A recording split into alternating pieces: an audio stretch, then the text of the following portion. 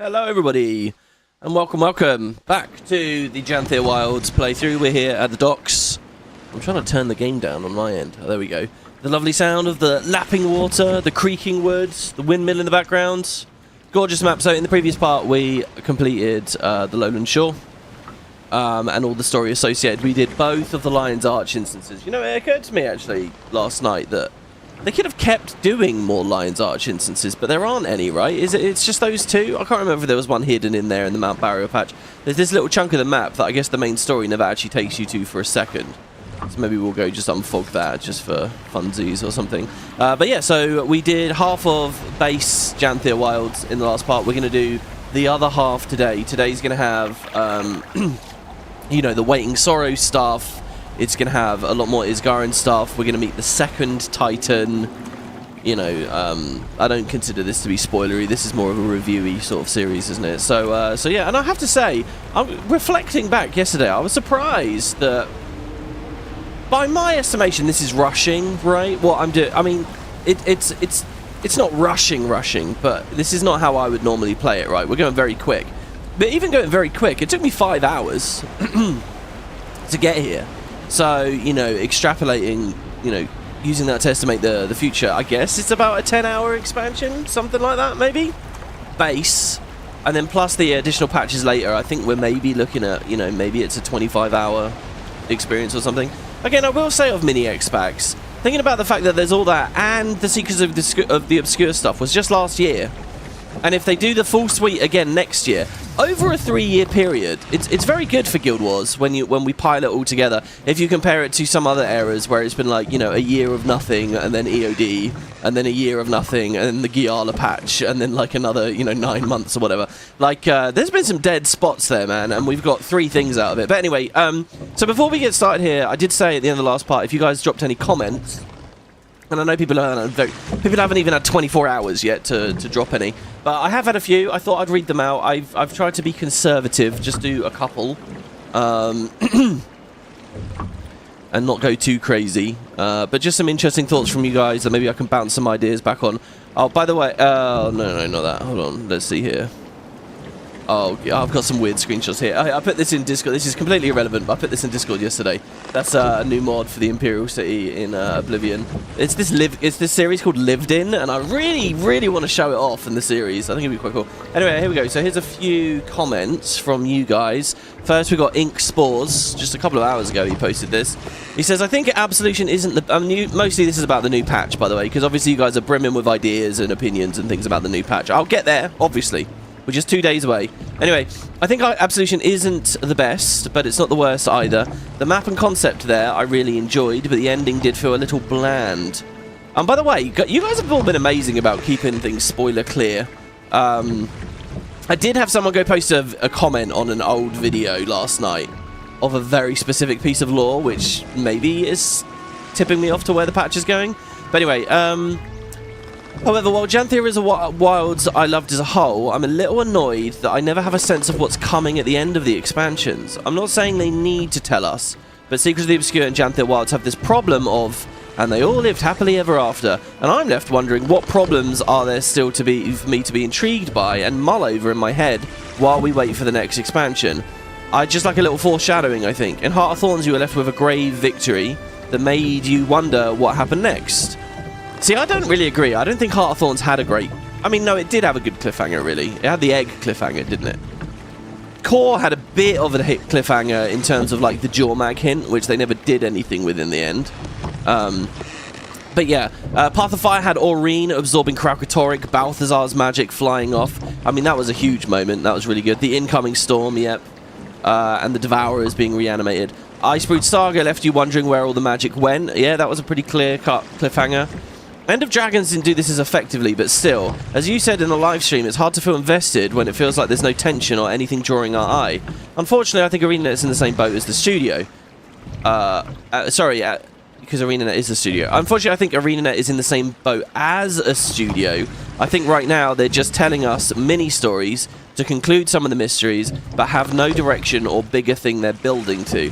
I may be wrong on that, but it certainly feels that way. I think the Tyrian Alliance would be much more interesting plot point if it was progressively going to shit Oh, sorry. Okay, yeah. If it was progressively going to shit every meeting, and we started seeing the splinters of the Alliance already, or subterfuge began to play a part, which I thought was going to be a bigger part of this expansion with Malice and Kaith being in the forefront. Yeah, a lot of people are saying that Malice and Kaith just kind of did nothing in the end. It feels weird that they're in the expansion now that all's said and done. Anyway, I would have liked the expansion to end with tension. That sure, we insert spoiler here, but the divide in the room on what happened is palpable. I don't want to be all doom and gloom though, because I really did like this expansion. I love the cozy atmosphere. I loved building our rep with the Coden and our wavering relationship with Stoic Order. I loved Greer most of all. Me too. The way he spoke and his voice manipulation really made him feel otherworldly and a threat foreign to us. I don't really have any pressing questions I can think of, but in this live stream, you imply that you're not liking the char where they're at. I mostly agree. What do you think would make a good expansion pack to bring back the char as an interesting, not so defanged faction? On that note, I'm glad I don't play as a char as my main. I feel like a char commander would feel very out of place in these two softer, more emotional expansion packs. I think... I don't know the word fixing. Was fix in there? So I'm resisting using the word. The way I would alter the char from where they are right now is I'd just add the aggression back. I'd add the violence. I'd add the backstabbing. I'd add the... well, okay, backstabbing's an interesting one because loyalty's more... But then you got the Ash Legion. I would just add a lot more pain and anger and heat between them. That's what I would do. And that's what I think the char are most interesting as a function of the setting. But anyway, as to the other stuff, which is the main thing I really wanted to respond on here, this thing about like cliffhangers or the endings or this idea of building to something greater, it's very interesting. I look at Guild Wars 2 and because you're right, the thing is, right, they made these 3 mini X-Packs and they knew that they were going to do a next... Okay, so for some of the... I'm continuously rolling back until I find a good starting point for the discussion. With some of the earlier projects that they did, like Core and stuff, I don't think they had really clear ideas or a lot of stuff rolling already on what the next thing was going to be. So it was kind of harder for them to do a tantalizing cliffhanger or segue into the next thing. It was a little bit more challenging. But as soon as you... Like, with Heart of Thorns, they knew Season 3 was coming, so they had the very clear hook with the Dragon Egg, right? The Dragon Egg was kind of a hook at the end of Season 2 into Heart of Thorns as well, in a way. So you'd think that with mini X-Packs, where they clearly know what the next mini X-Pac's all about, they've been working their asses off on it for ages already, you'd think that they would be very tightly done. They don't need to be hard and fast stopping points each arc. So I don't think it's that. I think, guys, the reason that these are quite self-contained stories, in some ways, in other ways they're not self-contained at all. Like, you really need to play Seekers of the Obscure to understand Janthir Wilds, by my reckoning, right?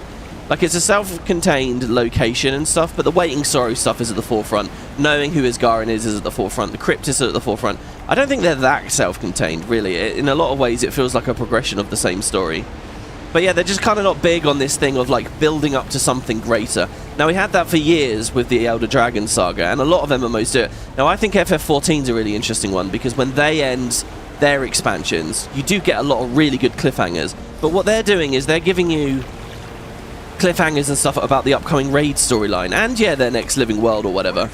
You're like, yeah, like when you beat Heavensward, there's like fucking 5 cutscenes at the end. They're all fascinating and they're all really interesting, and they're all going to be upcoming content very, very soon. Guild Wars doesn't kind of do stuff like that. I wonder whether it's kind of something I talked about a lot with Shadow of the Tomb Raider. We just had a whisper here. What on earth is this? I don't understand this language. Anyway, I think this is a little bit something. If you watch my recent Shadow of the Tomb Raider LP, okay, and if you saw my review for that game, the recent reboot of Tomb Raider, right? They did 3 games that was ostensibly about building Lara up as a young college-age kid to the kind of take no names, badass, really cool, like almost action figure type character we knew from the 90s series. And through all 3 games, that was kind of their idea. So they built up like certain ideas, like the evil, strange faction of Trinity, and like her father and stuff. Out here to take care of that beast. And then, as the 3 games went along, they kept dropping all the plot points. They kept failing over and over. So by the end of Shadow, they just kind of wipe everything off of the deck. They give unsatisfying endings to all of those story beats, and they close the door very, very quickly on all of it. And so if you watch my Shadow LP, basically I make the observation there. It feels like Crystal Dynamics they're not confident, because these projects are so big, they're not confident in long-term arcs anymore. They're not confident they'll be able to pay it off. They don't like the idea of putting all this expectation onto the audience and letting them down and having it blow up in their faces. They're worried about that, right? You can clearly see it. That's just them over a couple of games, and that's really brutal, and that really sucks, and it's one of the things I really don't like about what they did. But basically, they don't have the talent or the infrastructure or the whatever to really tell a good story over multiple different projects that basically, we're talking about like a decade of storytelling, really, when these games come out so slowly. I think to a lesser extent, but to a degree, that's probably what's going on with Guild Wars as well. I think that they didn't like what ended up happening with the Dragon thing, where there's 20 years of no, not quite 20 years, but over a decade of expectation about that Dragon story being done well and ending well. And their writers were getting bored of the Dragons, and new people were coming in that didn't really have any connection to the old stuff, and it wasn't going to be the payoff, right? And it wasn't, and we had shitty releases like the end of Icebrood Saga and stuff. And I think that when it comes to these mini-expecs, the new era, I think you've got Arenanet, modern Arenanet, look at that Dragon stuff, and they say, I don't know whether I like the idea of building to something big. Let's not go crazy with the expectation building and the power scaling and blah, blah, blah. Let's try to keep it focused on the here and now. Let's not keep breadcrumbing people in a way that will eventually be disappointing. Let's not do that anymore. That's what my interpretation is of why they're not very big on cliffhangers with the mini-X-Packs. I think it's a hesitancy based on what came of the Dragon story and what we can see going on in other studios too. So that's kind of my thinking there. Now, at the end of the day, does any of that matter? The question is, are we satisfied as consumers? Are we enjoying the stories? And I don't know, I've only experienced the end of Secrets of the Obscure so far. I'll have to play Absolution for myself to see. But yeah, I don't think it's an accident that they're a little bit less on the tantalizing ending moments. I think they're a bit leery about it, maybe? I don't know. In some ways, I think it's foolish to be leery about it, because the stories are so connected anyway. I really do view Janthir Wilds as a direct sequel of Secrets of the Obscure. Like, and I don't really think they're really hiding it necessarily. The advantage to doing it totally disconnected is new players can always jump in at any time. You know, you look at the Elder Scrolls Online format, where it's just a different province, different story effectively, different starting point every single time, and you should be able to get a fully self-contained adventure there. I think the issue with Guild Wars is these content pieces are so short, they can't really do a fully self-contained thing in them. So it's always going to be connected to the other elements of the story. I don't know. I was going to say something else there, but I talked myself around from it and I've forgotten it now. Alright, so let's just let's move on to the next comment here. But yeah, I think there's been a lot of discussion over the past few years of people discussing that, like, are they building to something bigger? Should they be building to something bigger? What does that something bigger even look like, you know? Alright, so we got Broom Mike, who had a bit of advocacy on the other side. I just watched the start, but I want to say the people who are already critiquing Absolution are those who rushed it. They'll always be less satisfied. I don't know whether I believe it. I do believe people rush the patch. I just don't know if they're the same people that are invested enough in the story to come online and talk about it. I feel like people that are just there to beat it, get the AP, get the legendary, whatever, but they have no qualms about what they're doing. They're not into the story. They decided they don't like Scarlet, or they don't like, you know, whatever at any point in the game's history, and they're over it. They're not then going online and bitching it's terrible.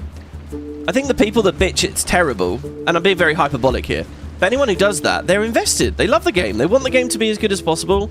They were interested in this thing and this thing's resolution, and they weren't satisfied with it. And I think it's a bit self-serving to just say, oh, all those people rushed.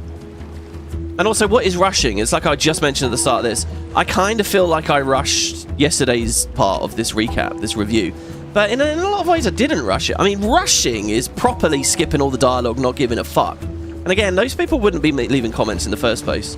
So I don't know. I think we've got to be careful about this. Again, I'm in the game's corner. I want the game to be its best and do its best. All critique comes from a place of love. You've got to understand that. If people really, really were rushing and didn't care, I don't think they'd be around. Or if they are around, they're saying nonsense that's not relevant to the recent story, you know. They'll be bitching about characters like Scarlet. And it's like, okay, mate, get over it. That's a long time ago. Here we got Toby. Oh yeah, okay. So I did an essay. I did a video a while ago called "Minimum Viable Product." Do you guys remember that? I think it was around Gyala Delve. We were talking about that as a minimum viable product release.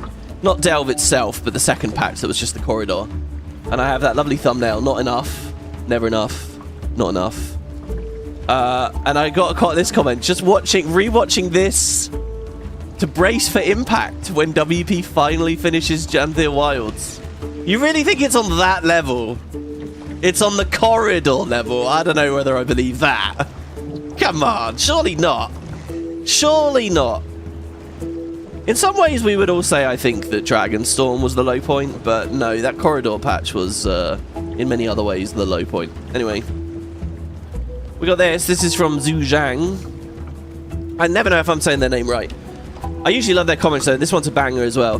Regarding Absolution, being anticlimactic is absolutely a problem. The Janthir Wilds launch story ending feels more climactic than it does. Wow. But to me, that wasn't necessarily the biggest issue. The main problem with the patch is how it handled both new and pre-existing lore. The last patch did an amazing job at world building and enriching characters, because nothing happened. So when he says the last patch, he means, you know, the most recent Mistburn Barons.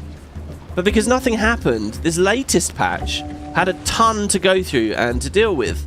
So Arenanet tried wrapping everything up with only 3 chapters, and it was rushed as expected. In particular, they introduced many new ideas, but didn't give us the time to dwell on or think it through. It's just, okay, here's this new thing, now we have to act accordingly. It was like the Traherne ritual at the end of Ore. Oh, what a great example that is, right? Dude, I love it when I find someone who understands the personal story and the failings of the personal story more than anything. Yes, okay, I totally get what you mean.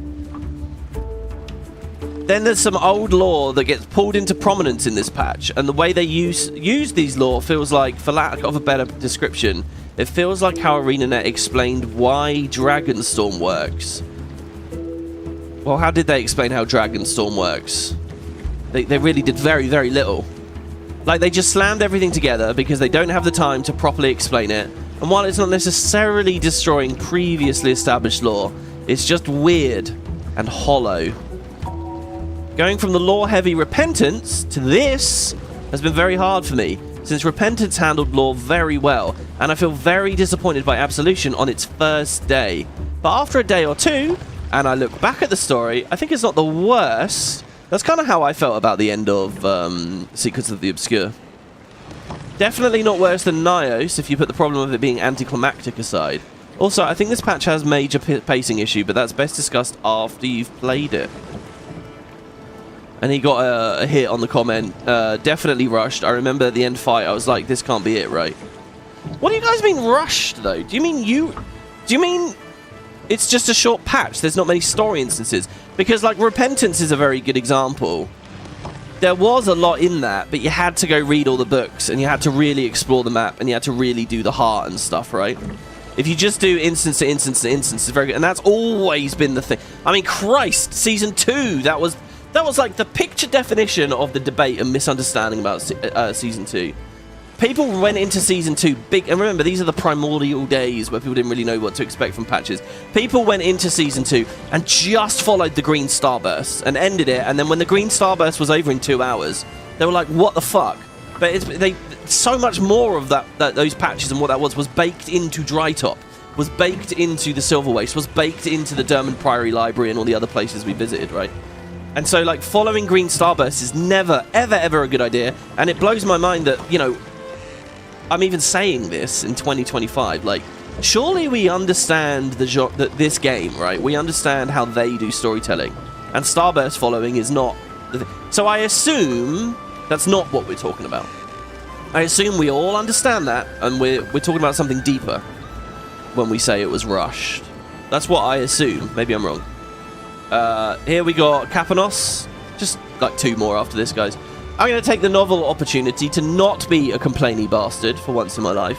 I thought Absolution was fine. There was no War Eternal, but it was certainly no Champions either. It was perfectly serviceable ending given the scope of the expansion and the limitations of the post-release team. Hold on. I do want to stop you for a second here. That's how we measure success now.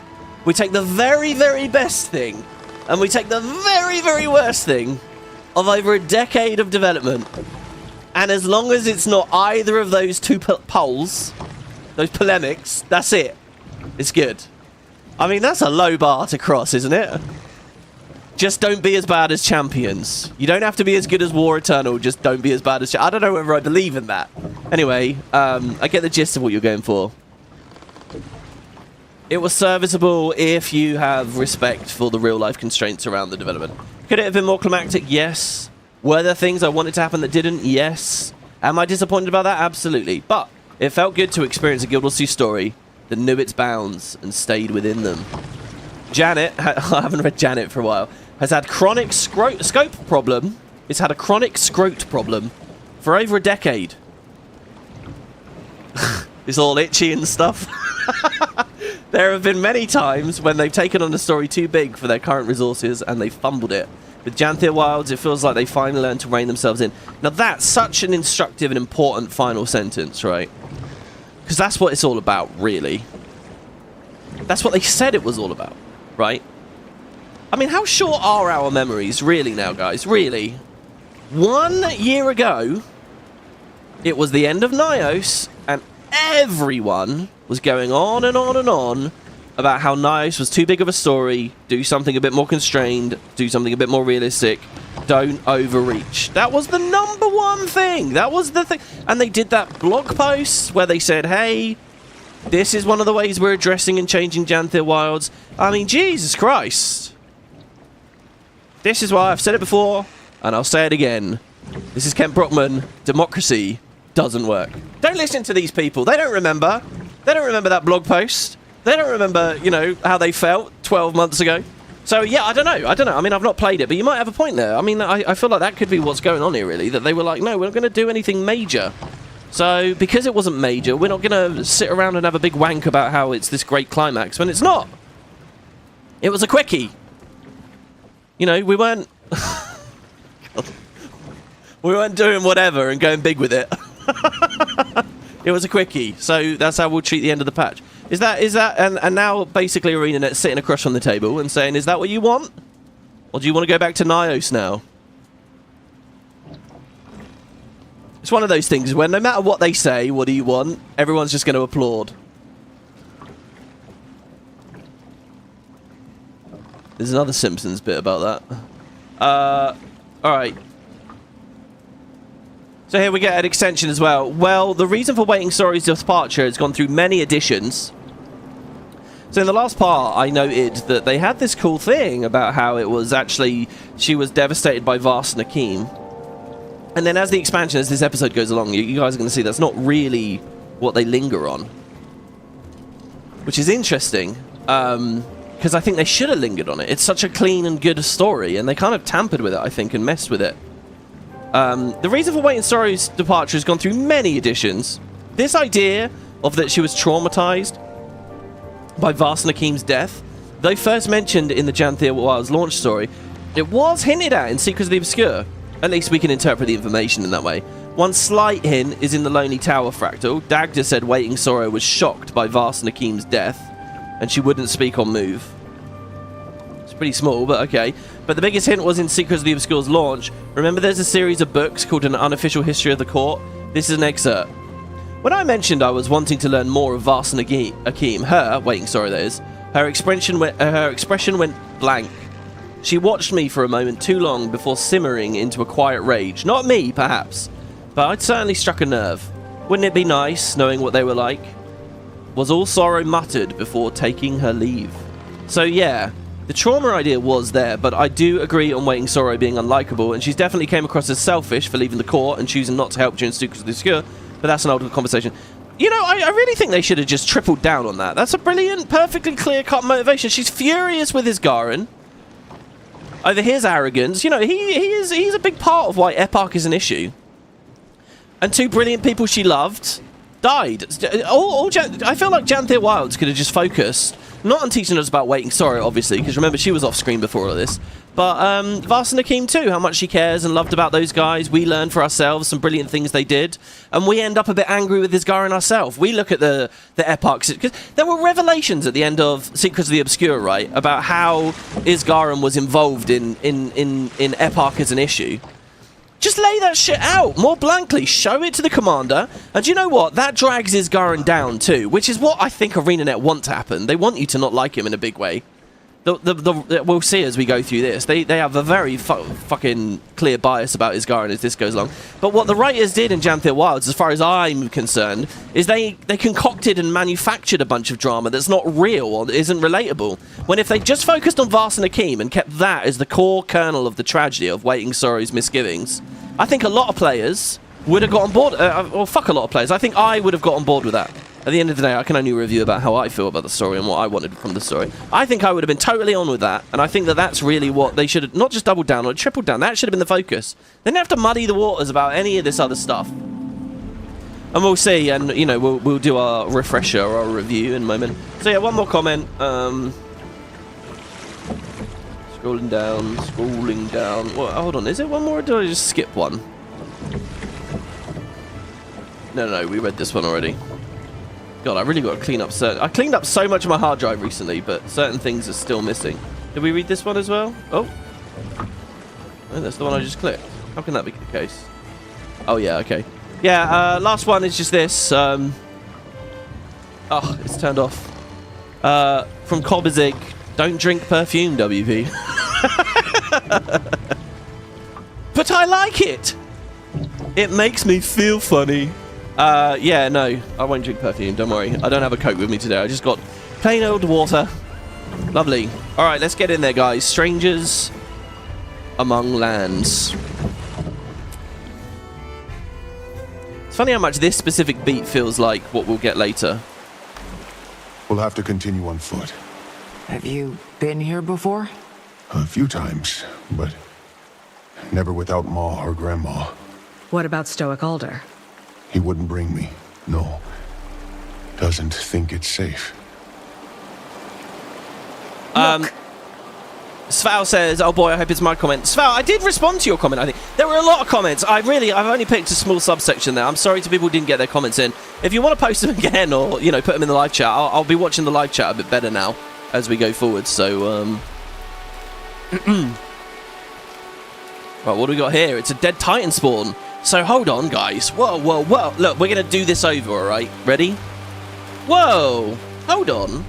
The Kodan are really scared of magic, and we've never seen any Kodan able to beat these Titan spawn.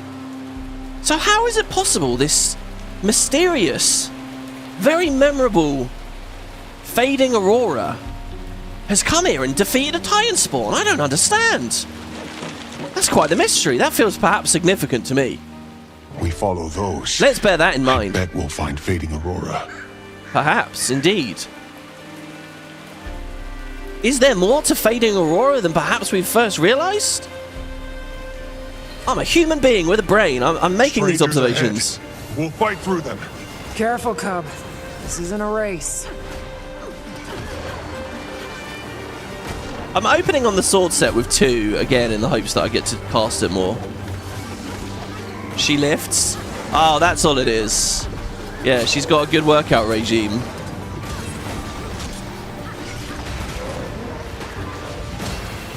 I need to shatter more. I also need more active utilities, I think, so that I actually get some value out of all this alacrity. All this alacrity, I say like I actually have a lot. And I absolutely don't. So where are my clones actually coming from on Spear? Let's learn that today. This is a world finisher. There's no clones on that. There's no clones on that. Are there clones on the... Where's the fucking clones on this? Every weapon set has a Phantasm and a clone, right? Well, no. Yeah, every weapon set. So, like, you get the clone from the scepter, but the Phantasm from the sword, for example, or whatever. Is there no clone generation on Spear?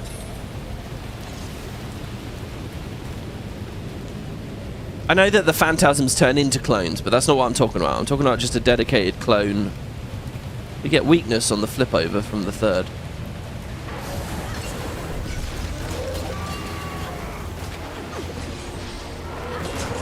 The Valraven should be drawn to the carnage, but the presence of the strangers keeps them away. Mother, watch us. I hope your friend is alive. I will say, actually, guys, think about this. How much time did we play yesterday? We did 5 hours of story yesterday. I only remember doing a couple of fights. I feel like the fight balance is a bit off. It's not just about the Lion's Arch scene. There. Fading Aurora. Come on. It's not just about the Lion's Arch scene. I think there's something else to talk about there. And there's also quality of instances to discuss as well. A lot of people have been going on about that. I don't feel any much anger about that, personally. The multiplicity of your bestial nature flickers dull without air. I am Greer, and you are small. See, I just got totally captivated by Greer's conversation. We came to help. Let's kill this thing and go home. Please. And the wizard... You need to get out of here. And the wizards... Moths to flame. I want to Sizzling pause. with melancholy as they reach my ember. The, like, wizard's tower mark that she casts looks like the Eye of You all need Janthir to in the listen to cutscene. me. We need to clear the spawn and debris from the area. Right now, he holds control of this environment. If we Wow. balance the odds, I may be able to overwhelm him. Just enough. Look at what a... Pokey, do you have my seeds? I never leave home without him. Good. Fascinating is your dedication to time plots. Dude, he's so I cool. will turn this swamp to rot. I like, you know, another thing I really respect about the writing in this, right? We just came from Nyos, which is all demons and otherworldly and blah, blah, blah, blah, blah. And, by the way, in combat, can you guys hear me at a good volume right now? Because I am aware the game's very loud right now. You know, they just did a whole thing where they had to characterize all these demons and so on. And then they had to do it again with Greer here, but they made him feel distinct. And that's not easy to do. You know, they had a really good concept for the way he speaks and all that. Right, what am I doing? I'm killing Titan Spawn. I'm breaking the stumps. Greer does look sick, definitely. Greer's like a real highlight for me, this expansion. Loud and clear. Oh, brilliant. Okay. That's excellent. I must have fucking OBS set up so well, you know. I was a little disappointed. You know, Zeus is over now. But I was, you know, like the last episode had some cool montages and things and some edited sequences. Well, the last few episodes, to be honest, the last like 5 episodes are all just like pure montage and fast forward speeds up and stuff. But I was listening back to them, making sure it was all okay.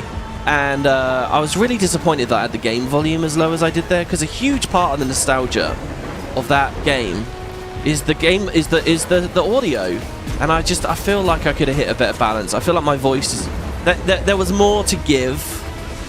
It's just one of those really scary things where if you go too far with it, it ruins the video. So you have to be very careful. It's very safe and easy to have your game volume low.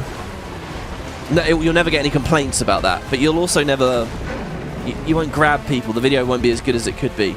And it's just fucking with a slider, you know? It's such a simple little thing at the end of the road. But if you fuck with the slider badly, you either lose a whole dimension to the LP, the audioscape, or you kind of ruin it. And because, you know, I batched out like 50 episodes of that before posting. I was more conservative with it than perhaps I should have been.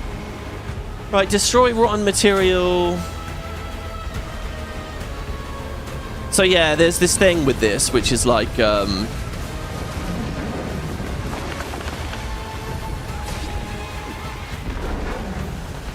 are these instances high enough quality for you, you know? I don't know what all of your individual answers are. I think they're alright, you know. I think I've just been desensitized to sort of low quality instances. And by that I mean basically personal story level instances, and I'm sort of alright with it. To me, I think it's a really dangerous game. Arenanet putting shit tons of effort and energy into implementing and then bug fixing and all that, like very elaborate personal story instances. It's a really dodgy thing, because most of us only play this stuff once ever. It doesn't like... Doing that for like fractals and raids and stuff is huge. It pays off forever because that's replayable content that people will get a lot out of. Personal story stuff, they don't. They just don't. And I feel like it's sort of resources down the drain to a certain degree. Where these formats should capture us, that's where the game needs to lean on its RPG systems. It needs to be compelling because, oh, I'm using a new food, or I'm a higher level than I was before, or I just got a new weapon, or, you know, like the RPG systems are what makes this thrilling, or indeed, you know.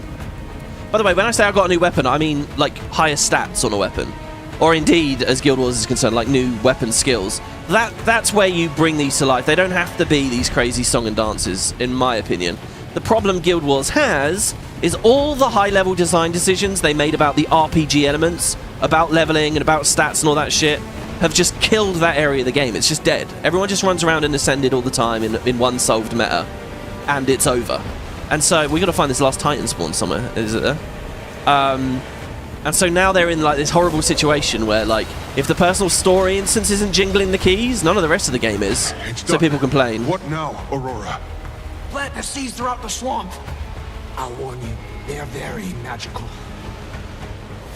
This is where shit like character-bound mastery system that actually makes me feel like I'm earning progress and stuff would mean something. So anyway, yeah, I would. My argument to fix that, because there's always multiple ways to solve any perceived issue, right? My fix would have nothing to do. I think it's all right to do vaguely low-quality things. I mean, I know that sounds obscene to say. I think that what needs to be improved is the rest of the game, like in terms of its RPG mechanics and stuff, to make it that bit more captivating. Just mundane combat can be captivating. Look at a game like Vampire Survivors or Heroes of Hammerwatch, guys. All right, look at the ARPG genre. It's just running around spamming skills, but they're captivating because they're good RPGs, right? The RPG mechanics work, so even quite boring, ostensibly boring content can be fun. And you want to distill that argument to its purest sense. Look at fucking idle games. Look at a game like Cookie Clicker. Right, what do we? Where do we get the soil? We need seeds. Oh, we grab seeds from her, and then yeah. You know, the gameplay there is just fucking clicking. But there's good, fun progression systems, a tangible sense you're moving somewhere, Your plans are and it's fun. undoing his corruption. It's magic, but it's balance. Exactly. Wow. I trust you. Oh, I don't know whether I do. What if she's a liar? What if she's got blood on her hands, effectively? Huh? Nah, I'm sure that's fine. I'm sure she's lovely. God, I so rarely actually use the bundle items skills on this. Seeds, here!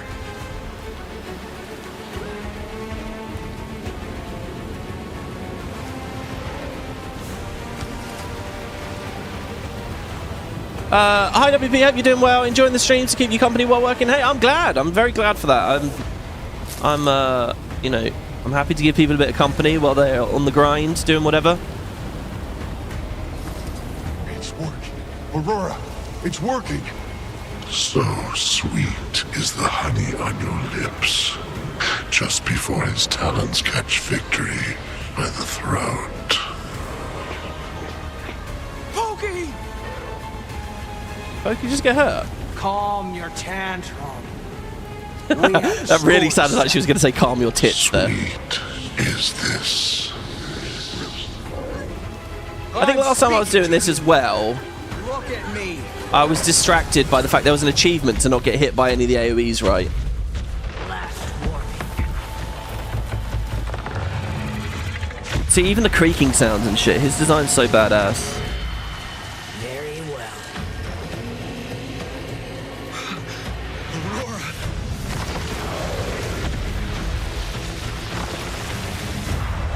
Oh, it's the Eye of Janthir!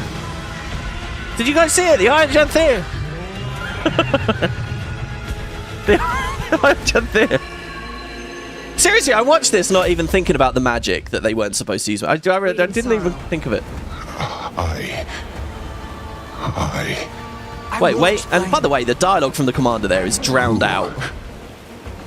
What are you? Wait, she's called Waiting Sorrow! Oh my god! I don't believe it! Was she Waiting Sorrow the whole time we were in the instance? Oh, that's good stuff. All right, well, there you go. So there's the reveal. Excuse me. And we can beat up Greer.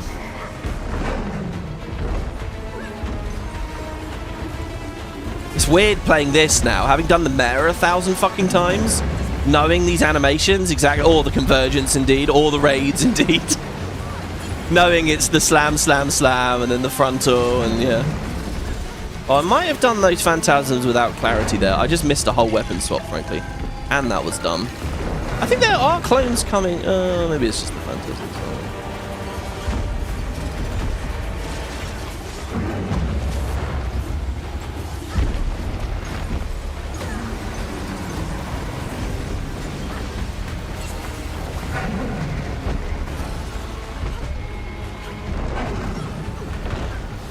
So we were getting a few there. Choking on the weight of my own dejection. It is done. Hey, I know! With the member, thanks so much. Dude, guys, I have to say, it makes me so happy when I see someone just becoming a member. Not gift subs are amazing, right? I love them. I really love it when people do the gifts. But it's so cool as well. Just like that UI is so rare for me to see. That's awesome. And you get the cool icons and stuff in all the regular comments and things. It's really cool. I don't know about the rest of you, but I've got a burning question or two. I wouldn't get too close. Not until we have answers. Yeah, stay away from her. Who are you? Pokey, I will not hurt you. Don't call me that. That's what my ma called me. Who are you? I am waiting sorrow.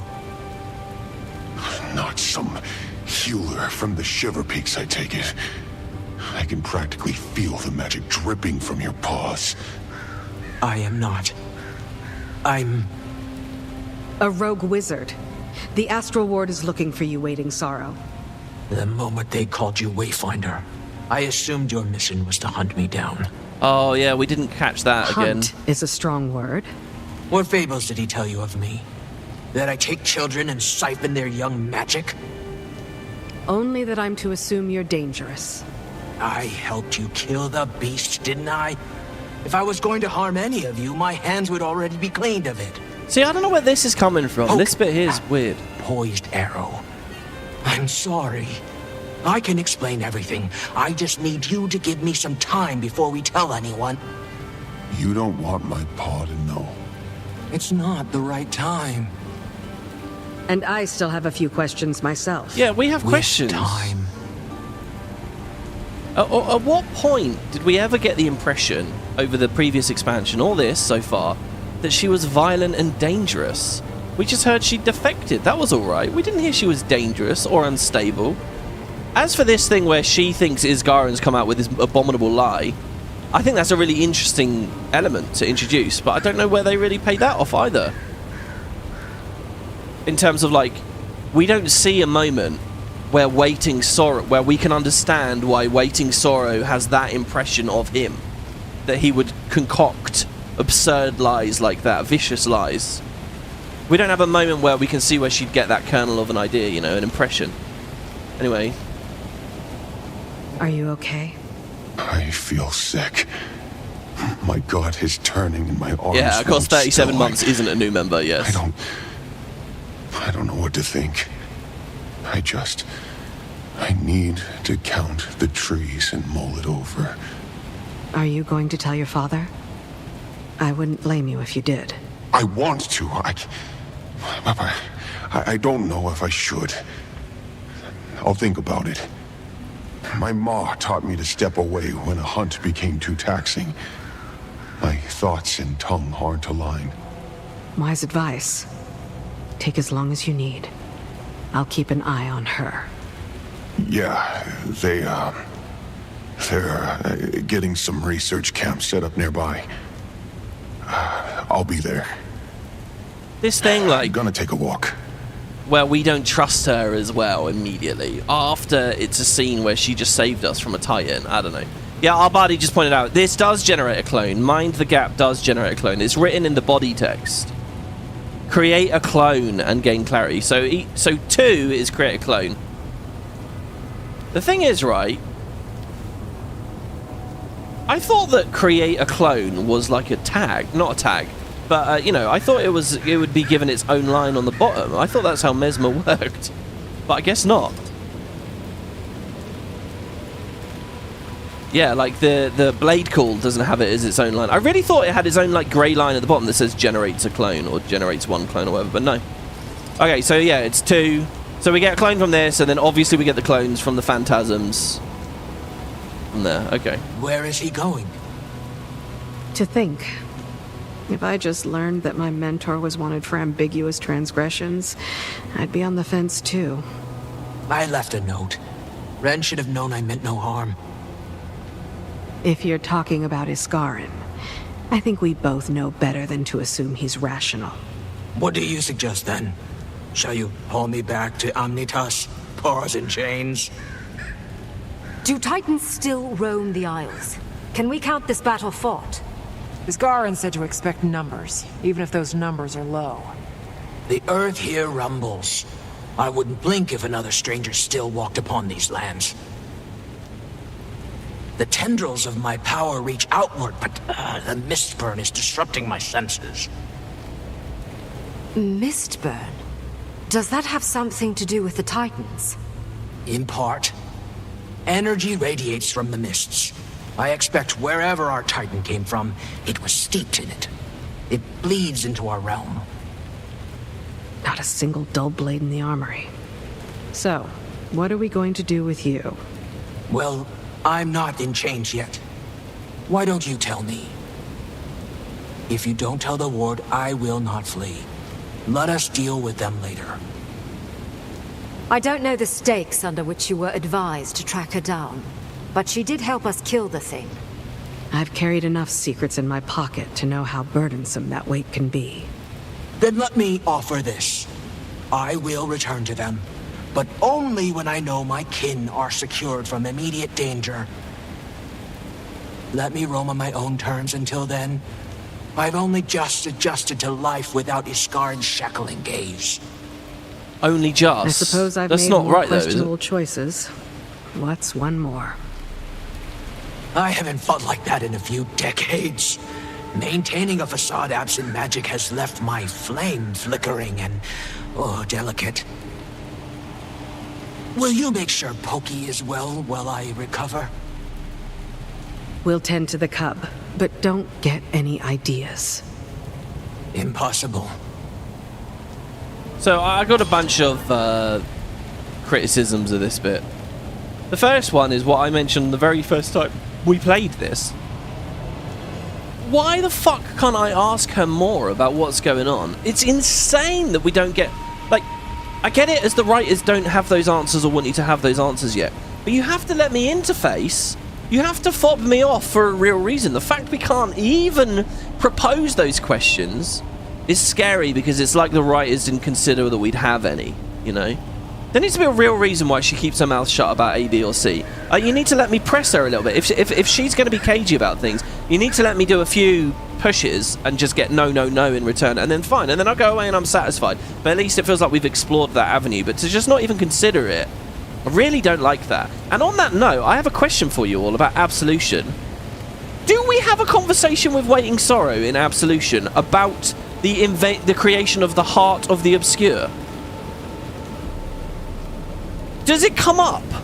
It really should come up. It blows my mind that on that, at least, the previous expansion was named after this goddamn thing. She made it. We have it, and the fact that there was not a conversation about that so far for me in the story, it should have been right here. The other thing as well, yeah, it's this awful line. So, I don't want to do the whole thing about Isgarin again, but I'll give you the cliff notes. To me, Isgarin is arrogant, he's condescending, he's smug, he's a narcissist, he thinks he's better than you, he thinks he knows better than you, and he has all those opinions, and that's not nice, right? but he's entertaining for that not niceness. It's cool to see someone question everyone else's maturity.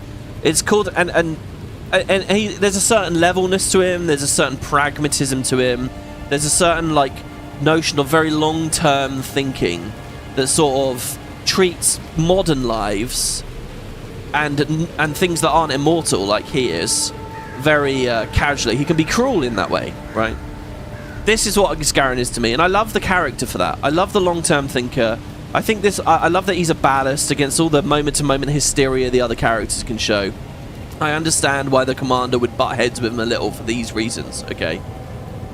But he's not emotional. He's not irrational. He's too rational, right? His rationality, his disconnected pragmatism is what defines him.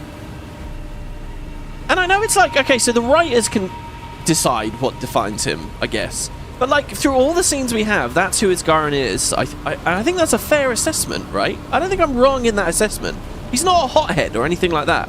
But randomly at this point, and I do use that word very meaningfully, randomly, it feels completely unjustified. For the rest of Janthir Wilds, all of a sudden we're to assume he's this emotional crybaby, flies off the handle, you know, short-sighted. They talk about him like he's the inverse of everything that he presents himself to be. Now, again, you can say, oh, it's because he presents himself as one way, but if you're actually emotionally mature, you'll see that he's truly the other way. But I don't think that's justified. I really don't think that's justified. What Arenanet does is they just start condemning him in ways that he can't realistically be condemned. And it really frustrates me. It frustrates me they you know, the commander is a mouthpiece for me, and when the commander starts talking shit about Isgaren, there's a suggestion there that I, as the player, should feel the same way, and I don't. And they're like forcing this thing with Isgaren that really, really, really rubs me the wrong way. And for the rest of Janthir Wild's base patch and the next patch, I think they were terrible with Isgaren. Terrible. It's really frustrating that they made such a brilliant character, and then they do this at this moment, and it's completely unearned. Like, I get that maybe there's a desire to do that. That idea that he's not what he presents himself to be, and we know the truth of him, blah, blah, blah, blah, blah, and he is irrational, and he is that. That's a fun idea. You haven't earned that, Arenanet. You haven't gone anywhere near earning that. So you can't just suddenly have the commander saying shit like this. What is the line? I'm just going to read out again. It's one of the all-time worst lines in this game's story to me. Really, because there's so much riding on it in terms of like debasing what they've shown us and a character I was enjoying indulging in, and now it's like I'm being slapped in the face and saying, no, you're not allowed to like characters like this, they're bad. And it's like, ugh, I don't know, man, there's something very I don't like it. Where are we? God, there's a lot here. I've scrolled up too much. It's not, you know what, Guild Wars 1, you can make these chat boxes as big as you like. In this game, this is it. We're maxed out here, baby. I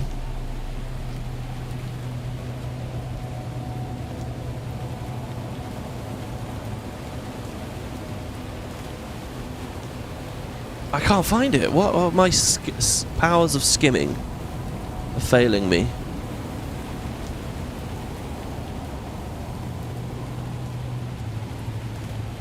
It's got to be a bit lower.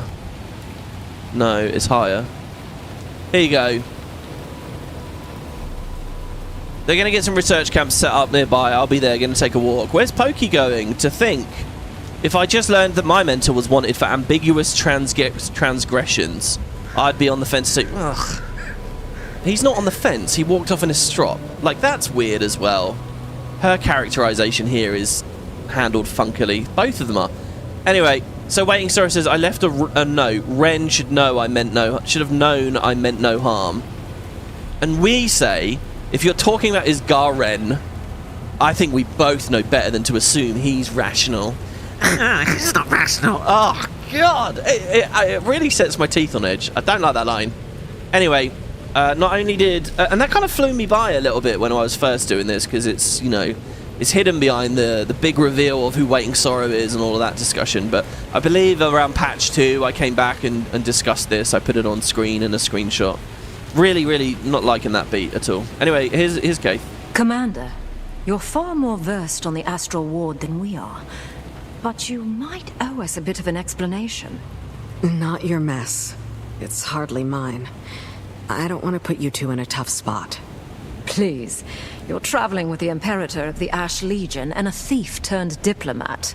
We can do covert. With all the intel we've gathered so far, probably not far behind with our own assessments.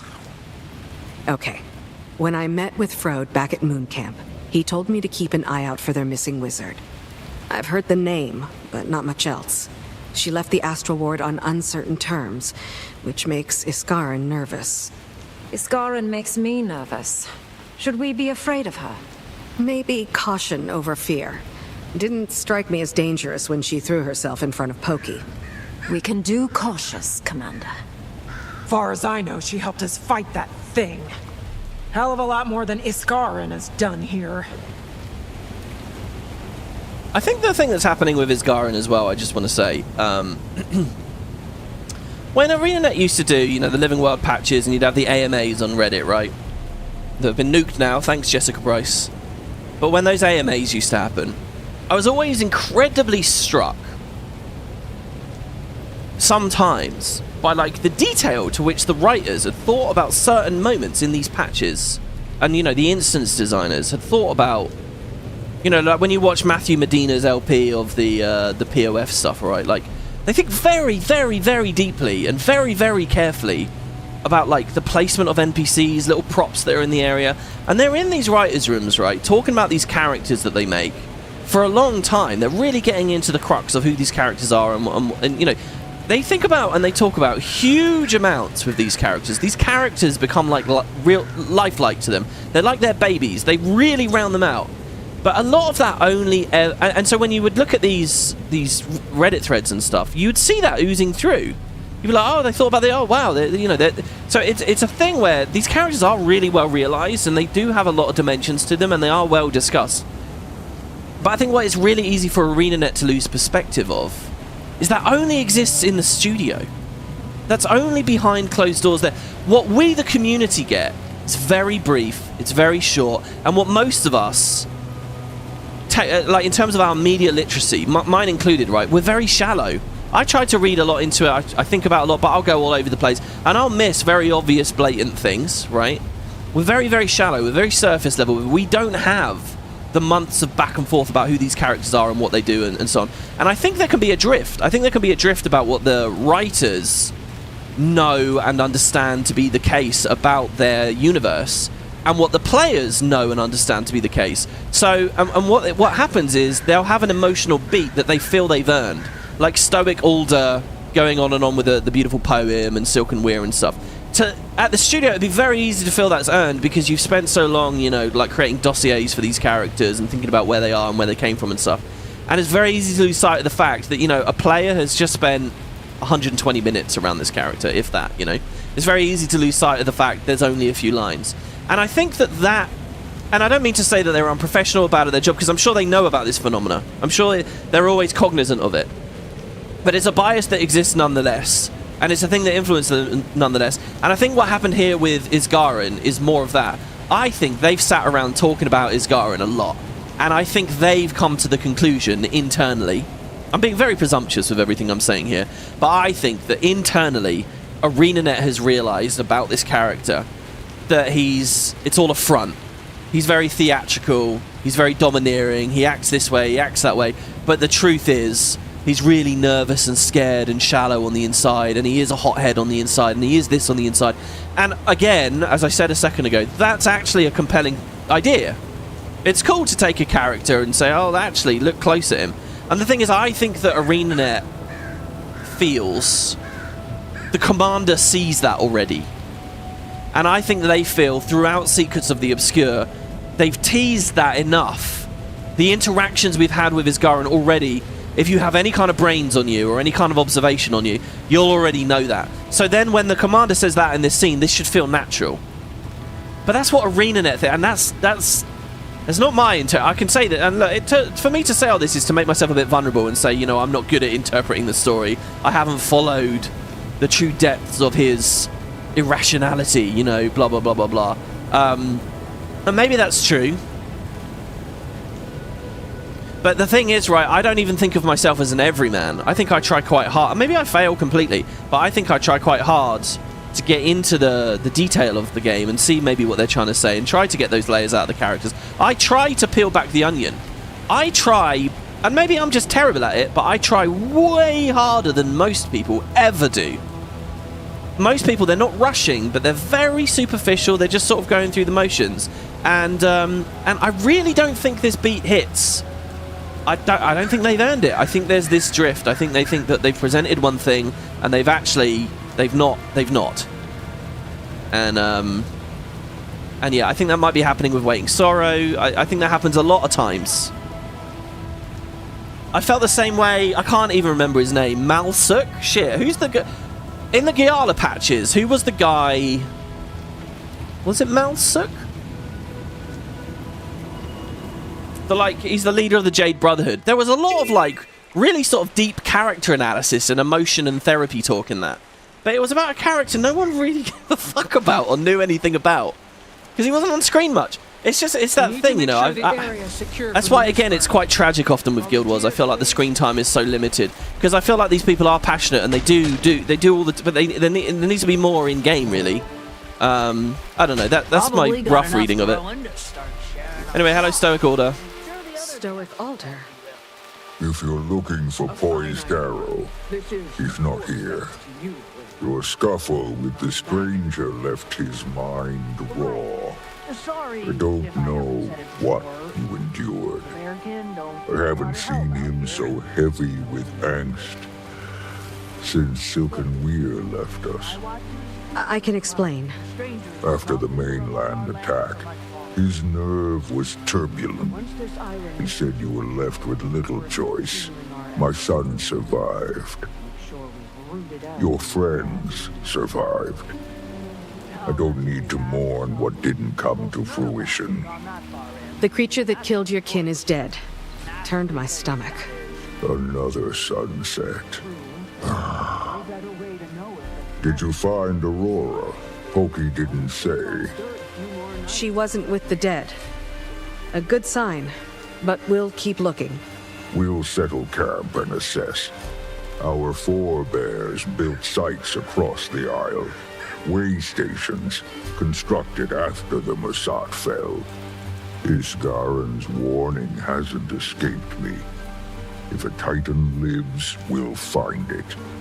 You can tell your alliance that. Wayfinder, my son, is Pokey okay?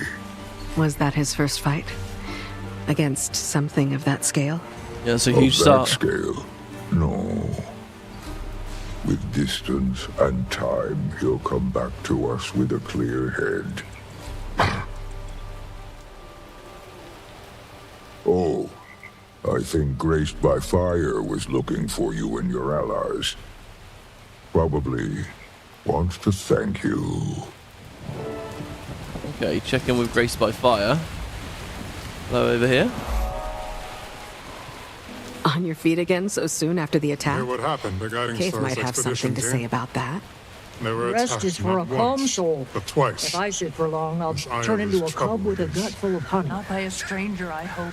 I also heard the news. Just by wolves. I mean, there's this other thing going on as well with the idea, the camera lock on, We take did. the Just glad we UI got the away, boy out of there fade alive. out this audio. Everything was Well, I want to have 3 conversations at once, but that's what's happening here. I'm talking to Graced by Fire, that guy's talking, and now WP's talking over it as well. Spent their lives learning this land, protecting it. I'm relieved Pokey is okay, though. Me too. But until we know what's left to fight, may as well find our footing. How can I help you stay seated? You need rest. If you're offering, I could use a scout. Wilderness abounds. Only a few of us have spent any real time on the Isle. With the Astral Ward and Bearkin moving inland, your help charting the area would benefit everyone. I've also observed troubling behavior among the local wildlife. Frenzied, enraged. Creatures that don't usually attack. But that can be our problem next. But once you're done charting, come back to me. Alright, map uncharted pockets of wilderness to the west. I was wondering that whole time if it was going to have us do the heart. Because the heart can be done really quickly with these events. The vegetable gathering one now. Remember when the game came out, that was like really rare, or it was bugged or something. That heart was extremely difficult to do. And then they fixed it up and made it nice and easy. You watch this situation as Isgarin equals Griffith and Waiting Sorrow equals Guts. What story is that? What franchise is that? I don't know what that is. Barbardi says, oh boy, Isgarin is far from a Griffith.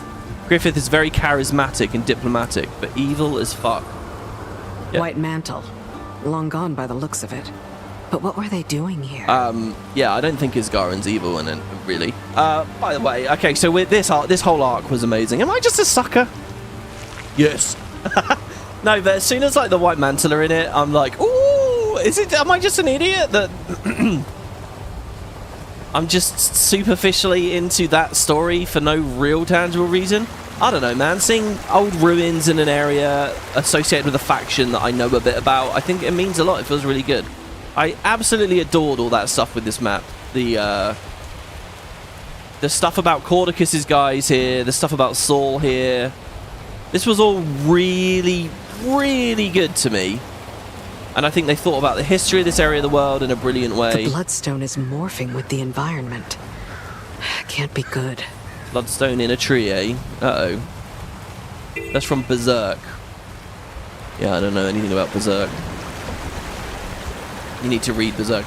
I don't know, I'm not much of an anime manga guy. I'm just not. I don't know. I vaguely flirted with watching One Piece this year.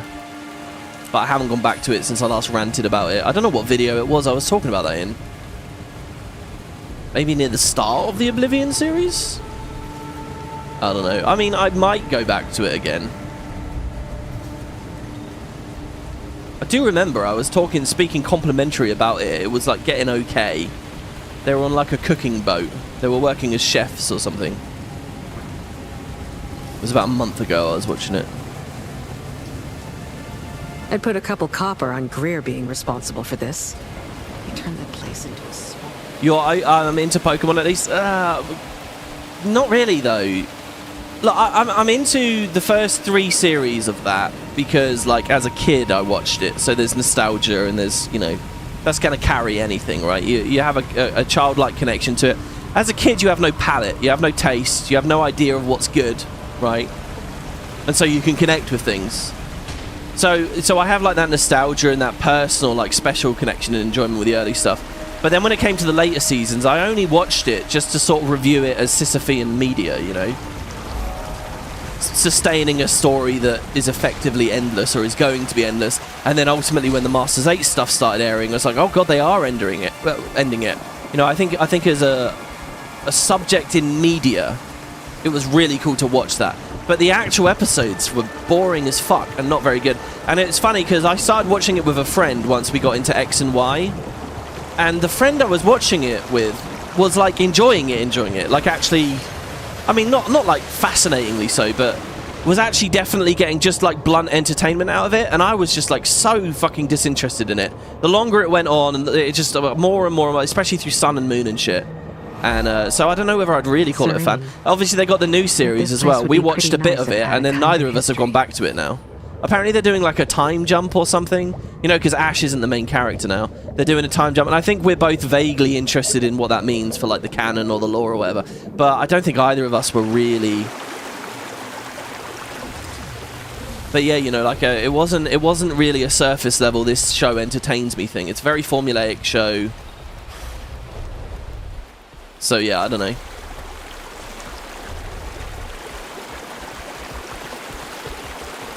See, XY is, you say XY is really good. It was interesting because they tackled a lot of new ideas. They aged up the art style a bit. They got a bit more serious about certain things. Subjects came in that they weren't dealing with before. The arcs were a bit tighter. It felt more adult in certain ways, and that's interesting. But it's not a great show. I mean, I don't know. The last anime that I watched that I really liked, I thought had a lot of charm, and it had stuff to say, was Delicious in Dungeon. I really liked that. I watched Free Run and was kind of about it. Very girly show to me. It wasn't quite my taste, but it was all right. But Delicious in Dungeon I thought was really good. And then Delicious in Dungeon added this horrible, obnoxious cat character. This fucking like half man, half cat. Starting to internalize everyone's warnings. The most aggravating, annoying, terrible, fucking grating character ever. And the show treats it as, oh, tee-hee, you love him, really? Like, it's a cunt, all right? I hate that cat. I hate it so much. But the show's like, oh, look, it's kicking the protagonist in the face. Oh, my God. And it ruined that show for me. Mind you, there were only a few episodes of that character in it, so... Ugh. Sorry, excuse my French. I'm very sorry for swearing loudly there. I don't like that word. I'm really sorry about that. Sorry, everybody. But that fucking cat. Jesus Christ. Berserk: The Golden Age is 3 movies. It's a good way to get the most of the story. Well, that sounds alright. Yeah, because the other thing is these are all big time investments, aren't they? This is why you hate anime WP. It's okay, say I'm an Aussie. No, we're on the internet. You can't treat words that way on the internet. It's all or nothing. Fallout from a bloodstone explosion. Context never matters. It looks like this one was controlled at least. Could have been a lot worse. Map shaping up. I should get back to camp. Share what I saw. Oh, there we go. We did a little tour of this area of the map. Getting hot under the collar here, guys, and we're not even talking about Guild Wars. What's that all about? It's funny how you dislike all the shows you personally really like. Free Run to me was one of the best anime shows of recent years. It was alright. I'd give it like a 7 out of 10. It wasn't terrible. It was alright. 7, maybe 8. Thanks. With a better understanding of the area, our chances for survival go up. Respect the Isle's boundaries, we must. Couple more things you could do to help around here, if you have breath to spare. To start, Whispers of Wind is looking into the Stranger's Blight. Not a bad idea to work with her, see what all she needs. And for me, well, information. I mentioned the wildlife before, and that is not improved. I suspect the Stranger's influence, but we should confirm. See if there's anything we can do to help them. I need you to subdue the frenzied creatures and take a blood sample for me. Maybe there's a cure, or we'll know if there's not. Here, I've got the supplies set up for you. Not sure if it counts, but you enjoyed Castlevania. Castlevania was, I don't know whether it counts either. Castlevania Season 1, just the first season, is excellent. It's like a 9 out of 10. It's really, really, really good. Brilliant action, very well paced, good plotting, captivating setting. It's excellent. Castlevania Season 1, and it's just dripping with style. But Castlevania is one of those things where you can tell that, you know, it's like what happens with like a lot of artists with their first albums. They have, you know, half a decade or more to conceive and perfect their first idea, and then they're suddenly asked to be in the rat race and make all the other seasons. And you can feel Castlevania in every dimension. It suffers immediately after Season 1. It's not as tight. It's not got as good, as great action. It's not as stylistic. It drops a bit. So it goes from like a 9 out of 10 really good show to around a 6 or 7 again. Maybe a bit higher than that. I mean, it's good. I never quite finished it though. There's just certain moments in it where it was very, because it comes across as a very like mature adult, very sort of logical show in the way the characters work and act, and you got to think realistically about it. And then all of a sudden they'll just be like doing cartoonishly stupid weird things, and it's like you sort of realize you can't trust the show. You know, there's always that thing when you watch a new show, how much can you trust it?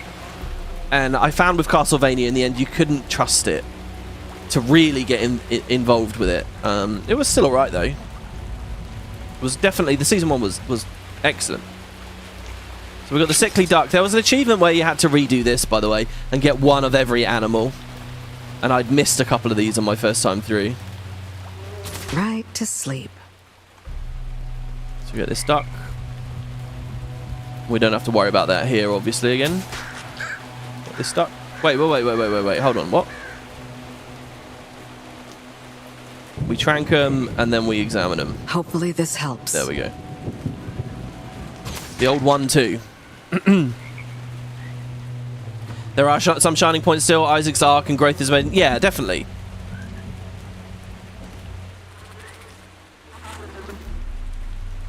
It's worth a watch for sure. It's a good show. The atmosphere of these zones really delivers. Yeah, this zone's incredible. This zone's really good. And I said it so many times, I'll say it again. I think it was a brilliant idea to have a very, like, fun, vacation-y, you know, lots of waterfalls and happy dancing bears and stuff, and then have this. Right to sleep. You know, you have the yin and the yang. The fact that we came from that makes this all feel, the dreariness here feels so much better. That structure kind of breaks down a bit, I guess, when you get to the Mistburn Barrens, but it's such a short map. I don't know about this final one. Hey WP, did you see the Witcher 4 tech demo? Yeah, sorry. Hopefully this helps. I saw someone mention that in chat earlier as well. They're worried that Guild Wars will be on Unreal because it means their 1070 will no longer work anymore. I mean, you got a good run out of that 1070, I gotta say, man. That's. I mean, what do you want? You want to have it till you die? It's gonna happen eventually that you want to do an upgrade. Yeah, I thought it looked really interesting. I only saw a very short clip. It looks. There we go. It's always a fun story to me, though. I think they confirmed, by the way, that demo is not actually The Witcher. It's just set where The Witcher is set. It's not technically the game. When we talk about big open world games like The Witcher, giving me a little set piece where I'm in a very carefully created mountain area and it's very specifically... I don't know whether that really speaks to the full experience, because the question is the whole open world at this bar? And we don't really know that, do we? So, but it did look very, very good, and you know, my experience with the Oblivion remaster in Unreal, one step closer to the answers. The lighting and stuff is incredible. I love Unreal. I mean, it's kind of a big fun thing to hate on Unreal at the moment because the performance is difficult, and you know, and I had to mod it and tweak it to get my performance as buttery smooth as I now have it. And my hardware is not the newest anymore. But I think, you know, that shouldn't hold us back, right? I think it's great that I feel like for a long time. Right to sleep. I didn't really feel games truly stepping up visually. And visual fidelity, to me, is not the biggest thing in gaming. It's really not. I think some of the best games I've ever played have been indie titles with very simplistic art styles. And you don't need sophisticated lighting, and you don't need really, really dense, complex textures and models and so on. You really don't. But when you do get it, I mean, it's really good. If Guild Wars 3 was Unreal, I'd be very excited. Because again, Oblivion taught me... hopefully this helps. The remaster taught me a big part of the novelty of having fun exploring in these fantasy worlds. Is it looking good, right? Oblivion's old, it's dated, it's not great, it's the exact same fucking thing as it was 20 years ago, but because it's got better lighting and stuff now, it's really novel and fun to go out and explore. So pushing that edge technologically, it is meaningful. It does add a lot, I think, and I would want that for Tyria. So, you know, would I be really pissed off and upset if they announced this an Unreal project? Not at all.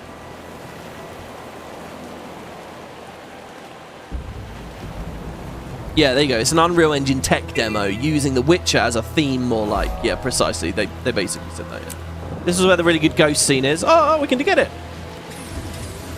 Oh, did they already speak?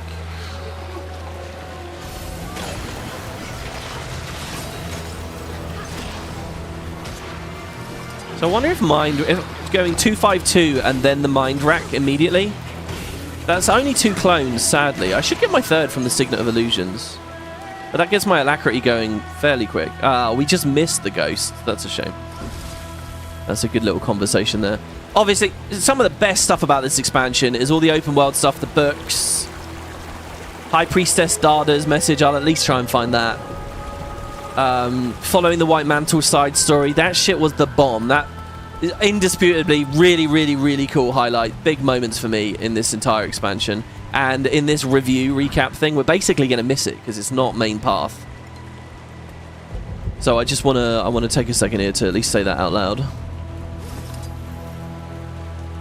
was another achievement to get loads of these relics. Which looked like it was going to be really grindy, but I think in the end wasn't that difficult at all. There was another one to dig up all the little critters around here in this adventure. The adventure's actually pretty good for getting heart progress here. So I'll do it, I guess. We just want to hit the 2. It pings on the minimap. I had a bit of a route for this. It was not long ago I was doing this. You know, I'm really having a lot of fun, guys. I kind of like this thing where I can imagine doing this next year. Can I just say? Where, like, the patches come out, we do a blind series, and then we have, like, a sort of a review-y... this is really cool. This is so chill to me. You know, when I'm in there playing blind, I'm trying to not miss anything. I'm trying to not fuck up, like the Waiting Sorrow moment, right? I'm trying to make sure, you know, we present things, and, you know, there's a bit of stress to it. This is, like, so chill. I mean, this is nothing, really. This is just sitting around... I think the magic of a good YouTube video is it should always just feel like you're just sitting around playing a game. It should always feel that way. I'm telling you, that is what this is at the moment. Which, I mean, really. But there's meaning to it, which is good as well. And I feel like it's good to have a refresher here. Hopefully I'll retain it. Because obviously, retaining all these stories and having a good grip on what the actual game is and stuff, you don't want to go in one ear out the other. We never did anything like this for the previous projects, for the previous releases. The closer I can get to the ruins, the better. But missing stuff in the blind runs makes it more entertaining when chat's screaming at you. I don't mind that. What annoys me a little bit with stuff like that, right, is I feel like the audience doesn't get that they miss stuff too. It's so easy to sit on your high throne in chat. Oh, I didn't miss it. Yeah, okay, you might not have missed this one thing, but I bet you missed A, B, C, D, E, and F. So what, you caught G, right? And you get to bitch about G in chat now. But, you know, no one's perfect. It's this weird implication that you get to sit there and suggest your run, you got absolutely everything, you know. And I know people aren't saying that. I know that people aren't actually saying that, but it always feels a bit like that. It feels like, you know, you've got to nail everything, otherwise you have the fucking hound at your door. The wolves at your door. But anyway, you know, it's just, it is what it is. Right, and then the final one is up here. And I don't know if that's a gold reward. It is a gold reward. By quite a long way, actually. So my fastest time ever was 1 minute 47 seconds. I just did that in 2:21. So much slower. My fastest time ever was pretty good. Where's Boots on that? Boots messaged me just before this stream saying we should do a skiff thing, and I totally forgot there were skiff adventures in this one.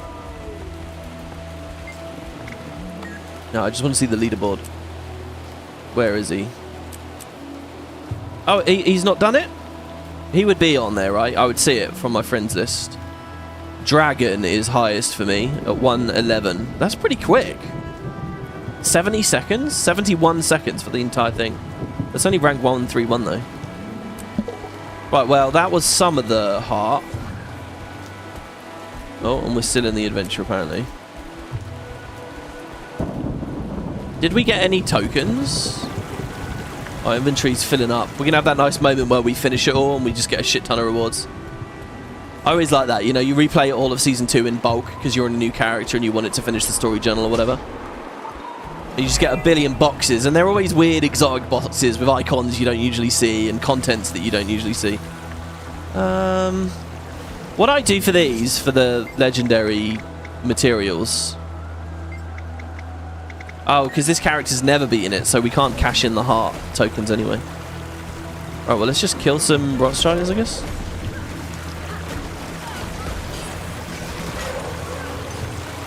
Oh, that's a point. I can start on Dagger, throw up a 2.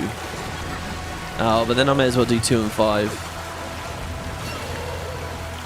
It's very, very little progress killing the random titans. Maybe I just do the adventure a second time. Maybe we flip mega servers and there might be an event nearby. Fight still rages against Greer's rot, but he's far less a stranger to us now than he was. By the way, did I miss a member notification earlier? I think I did, didn't I? Alodus! He says, oh, so this is how you send one of these, the more you know. Thank you very much. Alodus, member for 8 months. Thanks, man. Seeing the wilds like this, but I look to us. I mean, there's hardly genuinely, but these rocky cliff areas look great with the amount of variation in the rock, textures, grasses, moss, water plant. Yeah, I think this area looks really good too. Living in the UK, I'm not often all about grey, rainy, miserable weather, because that's real life to me. That's why I like forests. Well, okay, no, forests are in real life. That's why I like deserts and beaches and stuff. Hot, sunny weather. But I have to acknowledge this is really good. I usually like this. I'm very cliche in a lot of ways, right? This vibe, the rainy, miserable, dirty vibe, this to me is the undead vibe. I love this if this is like an undead forest. You know, like the Dreadmoors or whatever. This is like the dream vibe for that to me. But it gets very oppressive. It goes a long time. Like, we were talking about this with the PoE series, Path of Exile. You know, like, that is decidedly the vibe. It's like an entire game of this, really. And it wears on me. And I made the comment, I said, you know what, I don't think there's anything wrong with doing it. Slightly happier atmosphere. But people responded, and quite rightly so, I think, as well. They said, no, WP, they shouldn't do that. Because that's this game's brand. That's this game's identity. And you've got to understand that PoE exists. Well, people didn't say this, but I think I've come to realise PoE exists in opposition in many ways to Diablo, right? And Blizzard have just, you know, they've gone more and more cutesy, more and more plasticky, more and more kid-friendly with their art styles. You know, they've done the Dragon Age thing, really, right? And people don't appreciate that. That's not what the original fans of the genre and the franchise were looking for. And so PoE comes in and says, well, here it fucking is. Enjoy. And you can't just take that away. And I think people are right to identify that. Or you can take it away. It's just probably a misstep too.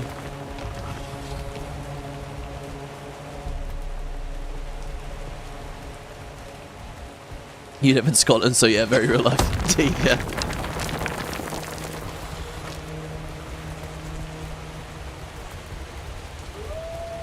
You know, the downsides to hot, sunny places, right, usually, is like cockroaches and mosquitoes, creepy crawlies and shit, right?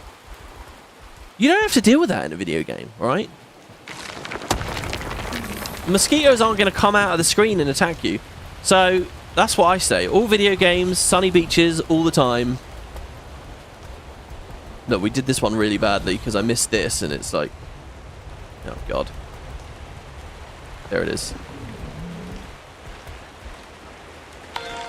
Right, and I guess I'll just reset it and do it again. Like, I don't know. This is a bit like the original Heart. Oh. That was weird. This is a bit like the original Heart, where there's that Warclaw, like, racing Heart thing, racing adventure. And it's a good way to do the Heart. Back when that Heart was really brutal and difficult to complete. That was a good way of doing that one. It is funny playing this story like this in largely a beeline. You see the proportion of gameplay that the hearts actually take up. It doesn't blow my mind, but I find it's funny to reflect on the fact that a lot of people hate hearts because of this. And they'll simultaneously say, oh, the game's too short, it's too whatever, right? And the hearts are one of the only things giving it any kind of length. You take them away.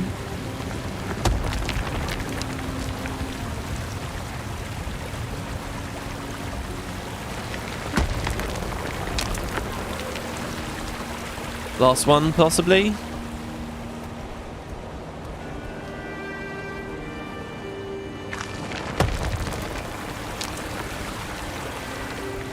God, I feel really bad about swearing earlier. What is that? Doesn't really matter. Oh, there we go. Wayfinder. Are you okay? If you need someone to talk to... It worked. I'm fine. There's another stranger. Are you sure? What did you find? Footprints. Cracks in the earth. And there's a smell. It's not like the one we fought. If you head north, we can meet at the research camp. I'm on my way. Don't get your paws dirty before I get there. I like that. Do you see that? The commander was going to offer some therapy. Oh, we got to close that before we get teleported back. The commander was offering some therapy there. He refused it. But how would that have gone if he said, yeah, I want someone to talk to?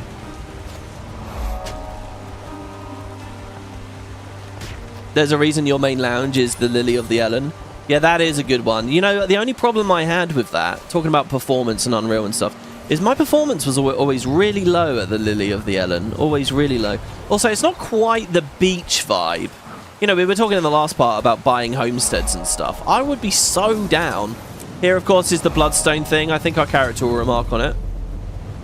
Where the Bloodstone was. It's weird, honestly, that they put this in this map. I almost feel like they could have themed one of the Living World maps around the Bloodstone crater.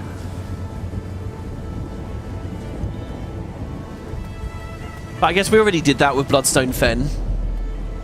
They should have called it like Bloodstone Glen or something, you know, like Dragonfall, Dragonstorm. We get some Bloodstone maps. But yeah, we were talking about buying homesteads, and I mentioned living in a tree. I'd love a homestead on a beach. Good wave physics and stuff. That's why in FF14 I live in Thanalan. I love. Well, that's not why I live in Thanalan. I live in Thanalan because my first character's from there. But you know, it's got some cool beaches, and you can do the fishing and stuff there. Hello, Boys Arrow. I haven't seen it with my own eyes, but the I'm data certain of collected, it. movements, There's another missed one. burn readings. A lot of us I here could have witnessed the venture a guess same. of how many Everyone's spawn moving to are collect present as on the much data isle as they now. can. This is a solid lead, Pokey. Let's see how we can help. I'll admit that. We find it, Well, we kill it. I don't think either method would have Everything will worked go quite back as to well normal. without the complement of the other. Yeah, It was you want a group homestead in the Matani Keys. I mean, exactly. And that fits very much into what we were talking about in the last part. I'm going to do the optional thing of speaking to Grace by Fire again.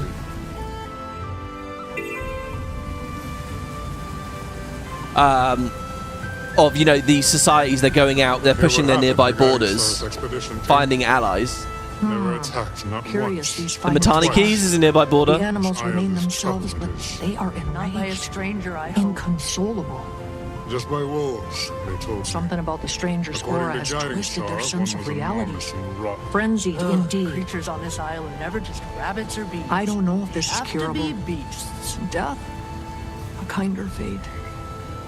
I suppose the more we learn of the strangers, answers may come then. Right, there we go. One of the... Sorry. Oh, we got to walk. Damn. I didn't grab the waypoint because it's really far up north. It's on like a little island above even the Renowned Hearts. Tyler says, one of the aspects of Janthir Wilds that personally was my favourite was the homestead. I know not everyone has done much with theirs, but the decoration update with the homesteads together has added many hours for me. Yeah, I haven't done too much with my homestead. However, I have spent many hours Guildhall decorating. And that's something I've been able to do. That's a luxury I've been able to enjoy as the leader of a guild, and we've, you know, had a lot going on. As I mentioned, the most gold I've ever bought, like the most gems I've ever bought with a real life credit card to turn into gems ever in this game, by far, was Guildhalls. By far. And I spent many hours doing it. And it was really fun. And so I get what you mean. I haven't done it specifically in a homestead. Now that experience is available to everyone, and I think that's great. I still couldn't talk particularly smartly about the economy behind it and whether, you know, Arenanet really nailed it. Oh, let's kill some of these before the event ends. No! Well, that's done. Damn, that would have been really good progress, really quick. The Leviathan's there. I doubt that's in heart range. It might be. We'll go have a look at that. So yeah, I mean, I've seen a few that shaman tweets over on Blue Sky where he said, you know, like, the time gates are really restrictive for him in his homestead.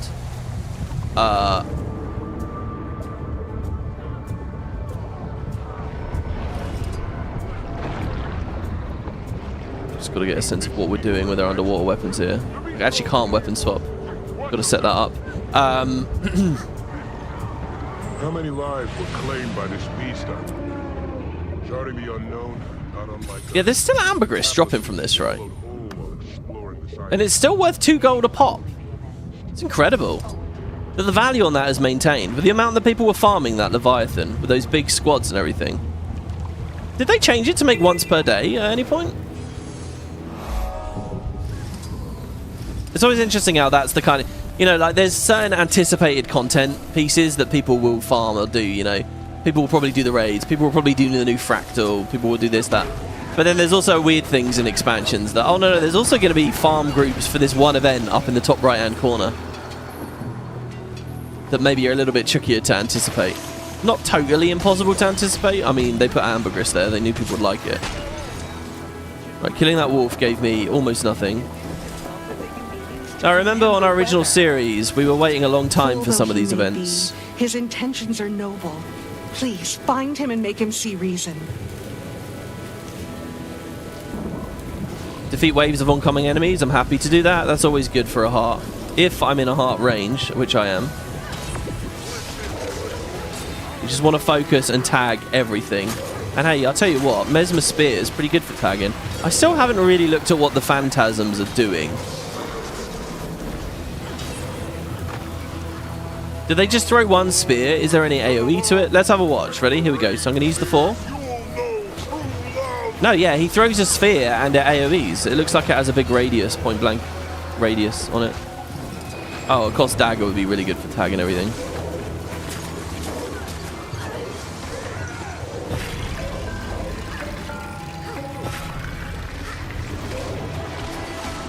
I'm using the well for a stun break. I just love having a stun break on C. I was so sure. No, do not wait for Tempest. Redouble your efforts. Especially if I can get the 3 out.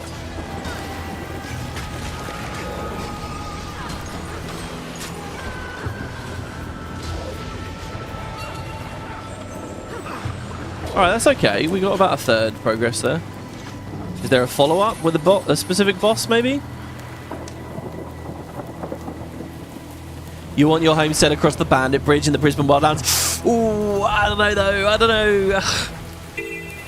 If that's how it ultimately goes, I think I'd be disappointed by that. That's a funny one, right? Where if that happened... Be gone with you, Hurricane! Plague our shores no longer! At last I found you, you ass of a cub! Ah, Master. Well, look, the game's swearing as well. It's okay, right? That's a naughty word, arse. You'd never hear me saying arse. For abating violent weather. It's a ritual for courtship. Yeah, that was a funny bit there. I'm going to keep trying to progress the thing. Yeah, that's a funny one, right? Where if they did do a homestead north of the Brisbane Bandit Bridge, I think most players wouldn't really care. Especially new players. They'd just be like, well, whatever. But I would be gutted. I would be fucking gutted.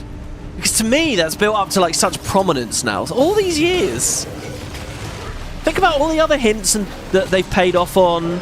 Areas of the world we've gone to. I mean, Christ, even in Brisbane Wildlands itself, you've got... Oh, I'm in game. Why don't I show you, right? You've got the Bandit Bridge up here. Here. That's the bridge, right? But even at launch, the fort at Fort Vandal, there was a portal here as well. Just as you can see a portal, but it goes nowhere, you could see a portal, but it went nowhere. And then, of course, we waited, and then Season 1 happened, and then it was the second half of Season 1, which was decidedly quite different. And then we waited, and we had Season 2, and we got to Dry Top, and then, oh, we got to go through, finally, we got to go through here. So they were doing it. Which left this, you know, it's like, oh, there's been all these, and then in Season 3 we go north, but oh, it's over here instead. It's not north of the bridge. Tee-hee-hee. Oh, and it's like it feels like there's this big game going on about it. You know, it feels like they've been teasing it. They haven't really. They've just put a fucking thing there and ignored it. They haven't teased shit, and most people wouldn't care. But for me, it's been built to this great prominence, and now it's like. If that just ended up as a gem store thing, the same as like if it was a random gem store lobby, I would honestly be gutted. In some ways, you know, that's like the GS ball, talking about the Pokemon anime, you know. It's like this dropped thing that oh, I don't know. Like, if there was ever a day where Guild Wars 2 was going to end, like, definitively, it was like, oh, rip, we're out of money. You know, the world changes in some way, server prices shoot through the roof. Some legal loophole means they lose the IP or some shit and the new owners are killing it. I don't know, right? If something ever happened that actually killed Guild Wars, I would ensure the very last fucking thing that happens is making a map over there. just so it has a special payoff. You know, because that's a launch hint. That's a launch... I don't want to use the word mystery, right? But that's a launch mystery. What's behind the thing?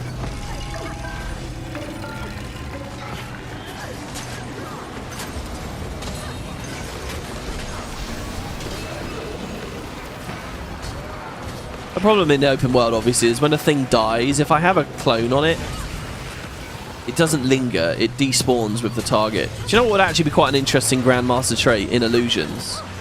Is that your clones retarget when the target dies. Flames are hot, but my soul burns brighter. Like when the target dies, the clones can linger for 5 seconds or so. If they find a new target, then they persist. If they don't, they despawn at that point instead of immediately despawning. It wouldn't really have any relevance for some of the other formats, but it'd be quite cool in open world. Slap some kind of like other generic modifier on there that's universally applicable. Maybe it could work. Heartthorns being 10 years old hits hard. You remember the Heartthorns launch? Yeah, I know. I looked at one of my videos around Heartthorns the other day and the timestamp on it freaked me out. I posted in the Spud Discord yesterday as well. Yesterday? The day before? Like I said, I've been watching some Louis Theroux documentaries, right? And there's a documentary he did where he's exploring prisons somewhere in the US, like really rough, really violent prisons, where like the prisoners will shank each other in their cells, but they won't identify who did. Like they'll get put in hospital from getting stabbed by another inmate, and they won't identify which inmate did it to them, because to do that is to be a snitch, and they would get in even more trouble with their... So you've got prisoners fucking stabbing each other and getting away with it because they've so intimidated the other cellmates that they won't snitch. They won't snitch on the fact that they themselves have been put in fucking life, you know, in intensive care. Insane. Anyway, so I was watching some clips of that on YouTube, and there's a video. Why is this relevant to old timestamps? There's a video. I put it, if you go to the general media channel in Spud, you click this YouTube video. It's from the BBC, right? BBC Studios. It's a 144p video from the BBC. The timestamp on it is 17 years ago, right? And it's so old. Okay, no, that was one video. Another one in that same playlist. It's so old that it's completely broken. You know, sometimes you'll go to a video and it says the comments are disabled, right? So like they have one of his documentaries is about the Boers in South Africa, and one of them is talking about like his perspective on what racism is, and he openly acknowledges he is a racist in kind of a patronizing, I'm here to help these people, I'm superior to them kind of way, but in like like a sort of friendly way. Like it's very weird, it's very complicated, very obviously difficult subject material. So they like disable the comments, right? Like they'll turn the comments off. So sometimes you get comments turned off on a YouTube video. One of these videos, right, you go to it, it's so old, it doesn't have a notification there saying comments are disabled. It has nothing. The comments are missing. The title of the video is missing. The description is missing. The dislike is well, not dislike, I guess at this point. It's a normal ass YouTube. You go to this YouTube URL and it's just a video there with everything else is like blank except like other videos to click on. That's it. It's like a totally broken, crazy, wild YouTube page because it's old, because it's so old. And we were talking a little bit about how shit breaks after a long time. But you can sort of, you know, sometimes I think I've gone to YouTube videos before where I think there's a Vsauce video where the title is like a very different format, like it's animated and colored and stuff. Like clearly they can do weird things on the website, but you have to look very closely for them. And anyway, yeah, I was like looking at these old 17-year-old 144p videos, and it had just bizarre stuff like that going on where half the page was broken and dead. Okay, speak to Arid and ask to borrow some lightning rods. Dude, these conduits are just brutal.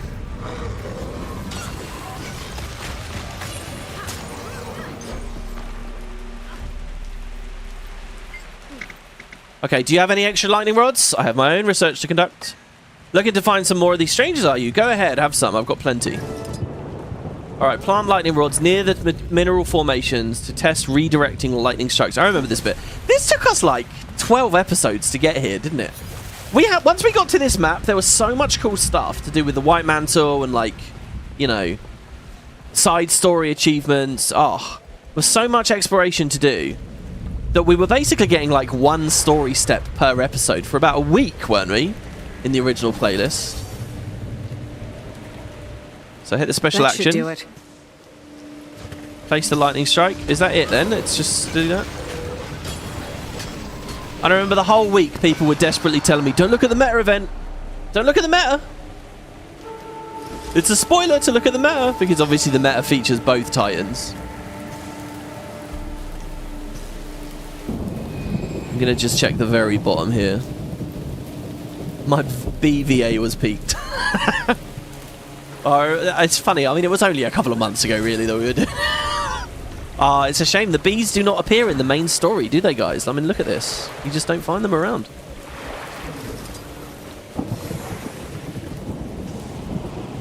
There we go. We get another one. Remember that weird side feature they added in Heart of Thorns? Glibbing, was it? Yeah, it was this notion that you should be really glib as you play the game. The commander is glib, the characters are glib. Glibness. It was really hot back in 2015. It was like Gangnam Style, you know? Everyone was all about glibness. So they added it as a feature. And then, like so many masteries, it ends up pointless, right? The glibbing mastery, we you know, who thinks about that anymore? It's like those Icebrood Saga masteries. And it's like these Beehive masteries. Mastery system. Don't want to be too close when the storm starts up. You want me to run Last Epoch and run the bee build? I'll do one better. I play a bee build in Terraria. You've got bee grenades there. There's like a bee gun you can get. There's bee armor. What other games have bee builds? I love bees in Minecraft. Forestry bees. From 1.112, I think. Those mod packs. Bees are fucking excellent. I love forestry. It's really slow or whatever, but it's good.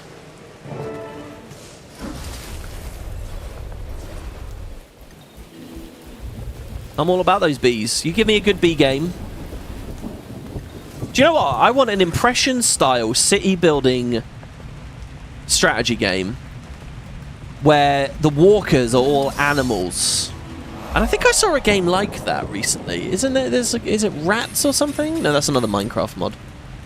But they're all animals, right? It's like an animal city builder. I would love that shit, where all the different, like, walkers, they're all different, like, you know, you got your otters, and they're very good at bringing you wood to your dams. I don't know, beavers, I guess. That was. I don't know. I think that shit would be amazing. And then, you know, I'd run a bee build in that. I'll tell you what, I'll do a RimWorld Let's Play if there's any bee mods in that.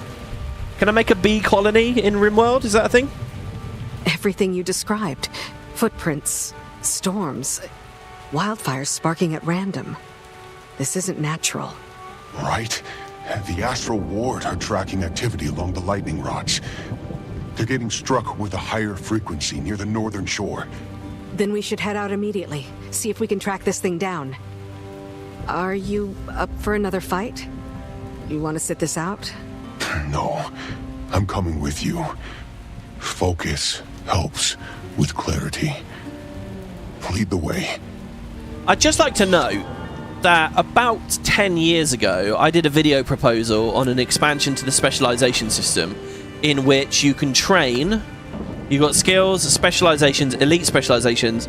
I proposed racial specializations, a fourth line that you can slot that is based on each of the playable races. There's an Asura one, a Norn one, whatever, and that gives you their racial skills so that these can be balanced to be relevant. And also, as Living World comes out and as expansions come out, they can sell new ones. Give us an Awakened line, give us this, give us that. About 10 years ago, I talked about that. About 3 years ago, before Mini X-Packs got rolling, I talked about that as well. And someone mocked up an amazing work in progress, like, concept with all the fan-fiction-y traits and stuff. And I showed that off. It was absolutely fucking incredible. And I just want to say, if they had gone with that system, which I'm still a big believer in, then we could have had the bee elite specialization in this. We could have had the bee mastery, and they could have given us some bee-related traits and some bee-related utility skills, and it would have been amazing. But the budget isn't there, guys, and the bee-themed. So, I mean, there is a bee-themed thing, and Ranger, isn't there? I bet there's a skill called Bee's Sting. I bet there is. There are jars of bees you can throw as an environmental object, but they didn't really do much with that system in the end. The locusts and the piranhas in Necro seem similar, but they don't count, alright? There is the bee pet. To be fair, there is the bee pet. That's alright. They did something with that. That's true.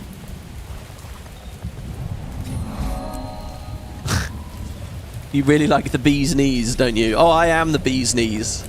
I don't really know what that means. Is that a very British expression, being the bee's knees? What is the derivation of that? Why do we say that? What's so special about bee's knees aside from the fact that it rhymes?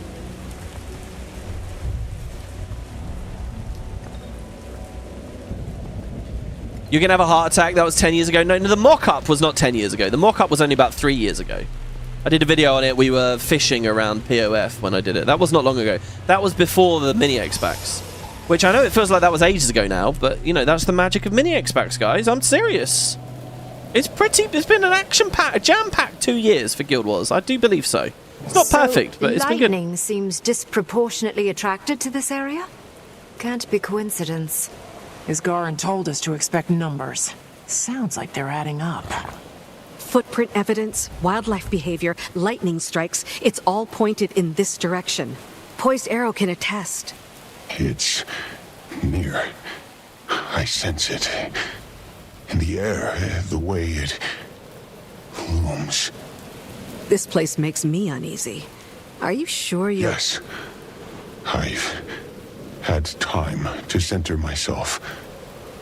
Appreciate the concern, I do, but you don't need to fuss. Wayfinder, I'll match your pace. It'll help me steady my focus. I've said, any plans to go back to making Stellaris mods or a new playthrough? The game's very different now. I'll tell you this, almost every single day I engage with that game and that community and think about making mods or making a little bit of progress on some of my mods. Almost every day. So the answer is yes, it's actually kind of a big thing that I do. Like, I'm always getting messages on my workshop and telling people, but what I think 4.0, the new edition of the game, is terrible. I really am not happy with it at all. I'll only accept 4.0 as much as they actually keep fixing it and get real performance gains. I really think that the Custodians did very, very bad job with the design on it, and I think I think it really sucks. So I haven't updated to 4.0 yet, but I've kept engaged with it, and I'm keeping my eye on how it's going, and I'm leaving angry comments on the forums, and I'm typing in the Discord and stuff. So we'll see. I feel a bit iffy though. So the modding Discord over there, I'm a member of, and about 2 weeks ago they gave me a channel there. So obviously on YouTube here, I don't really talk about it that much. I mean, I allude to it. But, you know, I haven't got a current Stellaris LP going, so people don't really know what I'm talking about or whatever. So I don't have a Stellaris channel in my own Discord. But they gave me one in, like, the modding community, which I thought was kind of nice and everything. And I put some of my plans and ideas there, and some of the people who use my mods talk to me in there. It's sort of alright. But, I don't know, that community is really weird, and I just feel a bit off about it. So, like... They've got like a hidden thread on there. These things again. You'll fall just like your rotten friends. Where basically a bunch of mod authors just get and bitch about their audiences. That's all it is. They're just really mean, nasty, scummy, gross people. Where they'll just sit there going on about, like, so people, they'll make a mod, right? And they're lucky enough to have an audience for that. People use it. People are excited about their work. And then a game update comes out and it falls out of update. So their users, their fans, people who are enjoying what they've done will go and they'll say, like, is there going to be an update? Or they'll type it very briefly and they'll I hate these more than the rotting ones. and they'll say like update when, right? They'll be a bit rude about it, maybe, but at the end of the day, they're just fans. You're lucky and fortunate enough to have anyone even looking at your workshop. Someone wants to use what you have, and to me, I would never sneer at that. I would never joke about or fucking wank off in my superiority about that. But basically, it's this huge thread. It's a really weird Discord because there's some nice people in there, but it's got a horrible, nasty vibe of basically just, look, I'm going to be very blunt here. They're just nerdy losers. They're everything you can imagine about that stereotype of someone who doesn't really have anything going on in their life. They've managed to write a little bit of code. They've got a little bit of like glory or fame or whatever from it, a little bit of notability from it, and they just sit there smugly talking about how everyone's stupider than them and the users are idiots and nobody reads anything and I'm so smart, look at these fucking losers. And it's just like this whole like fucking circle jerk nasty private room they have, filled with just ugly sentiments. And I got invited into it ages ago, and I never type, I just look at how mean they all are. They're just nasty people. Horrible, smug, superior people. The kind of people you'd never want to hang out with in real life. Never, never, never. And so I'll just put a little probing question in there sometimes and say, you know, are you being fair about that? Is it right for you to condemn and act like you're hot shit and be mean to just the innocent people who ultimately just want to use your work and are enjoying your work? Like, I would never use any of their mods ever. The thought that I would try someone's something and they judge me for it, like, oh god, I'll put a little probing comment in and they'll just all slam back on it and be like, no, they're stupid, they should read the documentation. And it's like, yeah, okay, look, people are very casual about it. You made the mod, you put a lot of work into it, you designed it, you put countless hours in. These guys are just frittering about on the internet and they're just downloading stuff and they don't read all the comments and they don't read all your documentation, they don't read the workshop page, they're very quick and they're just having fun installing shit, and they'll read a comment and they'll leave a comment and they'll leave it in ignorance, all right, and they'll say something stupid, something that's already been answered, and they'll waste your time, right? That's what people do. Get over it, right? Like, it doesn't mean that you're a genius. Said and you've been to these isles before. I don't know. Not this far north. Most people stay clear of the shore, unless they have a death wish. We've been known for worse things. This inability for people to understand that most mod users are casual, and they are ultimately just fans that are trying something else you did, and it's a privilege that you have anyone trying anything you did. Their inability to understand that, and just their desire to just have some kind of power or control in their lives so that they can sit there being smug or be smarmy or act like they're better than someone else, is just unreal. It really aggravates me, and I'll tell you, I'm totally outnumbered in that Discord. Me having what I think is quite a rational, reasonable view of take it easy, it doesn't really matter, they don't read everything. Here's the thing, right, with my mods, I get a good amount of traffic on my mods. I've got maybe 50, 60,000 subscribers all told now. You know, it's nothing like what I've had on YouTube, but, you know, I get comments, and I get people who haven't read my documentation, and I get people who don't understand what I've done, and I get people who ask a question that's already answered, and I just ignore them. It doesn't matter. It's not a waste of my time. I just don't have to engage with it. At the end of the day, they'll leave that comment, and then they'll go read the material, and they'll realise, oh, the answer's right in front of their face, and that's it. I just don't respond, and it's not malice, and that's it. It's as easy as that. Relax. But no, these guys are like, I really feel they're that stereotype, right? And it's horrible because, like, they gave me a channel in that place now, and I'm like, yeah, but I don't really feel kin to you guys. I don't really like a lot of you guys. Some of them I like, and I won't name specific people, but it's this ugly thing, and I don't like how, like, little communities, little discords or whatever, because nobody ever questions them or kicks back on any level, they just keep spiraling into just these ugly, awful places where all the people there enable just nasty, ill thinking. And I don't know, I feel like it's everyone's duty to kick back against it a little bit, but it's a hard way to live. It's a hard way to live, constantly making enemies with everyone everywhere you go because you feel the need to point out when something's not right. So, I don't know, just in my life I struggle with that a lot as well, you know, like, to me, my big struggle is learning to shut my fucking mouth and just accept that some people are pricks and that's it. You don't have to fight every battle, and that's hard for me sometimes because it's not how the world should work. Cowering, just like the other Anyway. What now? Gonna send more little friends to fight for you? Coward. Show yourself! Who dares disturb the den of the great Anyway, here's Decima. The other thing that really gets me with that, right, is all these people act like they're so put out. Ooh, the users spoke to me. Ooh, I can't can't believe he asked a question. Ew, I can't believe he asked for an update. They act like they're so put out and it's so much energy and effort for them. How small. And it's not. All the way down there. So cute and minuscule. They all want to sit there and imply. Thought this would take effort. Alright, hold on, let's let her speak. Is that what has my darlings all riled up? All kinds of things got me riled up. A few fleas got into my nest. Well, we can't have that. It's unclean. I'll just have to show them. What do we do when pests sneak into our home? I want to pause. We squash them. Yeah, I'm not really all about her voice. Greer was cool. I don't really like her voice that much.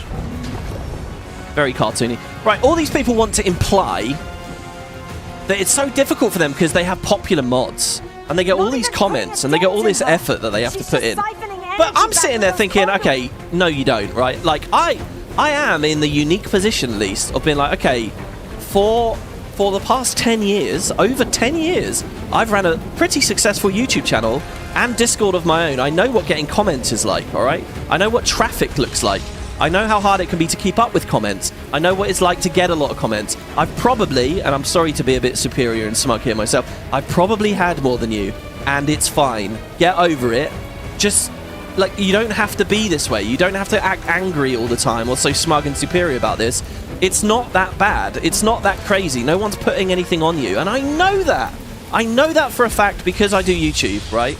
And I've never gone to anyone and said all of this, but that's the truth. And so when they all sit there inferring that it's so difficult for them and they have the right to be angry and bristling, and basically they just want to be superior, that's all it is. I think, no, it's not that. It's just, oh, whatever, okay, I'm done. Alright, back to Decima here. Right, so defeat Decima, plant lightning rods to direct power towards her. Yeah, so anyway, back to the original question, am I doing Solaris stuff? Kind of. But I've got a bit of a problem here where the base game, I think that the devs did a really bad job on it and it will be a long time before I do an update. And secondarily, if I felt I was getting a little bit of a community, at least among mod makers, I kind of don't feel I am because I don't like them very much. And unfortunately, it's one of those situations where one of the admins in that Discord kind of joins in with it. And I think doesn't act in a very good way, so it makes it feel like a bit of an ugly place to me. It kind of puts me off the whole thing, which is a shame because as far as the game's actually concerned and the mods are concerned, I love it and I want to do more of it. But yeah, the realization that I had this week that one of the admins, one of the only active admins, was just as bad as all the rest, really disappointed me. All I can say, by the way, is I hope Spud doesn't give anyone any impression like that ever. You know, we can get a bit heated and we can get a bit arrogant and we can get a bit, you know, sarcastic. I'm no stranger to that. I probably embody a little of what I'm bitching about here.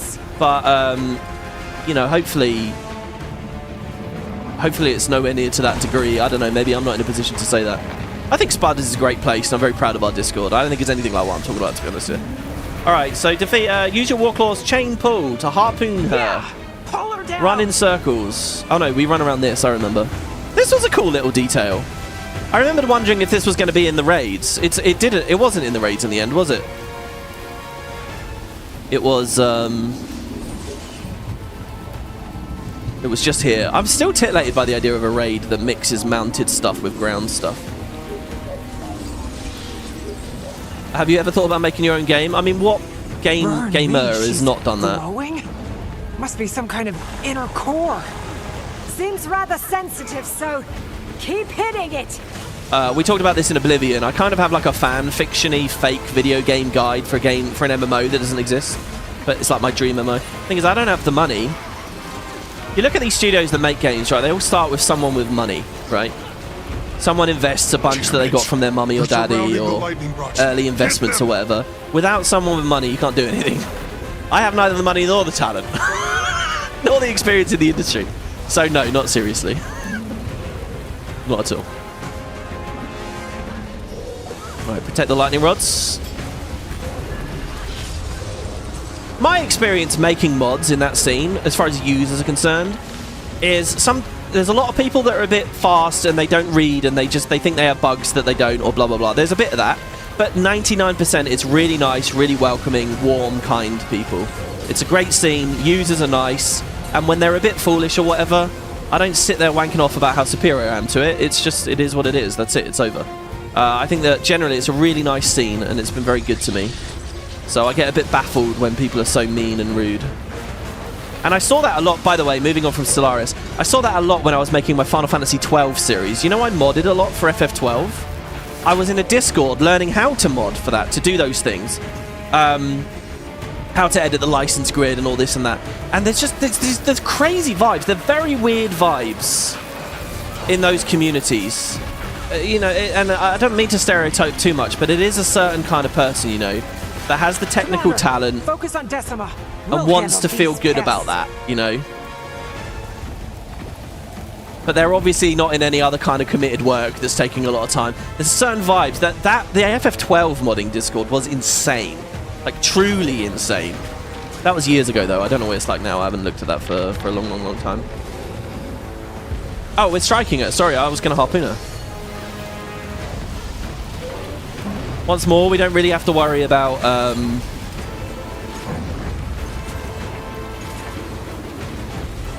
side achievements and stuff. It's funny how natural it is for me as well, fighting Decima now, dodging her shockwaves.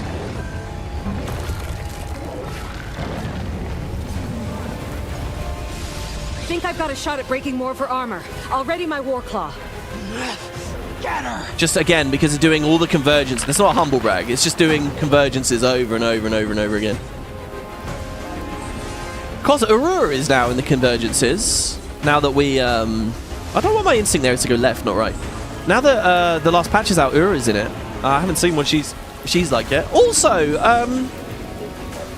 has anyone got any reviews for me of the new Fractal? We haven't talked about the new Fractal at all yet. I'm keen to see that. That will be in the series, by the way.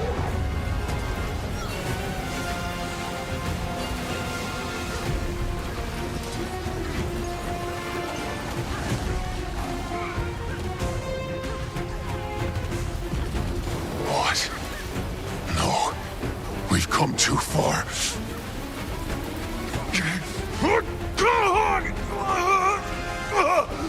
So look, when they take camera control, it's good. Hold on, I'm coming to help you. Oh yeah, Banjo, have you tried the new Fractal? It's sort of Icebrood Saga story elements, but also ties into Janthir. No, I haven't done anything yet. I mean, I've literally done... You've seen what I've done at this patch so far. I couldn't risk her. I've bought some provisioners tokens and played this. Know when to step away. You'll see me when I do it. It will be here on this series, so... The new Fractal was neat. I like the environment. It's short, easy, if that's a problem for you. Fine with me. No, I believe in short fractals. I believe in simple fractals. Slug, I can smell your rot. It's good to have different tastes. How did I get stuck with such a selfish pissant for a brother? I did find it funny when... And which of your groveling toadies did you hide behind? I know you didn't fight them yourself. See, I remember this scene here. If you don't get over here right now, I'll tell her all about it. Yeah, oh my god, we're at the end! It's only just occurred to me, we're at the end! I think so. I think they can communicate. Then Greer is still alive? Wait, are we? And they're coordinated. We're down an ally. Retreat! I'll send a distress message to the Alliance. No, this is my doing. I'll call Aurora. Waiting sorrow. Hello? Waiting sorrow. Anyone? Damn thing doesn't work. Let's try the high ground. Up this way. No, I'm a believer in short fractals. That's all well and good. I did find it funny reading the patch notes. A little eyebrow raising. The patch notes were like, yeah, we're going back to sort of a normal fractal like we did at launch. It's not going to be raid style. We're not doing this, this, and this. CM's coming out later! And I immediately, when I thought, oh, but it has a CM, you know, like, it's clearly going to share a bunch of those designs. I don't know what they mean. I think they just mean it's not all focused on one big arena, right? Like, it's probably more of a linear little thing. But, you know, I like it. It sounds good. I like what I read there, and hopefully it's good. The back piece for this patch looks good as well, by the way. Yeah, I've got my favourite scene in the Wizard's Tower. Yeah, but we're only on step 10, 7 out of 10. Are those last steps all really that short? I mean, Jesus. Yeah, I remember being struck by the whole familial nature of a lot of what they were doing, right? Like she's calling Greer her brother, and is like almost like the mum type character in this scenario. That was also captivating. Now, in hindsight, we didn't get much more of the Titans across the expansion, did we? I mean, we kind of... it's funny to say that. We did in Mount Barrier, but we didn't get a deeper look at the way they treat each other and are around each other. Maybe a glance or two. Okay, so we're up here. Everybody TP's up. I need help. What's wrong? I'm hurt. I'm at... I know where you are. I'll conjure you a portal. Scurry home now, little fleas. Yeah, we leave and then we come back. That's right, Emily. Exactly, yeah. I've not played anything at Janthir Wilds. Do they talk about Guild Wars 1? Oh, your leg. No, they don't. Not that I know. It's nothing. Just needs bandaging. Bandaging? Stay still. She says that like she's the one that's going to do it, but it's me that's going to do it. Yeah, they don't. I mean, I would have found that quite interesting, hearing the Titans talk about what it's like to be manipulated by the Scepter of Ore. But I don't know to what degree the Scepter of Ore is used in the final patch. My dream for the... let's lay this out, right? What do I want from the final patch? I want it to be 20 hours long. I want at least 5 cutscenes. I want lots of roleplay choice as I pick my options through it. I want 3 dungeons as a part of the storyline. With optional fractal variations. I want to meet 3 new Titans. No, in all seriousness, what do I want? Big beats. I'd like to big beats are the best. Party all the time. I want if anyone knows what I'm referencing there, good job to you. I want to see someone try to use the Scepter of Ore, but it gets stolen by Malice. I feel like that baseline at least would be nice. I do want to speak to Waiting Sorrow about the Heart of the Obscure. I want some kind of emotional resolution, maybe, to WS and Isgarin in a way that doesn't enrage me. And I just want the city to be big and cool and grand and exciting and interesting, and I want to learn more about the Masat. Maybe meet Samurog in there. I saw in the trailer Gorseval's in there. I'd like to meet another Samurog. I think that'd be quite cool. It's a meta map, right? So... WP, you are successfully creating a powerful sense of dread. The longer the note, the more dread.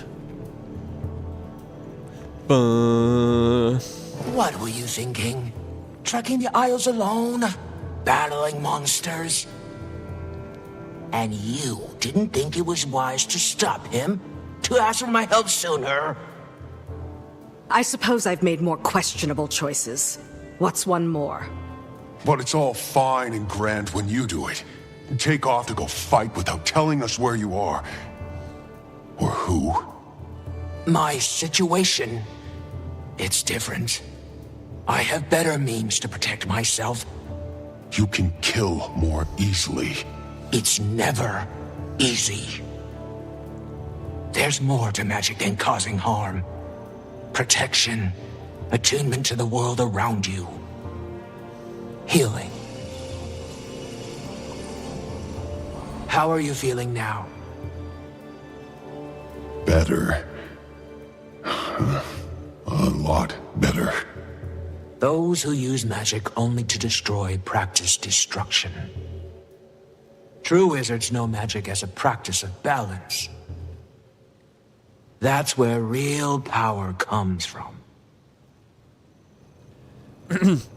You're surprised Gorseville didn't come up more in the story, considering the raid wings tied to Cordicus. It feels very natural to have Gorseville. Yeah, it does. I saw in the YouTube comments for the trailer, people were like having a bit of a tete-a-tete. There was a bit of a back and forth going on about whether Gorseville should be in the patch. Because it's sacred for raiders. It's the raiders thing. You're taking raiding content. So what an obscene position to be in. Like, that's a sick joke, right? First of all, Slothazor got reused in Living World years and years and years ago. But I mean, be realistic. What the fuck is Wing 1 at this point? Years old. And what is it some sacred cow? Is it? It's some unbelievably special thing. You, as a badass Guild Wars 2 player, have earned the right to this special model that no one else should see outside of this extremely special piece of content. Except, wait, no, hold on. It's fucking Wing 1. The power creep destroyed Wing 1 years and years and years ago. Of course they should use Gorseville. Of course. Alright, it's not like some special badass spectacle moment at the end of the new raid that came out at the same time as this patch happens to be right at the beginning of the map. No, that's not what this is.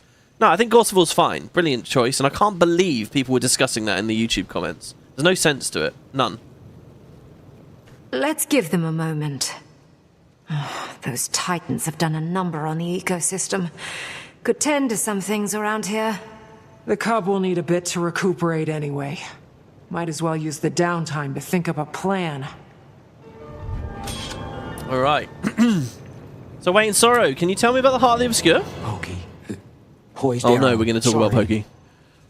I'm sorry that I lied to you. That my lie put you in danger. Ma called me Pokey because I was always watching leaves float down the stream. Paws never clean. Eyes to the sky, I was. Pa didn't call me Pokey until she died. I think he started to do it to remind me of her. Worked, it did. I miss her. I wish I'd known your ma longer. Me too. Impatient she could be, but she was kind and strong. She would have been a great claw. See, Grandma had already woven a blanket for Ma's right of the sun path. We burned it when she died. I remember that bonfire. Huh. I still felt like an outsider then. But listening to everyone weep together was the most connected I'd felt with the bearkin in a very, very long while. Fit in you do. Even if you are some wizard, whatever that means. Do you think you're gonna go back to the Skywatchers?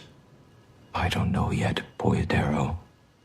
I have many mistakes to atone for. Trust to regain.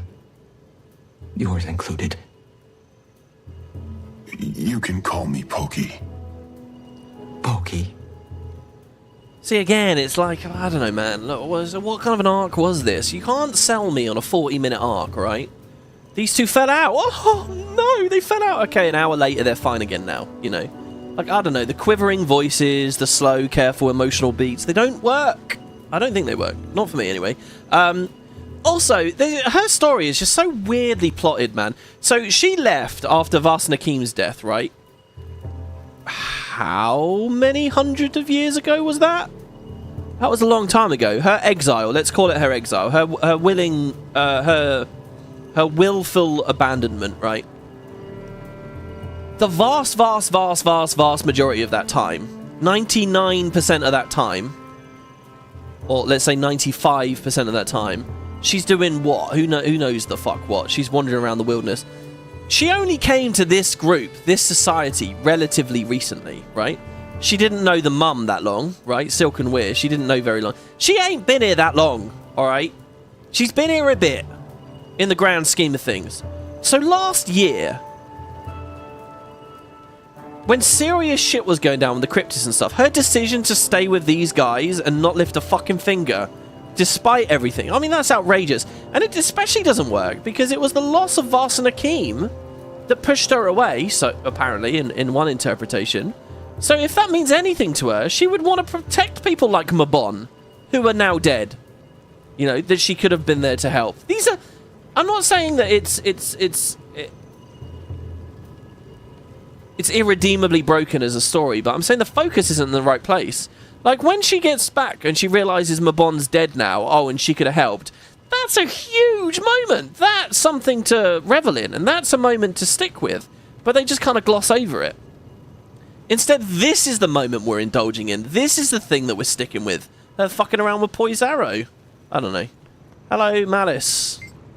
Some fight back there. I suppose it could have gone a little better. Are you in one piece? Yeah, no scratches. Thinking a lot about Krisha and the vote. I was mad. Let her see that I was mad. I'm an imperator, that's not good. But that's not the point. Her choice wasn't wrong. We didn't know enough. And now we know that there are 2 Titans. Do we hunt them down while they're weak? Do we have time to wait? I don't know. You really enjoyed Star-Crossed Lovers, side story of the Polar Bears? I did too, yeah. When they can take the time to not be filled with baggage of previous expansions and hints and stuff, and like a big tapestry of storytelling, when they just can do their own thing, they're not bad. We've been litigating that since Season 3 in the Veil Guardian. Yeah, you're right. Fucking VG. VG was in Bloodstone Fen. I mean, maybe the argument there is because Veil Guardian is a opening boss in the wing, so it's not a sacred cow. I'll tell you what, I'm outraged. I'm outraged that they dared for a second to use a white mantle soldier in Living World. Or in the open world anyway. That's disgusting to me. Because, you know, Sabbatha, she's the boss at the end of the wing. You can't use human female models anywhere else now. That's it. If Sabbatha's at the end of VG, you don't get to then have it elsewhere. Those raiders deserve to feel special. Because they were good enough at the game to see Sabbatha. You see that model? She's holding a flamethrower. The flame wall mechanic, they should never use that anywhere else. It's galling to me that then you'd find a bunch of other white mantle. I mean, how dare they? How dare they? Gorseval's only half as bad because it's halfway through the wing. Pokey pokey. I do hope we'll be alright. Hanging in there, Kaith? I'm fine, truly. Finding my joy in watching the 2 of them figure it out. Wading Sorrow is incredible, and far more empathetic than Isgarin. I joined this mission to get to know the Astral Ward. I should die because my character's a human female. Be helpful in healing the Pale I should be an engineer, get a flamethrower out. Dagonet and I are desperate. Mother, you'd think she'd have made more progress by now, but still she wilts. Perhaps someone like Sorrow is exactly who we're looking for. It strikes me very evidently how often the Pale Tree comes up in the story, actually, playing it through at this quicker pace. Kaith mentions it a lot, and I'm all about it. I think it's good. I like that she's mentioned it as much as she has. It's not been so much it's got boring or drony or anything. They've kept re-upping it. I wonder whether that's going to be the big focus for Mini X-Pac 3, actually, because it has a lot of prominence. Maybe that's just a natural consequence, though, of the fact that Kaith is with us on this story, and she would be interested in it, so it's natural for that conversation to come up. Maybe it's got nothing to do with their intent. Either way, I like all those little bits. I really do. Connection to the stories beyond this one. Useful. Right, okay, so we're going to go back to Moon Camp.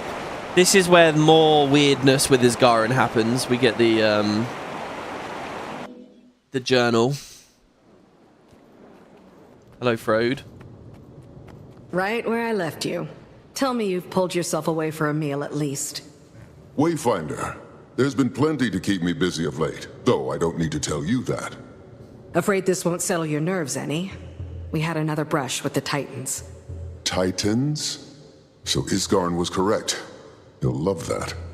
2 in total, and they're working together. Even that, I don't like that little... Greer, who we thought previously defeated, and Decima, a lightning conduit. And how did this battle fare? Brutal, but useful.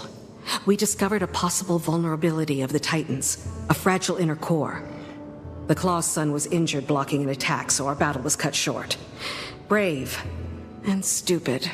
A sentiment completely alien to the 2 of us. How's he doing now? On the mend. We made it to the village healing master in time to treat him. No easy task, carrying a grown Coden to safety. And what did you say was used to treat him? I didn't. The healing master is versed in some level of recovery magic. Trained in the Shiver Peaks, apparently. Interesting. I suppose healing magic would be less frowned upon than the more ostentatious schools. Can never be sure who knows more than they're letting on. You're a reader, yes? This is very good, this bit. I was reading a fascinating book The earlier. unspoken lie It's underneath. upstairs. You should give it a look. And, act natural. And I actually think, you know, the game's very limited in what it can do with their acting and stuff. And I think it comes across very well. You know that he knows that we know, but we can't say. And so then he says, oh, go read the book. I do like that beat. I think that works quite well. Waiting Sorrow is all about healing and plants. I wonder if her previous coda connection could do something interesting with the Pale Tree's dream. Maybe, yeah, that's a nice little connection, isn't it? That's a cool thought. I'll tell you what, if we end up healing the Pale Tree by just walking over to it and pulling out the Heart of the Obscure, you know, we finally get to have the conversation with her, and she's like, oh, yeah, you can heal it. The Dream of Dreams is just this big thing about consciousness and communication and connection, and that's what the Heart of the Obscure is good with. Yeah, go on. You can use the Heart of the Obscure to go into the dream and repair it. Just hold it up. And we're like, why didn't you tell us this 3 years ago? And she's like, well, it just didn't come up. Right, so here's Isgaren's journal. This might be, we might be in for a long rant here. I don't think so. So, Isgaren says this. Waiting Sorrow has left us. She left a note. She left Dagda a note. There's only one really questionable bit here for me, and that's the Titan bit, isn't it? The Foundry bit. The Realm of Torment comment or whatever. I must be swift. Should Isgaren catch on to my plan before I'm able to depart? And I think we actually got to read that in Secrets of the Obscure, which is cool. What am I? A creature of nightmare? Do they writhe when I speak? Do they flee when I move? I like this. The court is quiet today. Dagda fled the observatory. Mabon is disappointed with my reaction. Perhaps screaming until I opened a portal to the domain of anguish was a tad ostentatious. That, I just... It feels entirely out of character. And I suppose...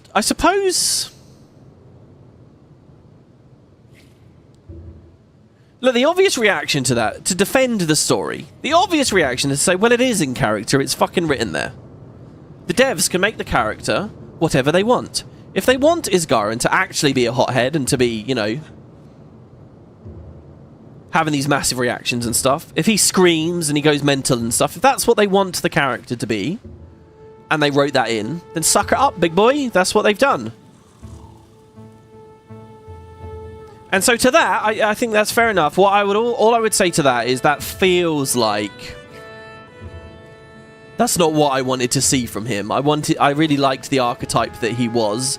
I wanted to indulge in that for a little longer, and now I feel like I can't.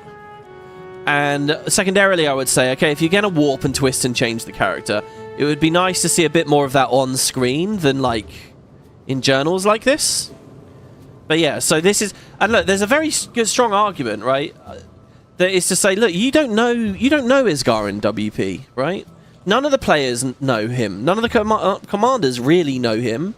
We met him last year at the start of Secrets of the Obscure. There's only been a few scenes with him. You don't know everything there is to know about him. He's an immortal. He's had a long life. That's kind of one of the big things. So look, if you're seeing this in the journal now, don't be bitter about that just because you've clung on to one idea. Open your eyes a bit and say, hey, look, okay, there's this whole extra facet to him. And again, that's fine. It's just for me, I feel like there's an interesting character that's being sort of robbed a bit by following this impulse. But here they're kind of doing exactly what I asked them to do. They're justifying the fact that there's a bit more to him. So there you go, I don't know. The emotion that lingers at the pit of my stomach is repentant. And if I remember rightly, they do a lot of good stuff with him in the rest of this document. The emotion that lingers at the pit of my stomach is repentance, mostly. Sorrow is simply a harbinger of my prior mistakes. Like, he's very reflective and thoughtful about himself here. My negligence. You know, he's not totally arrogant. Look at this. When she came to me, goodness knows, well before the gods doomed this place, I saw someone struggling. There's a little sly comment about the gods, by the way. I love the thought that when we meet Isgarin, he doesn't really like us as a human because we're an extension of the gods dooming the place, right? That's a fun thought, isn't it? That he's a bit standoffish about us. Maybe he's kind of like, he likes the Norn and the Char and the Asura, right? They're real ones. And the Sylvari, I guess, fine. Yeah, they're of Tyria, for Tyria. But the humans, he's never quite that friendly to us as humans because he's got this anti-bias. But, I mean, he doesn't have that. I think in a lot of ways he is an enlightened character. Anyway, I saw someone struggling. I chose to help her. A voice on the verge of Coda's rage. Who knows what she would have done? Who knows what she would have done had I not ascended her and severed that connection? Sidoni never thought of me the same after that. I imagine my saving Sorrow was the final straw before exile.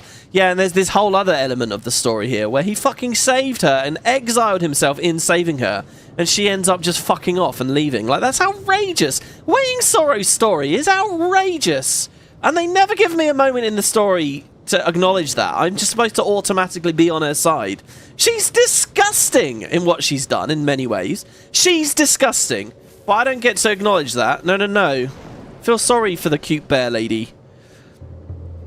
I've often thought of my choice as naive, and at other times I've wondered if the elder races were too protective of magic. But I turned her immortal. I gave her access to immense power to save her life, and that shouldn't have been my choice. I let her roam on her own for a long time before she and Vars joined us. And and this is cool, by the way, that note that she joined with Vars, it kind of, that plays nicely into this thing about her being devastated when Vars dies. And when I saw how powerful she'd become, I couldn't let her go again. She knows this. She's grown more and more unpredictable over the centuries. She claims to see flickers of her life before Ascension, where the Codons split and when the Codons split between Janthir and Or. I could tell it bothered her. I could tell she yearned to learn more, to help her people when they were clearly splitting apart. But she's a figure of a fable to them now. What if she were to reveal herself as the missing voice to their ancestral claw? These were all very cool big revelations. I liked all this. The claw that determined the fate of all Kodan when she moved them to safety. She'd cause riots. They're already fragile enough. I need time to think about my next steps. And he's got a good point with all of that. And I love the way they weave the little Or mystery in there. Really good. Anything to report, Roxy? Warden, yes. We've got Astral Ward at every lowland outpost. They've got 3 main establishments. Right, well, we already heard all that. Okay, so yeah, so Frode clues us into that a little bit. There's a portal to DR. Let's go back to Harvest Den. You'd have liked more Sidoni. Well, see, that's a funny thing. So Sidoni's a captivating and interesting character, I think, because they're so off-screen. I think Sidoni's kind of perfect for me. I think to see or get too much tangible about them might run the risk of removing that mystery. I think it's really important. You know, when we're playing Oblivion and we're reading about, you know, Remus and we're reading about Tiber Septim and you're reading about all these Gret and Alessia, characters that are functions of history we know a lot about but we never actually see. I think that's really important and adds a lot to the setting, and Sidoni's kind of that role, really, at the moment. I really like Sidoni as they've been presented. I'll hear more about them in documents and stuff, but if we never hear anything more, well, I don't know whether I want to totally commit to that sentiment, but I don't know what they do with Absolution. Normally, if my son came home injured, I'd question in whose company he was engaging in such reckless behavior. But since your arrival, Wayfinder, there is no question. Stoic Alder. Pa, I told you, the fault is mine. I didn't respect my limits. The Wayfinder reminded me it's all right to step away. Pa, I'm okay. You should have seen the Wayfinder out there. Never witnessed a stoic warrior turned into such a kindly mother hen. Checking my wounds, aiding my exit, all with concern in the voice and a tear in the eye. Might be a bit of an exaggeration. Regardless, my son requires time to recuperate, as does the ecosystem. The Titans have done a number on our community. Initiatives are underway in Moldering Greenwood and Stricken Plains to restore the local flora and fauna. Wayfinder, any additional aid you may provide would greatly benefit our restorative efforts. Say no more. Happy to help. BRSP says, I think that passage is just a bit of dry humour, but you're not against the idea that Isgaren has this underlying rage that he's hiding 99% of the time. Yeah, I suppose that's true as well, and it's kind of cringy, to be honest, if it is true. All my commentary about it, all my takes on it have been disastrously cringy if it's the case that that was just a sarcastic quip. If he just wrote, oh, I suppose I shouldn't have screamed, blah, blah, blah, but what he really did was he sat there very statically or whatever, like... If he's just... If that's a bit of dry humour, if it's just a sarcastic comment, and I'm taking it literally, then yeah, that's outrageously cringy. To me, it's not totally evident that that's a sarcastic quip. I don't know, what do you guys think? Is that blatantly just a sarcastic quip? I don't think it is. It's very unclear if it is, to me, I don't know. We must scout the area. Would you and your journeykin care to help us? But I'm open to the possibility. I'd love it to be a sarcastic quip. And the idea that it's a sarcastic quip and it's supposed to be very obvious it's sarcastic quip, and it isn't in the end, that's kind of another... That would be, if that's all the case, that would be another example of what I was talking about before, this kind of drift. You know, the writers understand Isgaren very well, and they're very concrete and they get him. So when they write that, they think that's obvious sarcasm. But we out here in the community are thrown through a loop. Or at least morons such as myself in the community are thrown through a loop. Right, okay, so we want to use our Warclaw to sniff out and rescue animals hiding in the mouldering greenwood. Here we go. It's funny as well. Maybe it's just because of my commentary here, being so fixated on the big topics. But the little story with the bears, you know, Pokey and his and Stoic Order, you know, father and son. Good job. They're really just sort of in the back. There's so much focus on them in the expansion, but I just have nothing to remark on with any of it. It doesn't captivate me. It doesn't get me emotional. It almost just feels like background noise, almost. Maybe that's just a me issue. Maybe it's because it's the kind of story you can enjoy once, but then not more in the future. Or maybe it's because there's not enough screen time and they're very new characters. Not to worry. We'll get you back to your old self. I couldn't help but wondering as I was listening to them chat to one another there again, though, if I'd be more into it if it was side-by-sides. You know, if those were side-by-side cutscenes and I was really focused on them, maybe I'd be a bit more invested in their drama. You're safe now. And as I was watching it, I was thinking how far... One of the issues with side-by-sides was how slowly it had to segue from sentence to sentence. You couldn't get much of a flow going with the characters. So, like, I was listening to Stoic Order and Poised Arrow speak there, and there was a moment where he very quickly cut across and said, no. And I was thinking, in a side-by-side, they couldn't really do that sort of pace. They couldn't really do that timing. But, I mean, the argument of doing side-by-sides is not to just wholesale dump it you've got. and do it exactly as it was in the personal story. The idea is that instead of ditching it in Season 1, they refined it, you know? That's one finely tuned nose you've got. Great work. Like, do side-by-sides, but as we knew them in the personal story, it was one character on the left, one character on the right. What's to stop us tweaking the system? So we want to go somewhere completely different now, all the way up here. What's to stop us tweaking the system so that you can have two characters on the left and two characters on the right, and the writers or the scenario designers, they can, you know, flag whatever they like. They can have Stoic Order and Pokey and the Commander on screen at the same time, you know? And as you filter the models in and out, you can do it at whatever pace you like. If you've got three characters on screen at once, you can now have a lot of freedom to do a lot of different pacing with the dialogue speed and stuff. So I don't know. But again, my argument has never been to just do side-by-sides. It's just I think they're a part of the mosaic. They should be an option sometimes. Just as standing around and getting dialogue in the open world should be an option sometimes. I do think they add a lot, and I do think I'd connect a bit more with small characters if I had those.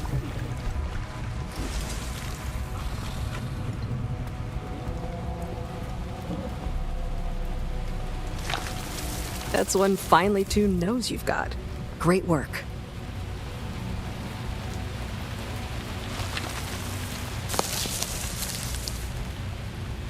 If it's sarcastic, I need the character to say /S at the end. I love that. Yeah, in that journal entry, he should have put /S after that paragraph. Then I would have understood. You know, some of us guys, especially on the internet, we don't have social skills, all right? We really struggle, you know? Very literal people. You need to explain that to me. Also, I want mood spoilers, if that's okay, please. That's one finely tuned nose you've got. I'd like a Great mood work. spoiler in front of everything. I really hate mood spoilers. It really annoys me. It's like it's just another version of stupid shit that tells you how you're supposed to feel before you feel it, you know? Let people enjoy your story. I mean, I guess it is spoiled. But, I mean, why put it there in the first place? What, so if it says mood spoiler sad... You found something. Well, I can't handle Good that job. then. People need to be warned about that. They don't want to read a sad story, so I don't know. Alright, maybe it's got some utility. What's a mood spoiler? It's like,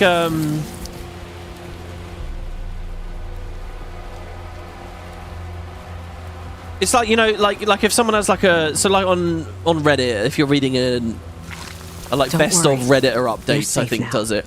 They'll have like a spoiler for if there's like particularly traumatic subjects come up. You know, maybe someone cannot hear at all about sexual assault, so they'll put a spoiler there to preserve these people's sanity, which is already a bit coddling or whatever, but people have different needs, whatever. Don't Fine. worry. That's You're like safe now. That's what's that? That's one kind of spoiler, but a mood spoiler is the same idea, but it just tells you the general vibe of the story. Is this a happy story? Is this a sad story? So like I was reading the other day, like there's a really crazy event happened on Reddit of this guy who was in a relationship. He's getting cheated on. He's got 2 kids. He's getting treated on in this relationship, and you read the story and he's basically a bit of a bumbling idiot, and it seems unbelievable. Like there's moments in the story where he's sitting on the couch. His wife is cheating on him with this 51-year-old contractor that lives next door. And there's a moment in his story where he's on Reddit asking for advice, basically, but he explains that there was a day where he was sitting in the living room with this guy, and he'd hacked his wife's phone so that he could read the texts as they were happening. And she sent him like this salacious text where she's like fingering herself in the room next door or something. And he saw it and he watched the man read the text, and it just doesn't read real. It like seems like the fakest story you can imagine, right? And there's like a moment in the story where it all comes out that she's been cheating, and he's forced to apologize to the woman, right? Sorry, to the contractor. He's getting cheated on by these two, and he gets told to go and apologize to them for ever being upset about it. You know, just totally unbelievable, like ridiculous, like this isn't real life kind of story. Anyway, you read it along, and you have that scrutiny and that cynicism like anyone should have. But everyone's like, you're an idiot, you need to leave her, you shouldn't have apologized, what are you doing, why are you trying to make this work, get out of there, get out of there, get out of there. So Reddit told this guy to get a divorce, and about a week later he did that. He filed for divorce. He did a week later update, and he said, yeah, I've gone for it, I've got an attorney, blah blah blah blah blah, we're gonna get divorced. And everyone says, yeah, you're an idiot, but well done, you finally got it done. Everyone's really mean to him, and everyone was really mean obviously to the wife and all this. And then anyway, about a week later than that, a horrific story appeared, a news report appears online. It was like in Indiana or something in the United States, where it's a story about a mother murdered her 2 children, stabbed her 2 children to death, and it turns out it's the fucking guy from the Reddit thing. He's asleep in the basement downstairs. Reddit told him to divorce this woman, and you go back and this woman murdered his 2 children, and it's a really fucking major story. And then there's all the fallout from it, so it's very interesting to read as like a phenomena, you know, an internet thing that happened or whatever. So anyway, you can find the whole thing online on Reddit, you know, like okay, first read this, and then here's this update, and then here's the news article, and here's this update from the guy a year later, how he's doing, how he's coping, blah blah blah. And it's fascinating because you reread the original story and you're like, oh my god, this wasn't fake, this was real. And there's these little comments in there. Like, there's a moment where he's like, he says his wife never regrets anything. And even after she committed these atrocities, she didn't regret it, right? And there's a moment where she says, oh, if you leave me, I'm going to take the kids away. And you just reread this story completely differently. And you realize, oh my god, like, it was real and this is insane. And, you know, there's this big thing that happened. Anyway, so it's fascinating. Really, really brilliant case study, if you will. Whatever. Give it a read. Very entertaining, blah, blah, blah. But when you read it, they'll start off with a mood spoiler. And it'll be like, oh, you should know this is a tragic story before you get into it. That's like what the mood spoiler is. And drop the little fellows in this And again, they're not that bad. Painless death for the fish. Right, finding balance. Jesus, we're going all over the place today. We're going all over the place. Hello, waiting, sorry. Perking up already, isn't he? Stronger by the minute. Pa suggested I get some rest out here away from the village. Said the fresh air would do me good. Makes sense. Glad he's willing to trust you in my vicinity. Of course he does. He likes you, just worries too much. About everybody. Not just me. We'll tell him soon, Pokey. I promise. After you've recovered a bit more. Don't want to put him in the healing ward too. For now, best do what your pa says. Relax and enjoy the scenery. You won't be the only one here recuperating. I'm housing some rescued wildlife while they recover. Oh, should check on them. I just want to ask, is it really true you get real money from this game? What, me specifically? I get money through advertisement and through Patreon, and covering this game is a big part of what I do on YouTube. So in a way, I do, in a way, and I'm very fortunate and privileged for that, and it's very cool. But just playing it, no. I mean, you can also break the end-user license agreement and get banned by doing RMT, but I don't recommend that, obviously. Okay, nurture the transplanted seeds.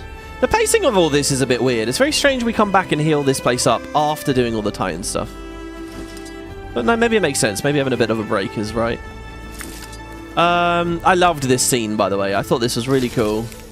It would be lovely if I could do stuff like this for my actual mounts, you know?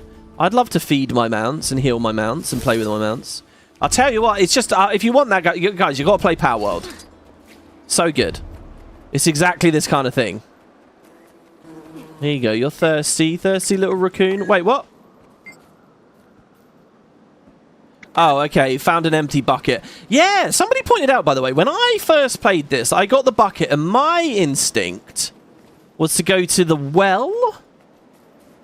Or something. What was my instinct? The water trough here, right? And I refilled it at the water trough. That seems fairly close in proximity. Obvious thing to do.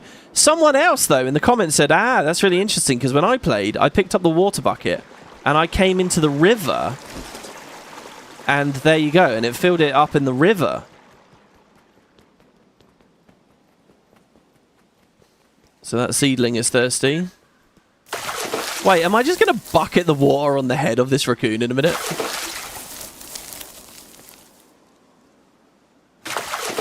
What is the mood spoiler for this stream, out of curiosity? Ranty, self-aggrandizing, streamer doesn't read your comments enough. Vaguely frustrating because you don't feel heard because I'm shit at reading messages. Oh, there we go. We didn't have to pour it on his head, but I did anyway. That's the mood spoiler. The mood spoiler is a general uneasiness of not knowing how satisfied we are by Guild Wars. Yeah. Alright, let's get them some meats. Do you want some meats? Would prefer a different type of food. Oh, because it's a deer. That's a cool touch. Here, the Warclaw Cub. Lovely. Surely that should be Journeykin Cub. If we've just renamed the minis.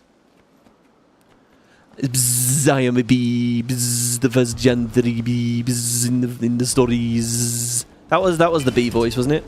Thank you for the miracle supplies. This barred owl is thirsty, but has a weird icon.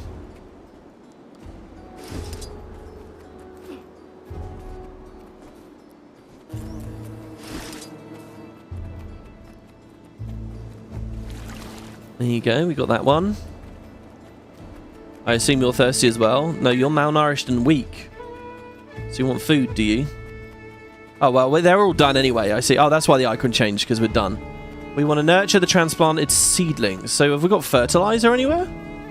For these malnourished ones? They're not going to want medical supplies. They're not going to want cured meats.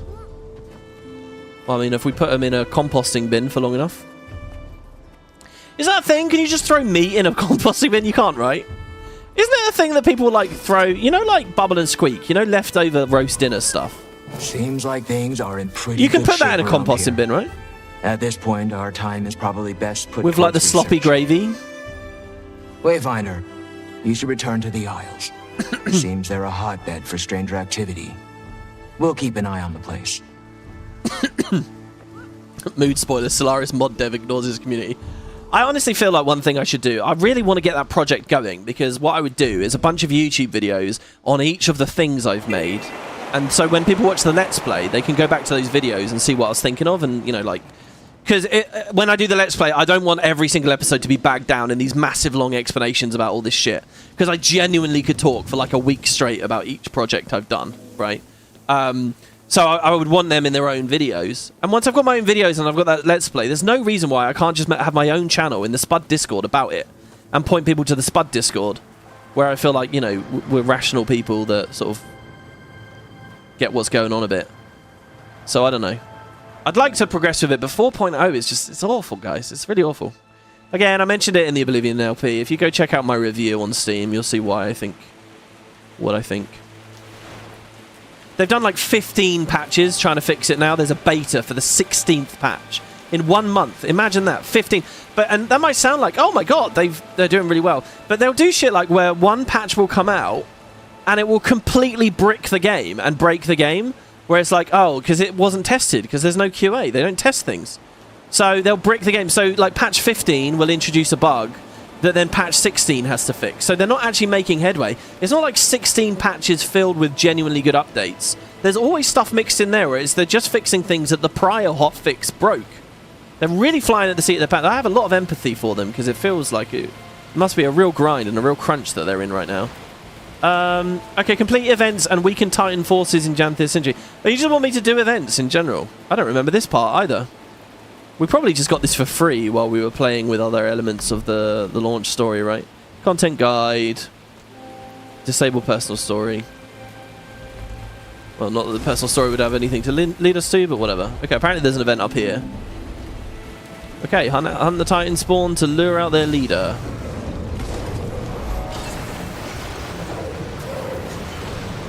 This is one of the few bits, by the way. I don't know if you guys are in game. If you want to play with me, I'm on EU or NA right now. I'm on EU, it looks like. But I'll throw a tag up. Pink Catmanda tag. Which is still my default, and I don't know why.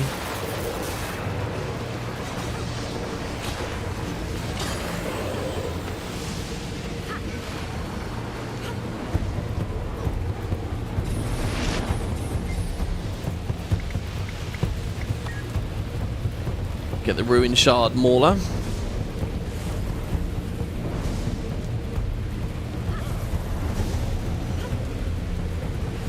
Yeah, no, telling people up front what they're getting is a good thing. Not exclusively. You know, there is some magic in discovery. There is some idea of a surprise. I don't like this hand-holdy idea that you have to... I mean, it's a minor thing. I mean, I'm not really that upset about it.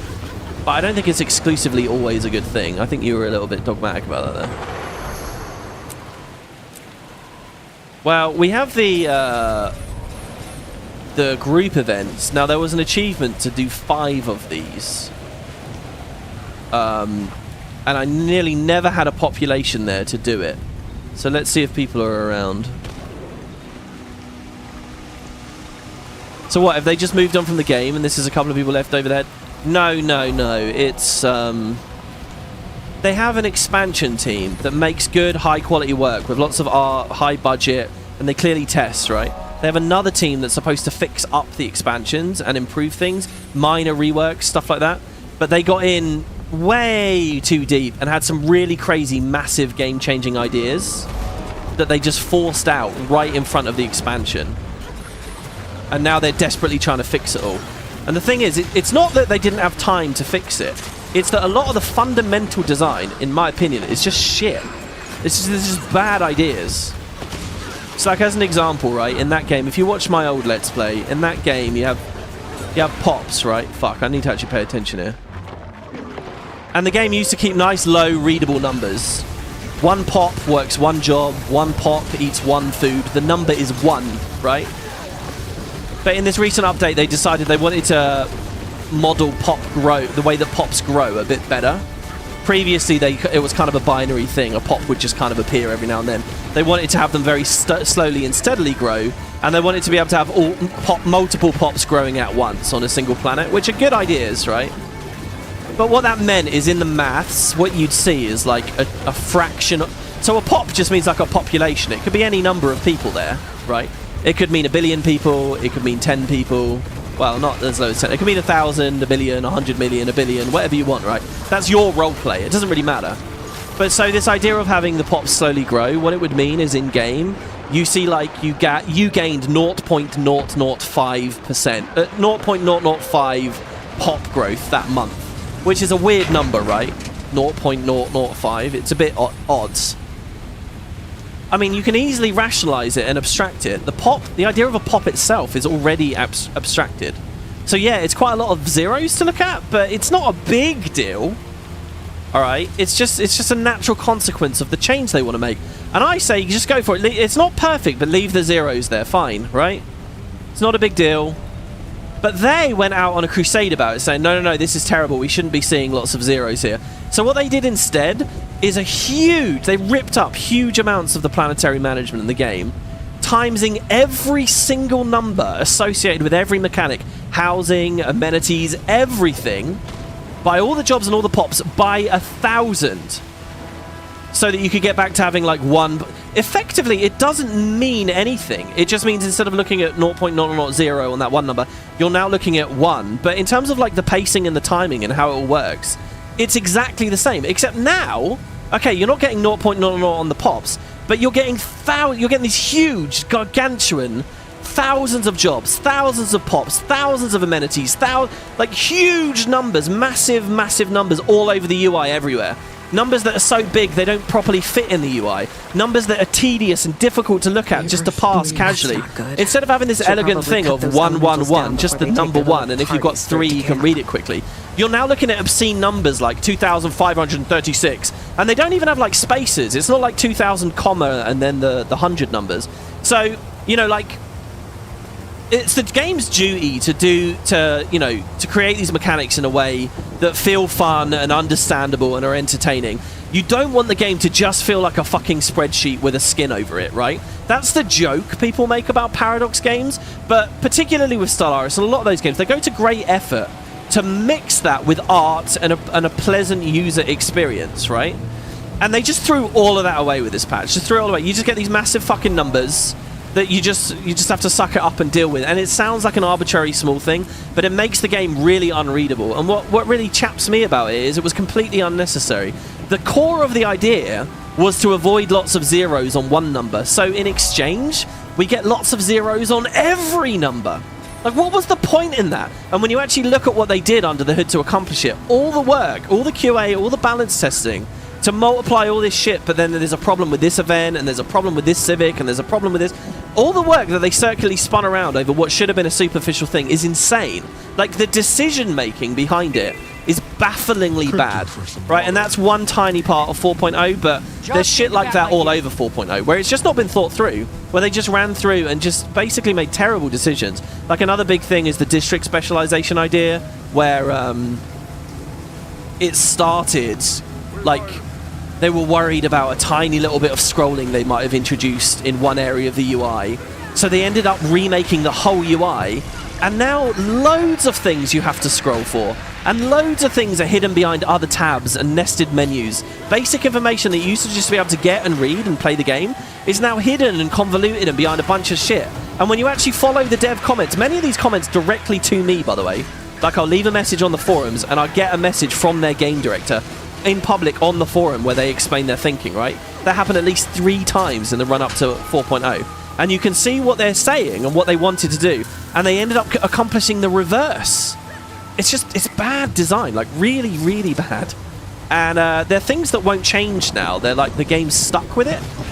I'll tell you what, if I was an actual YouTuber dedicated to that scene and that game over these years, I would have had a lot to say around now. But I'm not, you know, I cover this game. Where we have lore to talk about. Yeah, so I don't know, 4.0's it's a bit of a shit show, really. And again, if you want a more tangible discussion and idea of what I'm talking about, because I'm really afraid I'm boring the shit out of a bunch of you right now, just seriously, go to the Steam Spud community, check out my review that I wrote on the game. It explains everything in a couple of paragraphs. So yeah, alright, let's unmute the dialogue again here.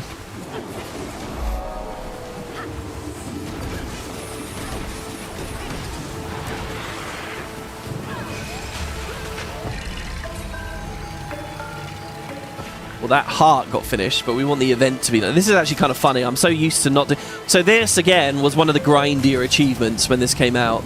You had to get like 100 meat lifetime into the box and 100 fruit lifetime. There's lots of editions of this event. In this one, it's pomegranates. In another one, it's lettuce. In another one, it's carrots or whatever. Slight tweaks to the flavor. And anyway, like, you had to get loads of them. And it was a mad dash to get to the box as much as possible because you wanted to gather as many as possible to progress the achievement as much as possible before the event's over. But everyone was doing that, so the event would end really quickly. Anyway, when I finally had that done, usually what I do now is this event gives you crazy heart progress here. The heart progress you get from this event is mad. It used to be really small, and then Arenanet patched it to make it like massive. So I'm no longer used to putting shit in the box. But of course, that's what we want this time. You know what? It's quite funny to me. We've dodged that meta the entire time this time, haven't we? All those streams we did when this game came out, and finding the meta over and over and over and over and over again. And we haven't seen it for a second this time. We're nearly done with the entire base expansion. How long has this episode been, by the way? See, we're only at the 3-hour mark. So the back half is a lot shorter than the first half, I guess, eh? It took us 5 hours last time. It was a 5-hour episode yesterday.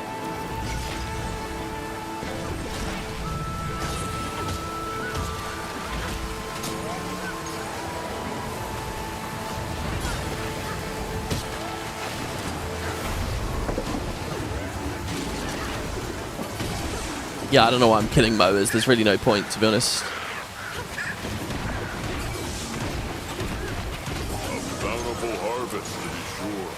What's this event up here? Oh, this one's cool. This one had a very buggy achievement. This thing here, I won't do it because it will ruin it for someone else. But this thing, this Mr. Quiggles, you need to grab that bear and give it to Guiding Star. He's actually looking for it right now, it seems. But the idea is... there you are, there Mr. you go. Quiggles. A charm of good fortune from my son. I never leave camp. And what that means now is Mr. Quiggles will be on... This is going to link into an escort in a second. And you need to give Mr. Quiggles during this pre-event. And then you need to beat the escort. There's another achievement with the escort to like not have people die or something. Anyway, after the escort, you should get an achievement for taking Mr. Quiggles on a tour or whatever. But it was really buggy. It bugged and bugged and bugged. It was one of the last achievements I got this one. And very frustrating because this event doesn't come up that often. And there's all these theories on the Guild Wars 2 forums about it, like, oh, Mr. Quiggles has to be the last thing you do, or Mr. Quiggles has to be the first thing, or don't give Mr. Quiggles too quickly. Make sure the event has actually been on the map for 5 minutes at least before you do it, or it will bug, and on and on and on. I don't know what the state of it is right now, and I can't remember how I ended up getting the achievement without the bug. This will do when the thirst is upon. But I think, Mr. Quiggles, once you've done this, doesn't it open up a whole collection where you then create your own Mr. Quiggles, and you end up getting it at your homestead or something? It was quite a layered element of the expansion, actually. Hydration is key. In fact, I think the Absolution patch that just came out had in the patch notes something about Mr. Quiggles will no longer appear prematurely in your homestead. Something like that. Anyway, we can do both of these. I don't think these appeared in my original series, by the way, so... Because, again, they're kind of rare events. We could do the whole escort, or we could go over here and deposit a couple of supplies. It's hard work. See, this one's carrots. They don't vary the meat type. I suppose there aren't too many meat types in this. What have you got? Poultry. And then red meat, really, isn't it? Or just raw meat, as they call it. If they don't want the 0.003 numbers, just flip it around to time per unit instead. You never had an issue with Arenanet is going to grow by 1 pop in 8 turns. That's an idea too. They went about it in a very, very, very backwards way. And it's funny because when, as a modder, if you go into the code base, right, you look at the Paradox script, it's like they do a bunch of maths, right, and then they just, when you get the resource at the end, the player sees all these massive confusing numbers, right? By the way, there's a big thing that's going on. Again, talking about like sneering people. If you talk about this criticism online, they'll just sneer at you. And they'll say, oh, it's so hard to read. You can't read numbers in the thousands. Your criticism isn't valid. It's that kind of thing. Like, people are just snobs about it. But no, it is a valid criticism. The game's incredibly ugly now. It's incredibly, like, off-putting. It's nowhere near as, like, entertaining or accessible as it was. It's a bad thing they did.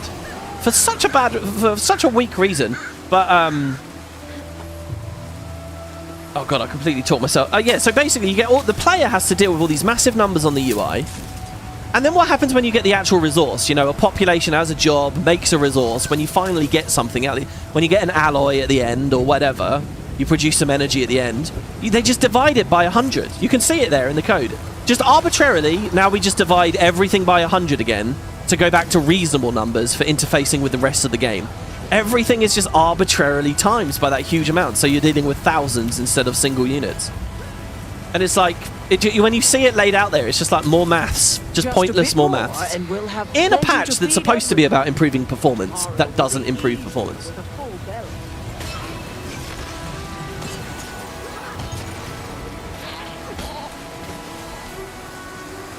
There we go, there's the veggies in. I think we're ready now.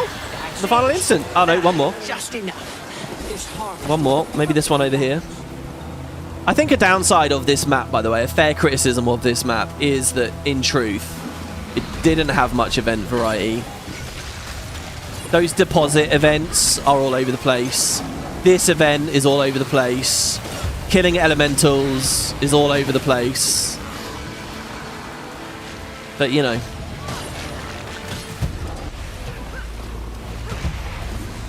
Let them cook on Project Tyria, I guess, is the answer to that, right?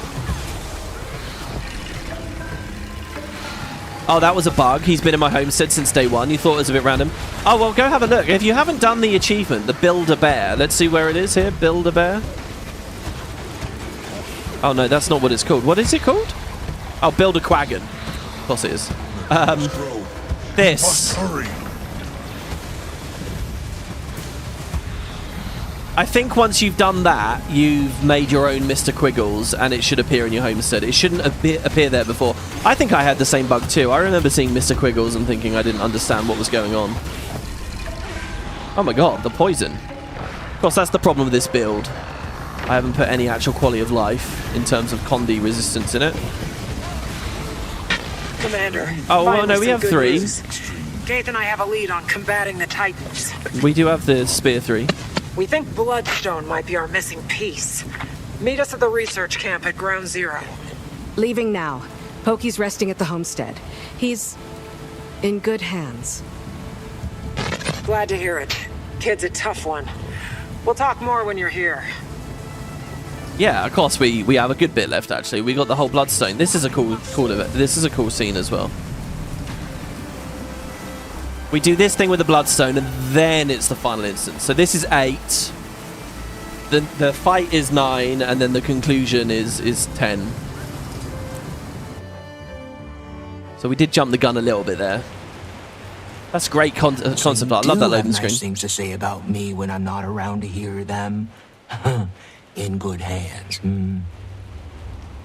Seems I spoke too soon. Oh, thought you were with Pokey. He's fast asleep. I asked Har and Willow to stay with him so I could tend to some business. The business of listening to our calls? That right? If you don't want me to listen, don't give me a damned listening device. I like that. That's a good. That's like my favorite waiting sorrow moment.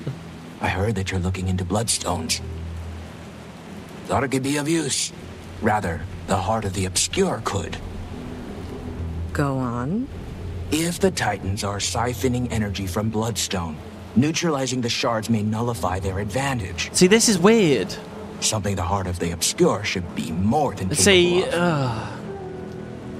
Risky, but it's worth a shot. I'm inclined to agree, though it is an unpredictable material, even in small quantities. Be cautious, Commander. Last thing we want is to turn this place into Bloodstone Fen. It's like we've skipped the conversation. Now that that's happened, we've like talked around the heart of the obscure. That's all the commander has to say. Go on, ... It's like there's a scene missing earlier in the story, you know? Alright, use the heart of the obscure on a bloodstone shard. We have some ghosts around. We fight as one!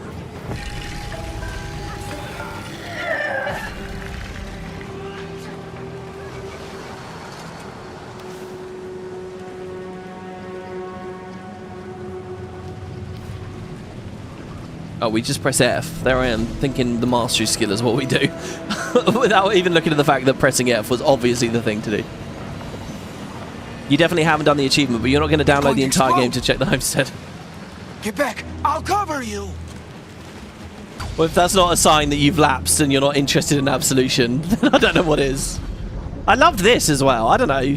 Some friends in Discord were saying that this was stupid looking or whatever, but I like it. I like the nuke effects. Look at it. Are they?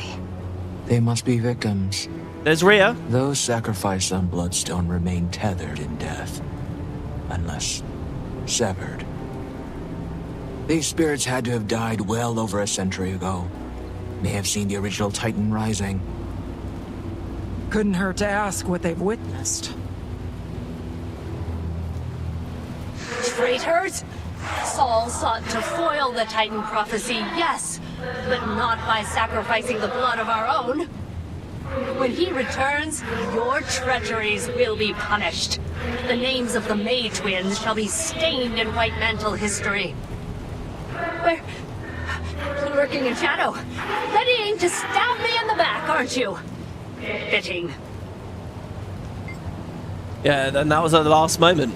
Yeah, this thing where they ended up... I think the most recent... Well, not the most recent patch. The Mistburn Barrens patch really did a lot to show, you know, how they just kept turning on their own allies, you know. Even sacrificing their own children in the end.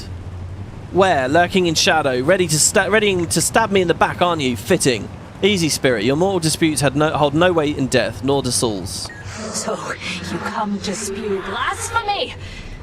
And to whom do I owe this discourtesy?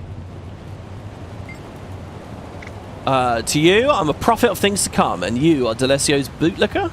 You look nothing of a prophet to me, and I would certainly know. I am Rhea Ingham, leader of Gavril, appointed by Saul himself. I oversee this village and its proceedings. You talk like a politician. Take it by proceedings, you mean the murder of innocents on the Bloodstone. You're more informed than you appear. I won't waste your time speaking in riddles, then. It is true that stopping the prophecy of the Titan's return comes with a cost, but the lives saved will be innumerable. The unseen ones vow to this future, and so do I. Well, I've got bad news for you. Those who have sacrificed themselves have not done so in vain. As if they had a choice, you all died in vain, thanks to the Titans. But not before the Mersat turned on you and your little dress-up club. Dress-up Slain club. on the Bloodstone like pigs to slaughter. That's the future to which you vowed. How could... I refuse to entertain Look around you. Madness. Leave, now, or you'll be the next cast upon the stone. What stone? This might have been the peak of the expansion for me. I love this scene. Don't you? When you release the twins, then they just stare at you as well. They don't actually. Everyone else despawns, but the twins don't. They just sit there creepily looking at you. I guess the only downside to this nuke thing is you do it quite a lot. It is a bit formulaic.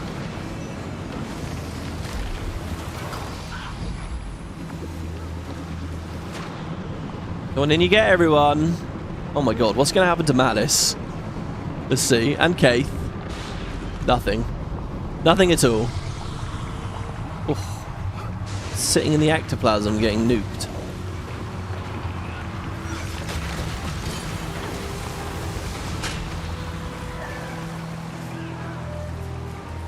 So this is a citizen of Gavriel. I've been here the whole time, huh? Sure looks different than I remember. So, how long have I been dead? Over a century. Thanks. I've always been quick on the uptake, if I do say so myself. A century, huh? Explains why so much has changed around here. Afraid not everything's changed. The Titans have returned. Returned? Getting the last laugh is a nice consolation, even in death. Once the White Mantle started taking out their own, I knew that'd be the end of this place. England wasn't so bad, but once those creepy twins took over, forget it. All hell broke loose. You lived here before the White Mantle, then? Yeah. I was out here trying to get my life back together. My former line of work was a bit unsavory, you could say. But being a crook wasn't all I wanted out of life. I knew there was more to me than just that. I can certainly empathize. It's a shame we don't get to hear what he did as a crook, you know, like... Had a job, a family, and then the White Mantle. But I like this. I like bit characters like this that you have a strong impact instantly. Well, more. Incredible. Entire village full of ex-cons. And it's the zealots who morally bankrupt the place. Hypocrites. All of them. If only the Titans got to them sooner. Just wish that wasn't true of all of us. There were some good ones here. What a waste. Everything says, wait, what happened to the Eye of Janthir in the last X-Pack? Yeah, I don't know, we haven't seen it yet, right? We've heard a bit about the eyes while we were here. Oh. Did they just stealth? What the hell happened there? I think they did stealth. I don't know, maybe in the last patch in Absolution? That'd be funny, wouldn't it? If in the mini X-Packs, the Eye of Janthir always appears for the last beat and then disappears again. I mean, I'd actually be kind of down for that in a way.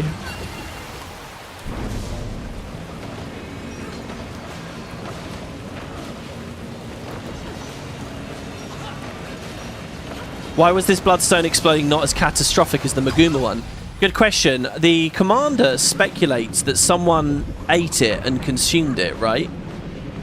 That someone stopped it or ate a lot of the power? Which is what happened in Maguma as well with Balthazar. But even earlier. Isn't that? That's right, isn't it? Someone stopped it or consumed it? Shit, you know what? I should know the answer to that. Did they go back to that at any point in the series? In this expansion? Am I forgetting something really big and obvious? What did they say about why this... about whoever ate it? Huh? Huh? Where am I? Didn't the eye vanish in Season 3? Yeah, well, there might be multiple eyes, first of all. But yes, an eye vanished in Season 3, but it appeared again at the end of Secrets of the Obscure. Balthazar consumed it, right? Yeah, not this one. That was a Bloodstone Fen. We're talking about this one. Who consumed this one? Who contained this experiment? It's alright, Cub. I just want to ask you some things. Who are you? Where's my paw? Easy, Cub. Catch your breath. Do you remember what you were doing before you woke up? Well, I was out hunting. Pa was teaching me how to stalk prey. We were sneaking up on some game, and then everything went dark. And then some voices woke me up. One was Pa, He was yelling. Did you see anyone? It's all right. You can answer. This is a friend of mine. Not at first. I tried to stand to go look for Pa, but something hit the back of my head. When I woke up again, my head really hurt. And I was lying on something cold and hard. That's when I saw people. What do they look like? They covered themselves with long cloths, but they didn't have any fur. Just their skin. Just like you. They were all around me, staring. That's such a creepy image. I love that. Then I can't remember anymore. What monsters? To an innocent child. Can I see my Pa now? He's resting. And so should you. You can see him when you wake up. Really like this beat. Promise. Rest now, young one. You'll be with him soon. Lol, you in the white mantle outfit. Good point, yeah. Not only am I in a white mantle outfit, I'm dripping in bloodstone around the eyes and stuff. That's awesome. Let's do the twins then here in the middle.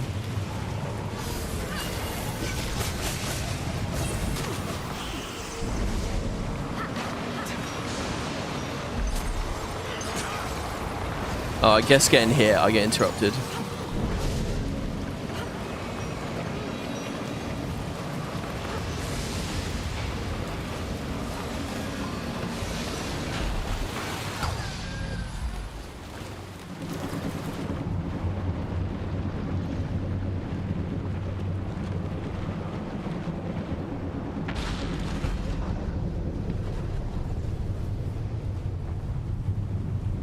Did you need something?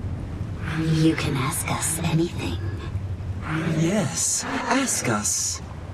We don't bite. Burn me. Don't these two seem fun? Okay, the twins stare unsettlingly towards you, smiling. They never seem to blink. Don't suppose you know anything about Bloodstone?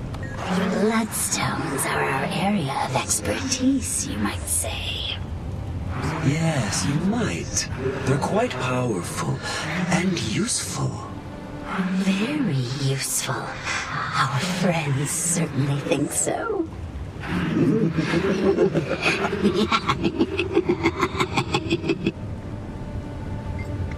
I enjoyed the first playthrough where we were trying to figure out who the twins were and if they were Titans. Yeah, that was a big thing. That's a good reminder there. Yeah, of course. Now, obviously, we know they're not.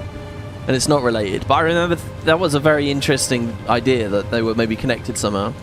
Because they introduced the twins and then also, you know, the main story. You can almost feel like Greer and Decima are twins in a way. I mean, in a lot of ways they're not. They're very different demeanors and capabilities, but... Your friends, the Massat? Care to elaborate? Bloodstone gives one strength. With strength comes power. With power, one may do what they want. Say what they want. And silence what they don't. Or who? They're wasting our time. And they're putting my petals on end. I like how Keith is kind of the no-nonsense one there and gets us to move on from this. Going so soon? Shame. Shame indeed. Take care now. And be sure to... watch your back. You never know. Who might be... out to get you. The twins never came back in the story, did they? They hyped them up so much. Yeah, I mean, did they hype them up? We certainly got hyped by it, but what did the game actually do? It put them as a hint in that notebook. Where else were they referenced? Because in a way, I can sort of see that, you know, they're just a bit of this instance and that's it. You know, I definitely got very, very interested in them. And ultimately was disappointed when they weren't a big part of the story. But I don't know whether that was on me or that was just, you know... Or that was actually something the game indulged in and encouraged a lot of speculation about. Because, yeah, they're not back in the later patches, are they? I don't know if they're in the last one. I'm not holding my breath. I don't feel like they would be. Oh, we got another patch here again. I don't know if we'll make it in time this time today, guys. To beat it all before the patch fully kicks us out. We'll see. Got a child prisoner here. This is great too. Down. Again, I wish Ephraim was here. What's a char doing here? The game wants me to stand down. That's how you speak to a shaman. What kind of shaman gets captured by humans? Untie me. You heard her. What are you doing in Janthir? I'd watch your mouth. As soon as your friend removes my shackles, I'm going to rip your jaw from that pretty skull. I'll remove those shackles if you tell us what you're doing here. Watch your tone. Guess he doesn't want out. My warband was camped in the Cascades when we were ambushed. They took a few captives, killed the rest. I think I'm the only one left now. Between friends, I don't think I've got much time. They look at me like a meal, and they're running out of food. Well, just as barbaric. You did turn a city to ash. And what a bright day that was. That's a great response. Ascalon, you mean? The smell was magnificent. You could see the sky light up all the way from the Shiver Peaks. So much of this is good. I'm sure you can tell us all about the Titans then. They will build us a bridge to the next world. 10 more years and this one will be gone. What does that mean? Doesn't matter. He was wrong. They all were. See, this is interesting, right? I remember we talked about this. We never really heard much in the original game, like specific details about what the Titans were offering the Char and all that, right? But we really didn't hear much specific detail. I guess when he says 10 more years and this one will be gone, I think he's talking about Nightfall. There's such a huge thing that they kind of hint at there. I can really get behind being a Flame Legion Char that believes that Tyria is doomed and we're building a bridge to another world. It's not just about the Titans giving them magic and the power to reconquer Ascalon. There's this whole other layer to it. Like, I really like that, but as far as I remember, that's the only time they really talk about that. That's a very cool expansion on some of the GW1 stuff. We need some asshole characters in our team. Let this guy join. I mean, yeah, I agree. At least give me Ephraim. Were the Titans in Guild Wars 1 mindless, or were they a full race trying to whisper deals? They basically had zero dialogue. Actually, leading into this expansion, I was talking about how they had no dialogue. But they have, like, there's like one, it's almost like trivia. They have one line of dialogue in one of the Titan quests, I think, or something. I can't even remember. Oh, no, I think it's in the Realm of Torment quest, right? So, no, there were very, very... I mean, Guild Prophecies is very shallow. There's not much to that story, really. It's barely addressed that the Char were worshipping the Titans back then. And when we talk about it in a more... Because the Guild Wars 1 storytelling gets better each time. So when you get to Eye of the North at the end, it's really quite good. But at that point, they're dealing with the Destroyers. You know, it's more about the Destroyers than anything else. So, they don't really talk much about it, which is why that's kind of a cool moment there with that ghost. Ephraim wasn't an arsehole, was he? He was pretty nice. Yeah, you're right. He's nice. He's very neutered. He's very tamed. He's cuddly and fluffy, and yeah, not a Char. I require an appointment to speak with me, but seeing as you've interrupted my work, let's make this quick, shall we? You may speak. Manakaz is good. He's one of my favourite characters in this expansion, and thankfully here we have a character they did a lot more with in the patches. I mean, I'm hoping for more Manakaz in Absolution. Don't suppose your work is Bloodstone related? Ah, follower. Manakaz, or the Blood Phenom, if you prefer. My followers often do. You seem awfully proud of yourself. Of course. Should the scientists shun their discoveries? The artists be ashamed of their creations? I bet you fancy yourselves both. This guy's so much like that Bioshock character. Art envisions the world as it could be. Science makes it reality. My greatest work is born of their conversions. He's like that, the surgeon guy in Bioshock, right? Makes cold-blooded killing sound almost poetic. Death is a distasteful byproduct in the transference of power to Bloodstone. The transfer itself is an alchemy of miracles, and maximizing the power attained is crucial. If that amplifies the subject's pain during the process, at least it will be short-lived. And the end result, regardless, will be the same. Squeezing every bit of life from your victims like a binding snake. Whether you grasp the true scale of my vision is of no concern to me. Small minds breed smaller things. He's amazing. I like this. Whatever helps you rest in peace. So quotable. What are we doing here? Something attacked. Oh, just this random spirit right at the end of the conversation. Alright, so we go back to the camp. It feels really weird playing story instances like this and having so little to say compared to last time. Think we've gathered enough information to put to work against the Titans? I'd say so.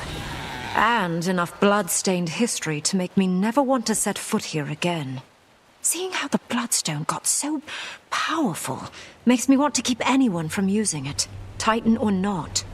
Power accumulated off stolen lives is no small threat, but it's not infallible. As long as we're intentional in its use, the Heart of the Obscure is our most promising solution up to this point. Let's regroup at the homestead. We can check on Pokey, then talk strategy. May the innocent rest, and the wicked writhe. Okay. Oh, we want to confront her. Hold on. Wayfinder, what is it? Are you not headed to the homestead? I know who you are, waiting, sorry. Yeah, this was a weird moment as well, wasn't it? Iskaran broke rules to ascend you when you were suffering. You're not just a wizard, you're a fable to the bearkin. Quiet! Quiet. Please. Don't tell them. Don't tell Pokey or Alder. I am not a fable. I was just hurting. Coda's voice, it burned my core raw. It would rattle their worlds. Don't, please, don't. I'll see you at the homestead. See, what prompted the commander to fill... I mean, I would have had that conversation a bit ago. But, I mean, we get a little moment. Did we learn what the fuck the Heart of the Obscure is, or how she got it, or made it, or whatever? We were just talking about that, and the answer is no, apparently.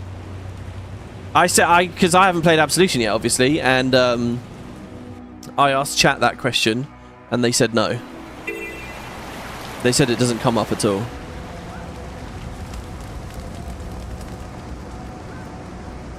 Yeah, just suddenly I know who you are. Yeah, exactly. It feels really impromptu, doesn't it? Why ain't the Titans going magic crazy if they're eating the Bloodstone? Well, I think the meta kind of plays with that. It's like...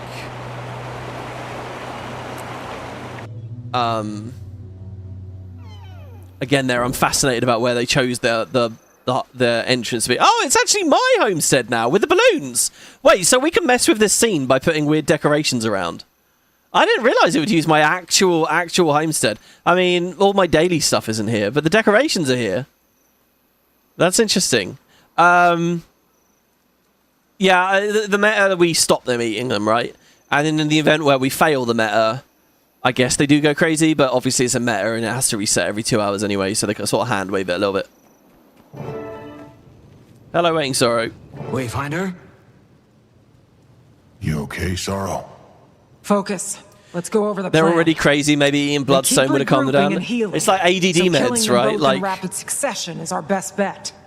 Decima is weak. What is that thing? If you have ADD and you do speed, it makes you normal, right? Is that the thing? Don't take that as medical advice, anybody. But it's something like that, right?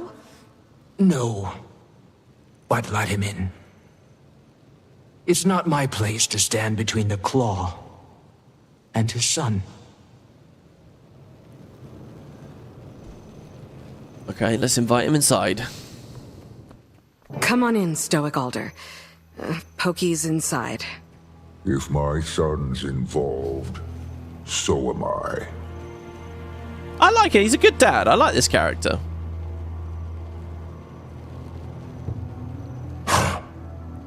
Aurora. Stoic Alder. Wayfinder. I'm confused. Pokey. Aurora, what happened? I assumed you were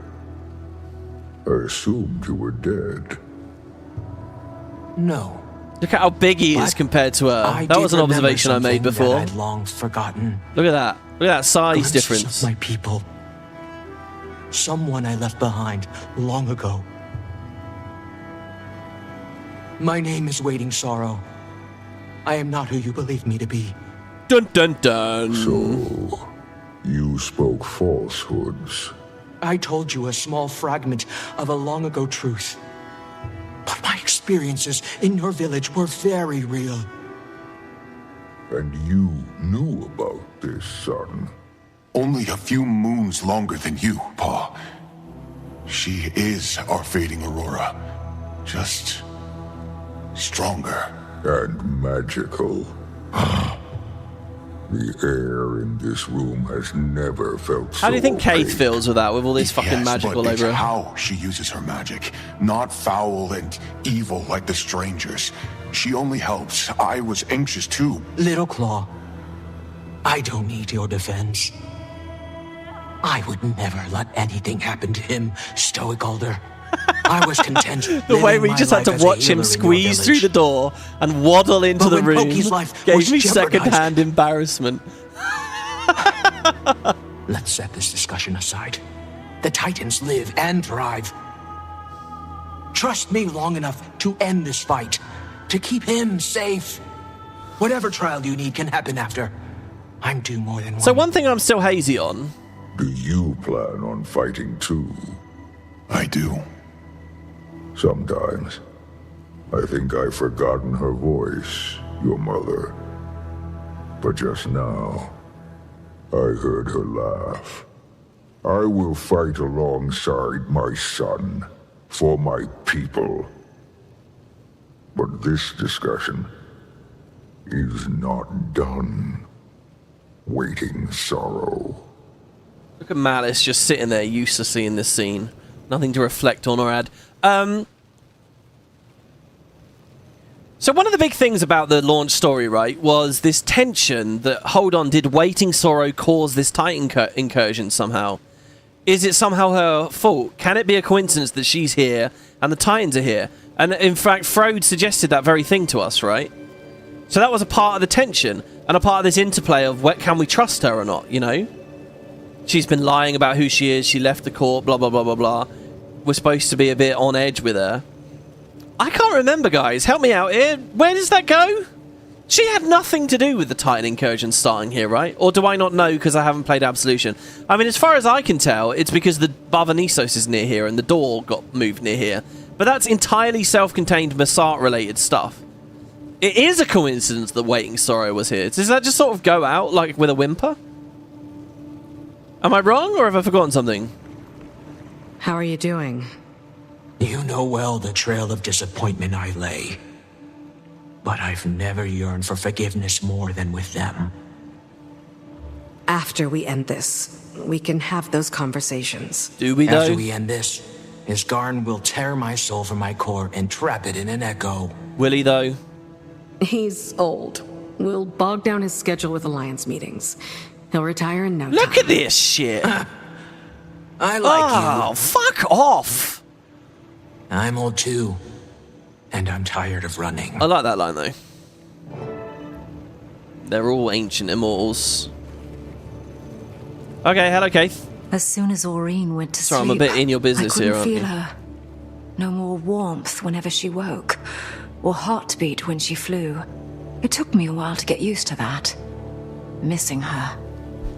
But I have now, I think. I've made peace with it. If only our girl saw us now, fighting a Titan.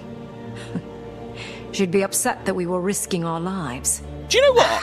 But don't let me bore you with pre-battle musings. No, it's not boring. Moments like these make one prone to reflection. And I have a lot to reflect on. Keith does a lot of good heavy lifting in this X-Pack. As a long-term companion that also offers a lot of reflections about previous storylines and keeps the cohesiveness up. She actually, because she's got all those Pale Tree comments and the Aurene comments, right? So she just keeps delivering. I like that a lot. You know, if next X-Pack we have Ritlock by our side again, I want to see Ritlock in a similar role. In as much I want to keep talking to me about old shit, Ritlock. Reminisce about falling out with Logan. Reminisce about jumping into the mists. Reminisce about being bullied. I don't know. Whatever, right? Like stuff that experiences we've had. Pa's upset. He thinks himself better at hiding it than he really is. But I've also gotten better at noticing this discussion is not done. Heard that one plenty of times. Just feels wrong when he says it to her. He's sweet on her. Don't know if you picked up on it, but I did right away. I did, yeah, I did. Mentors. She's the only one that really stuck. Pa noticed my improvements. Then he noticed her. She'd even make him laugh. More than I could. Happiest I'd seen him since... well, in a long time. These strangers messed everything up. Need to beat their sorry hinds for good. The village will be safe. And Pa will see the good in Sorrow's magic. And they can go back to being all sickly smitten. That first go around with the strangers was just a warm-up. This time, I'm ready. Yes, big boy, turn me inside out. We're in public, Karen. You honestly forgot about Aurene and Tommy? Oh, come on. No, I don't believe that. We're not forgetting them. Is Tommy cured, though? I can't remember how that's gone. She used Jade Tech essentially to cure herself, right? I don't know what she's reliant on. Are you ready for this? Ready? If you handed me a knife right now, I might start swinging it. Yeah, I'm ready to kill a few Titans. It would be an offense to almost sounded like she Elmora burped at the end sacrificed there. if we didn't. This is your Absolution Titans, the Wayfinder, Janthir Wilds 2024. Or should that date be 2025 now? Last we spoke, you'd stoked in me a firestorm on my son's behalf. How quickly you've fallen down my list of concerns. And how I wish that weren't the case.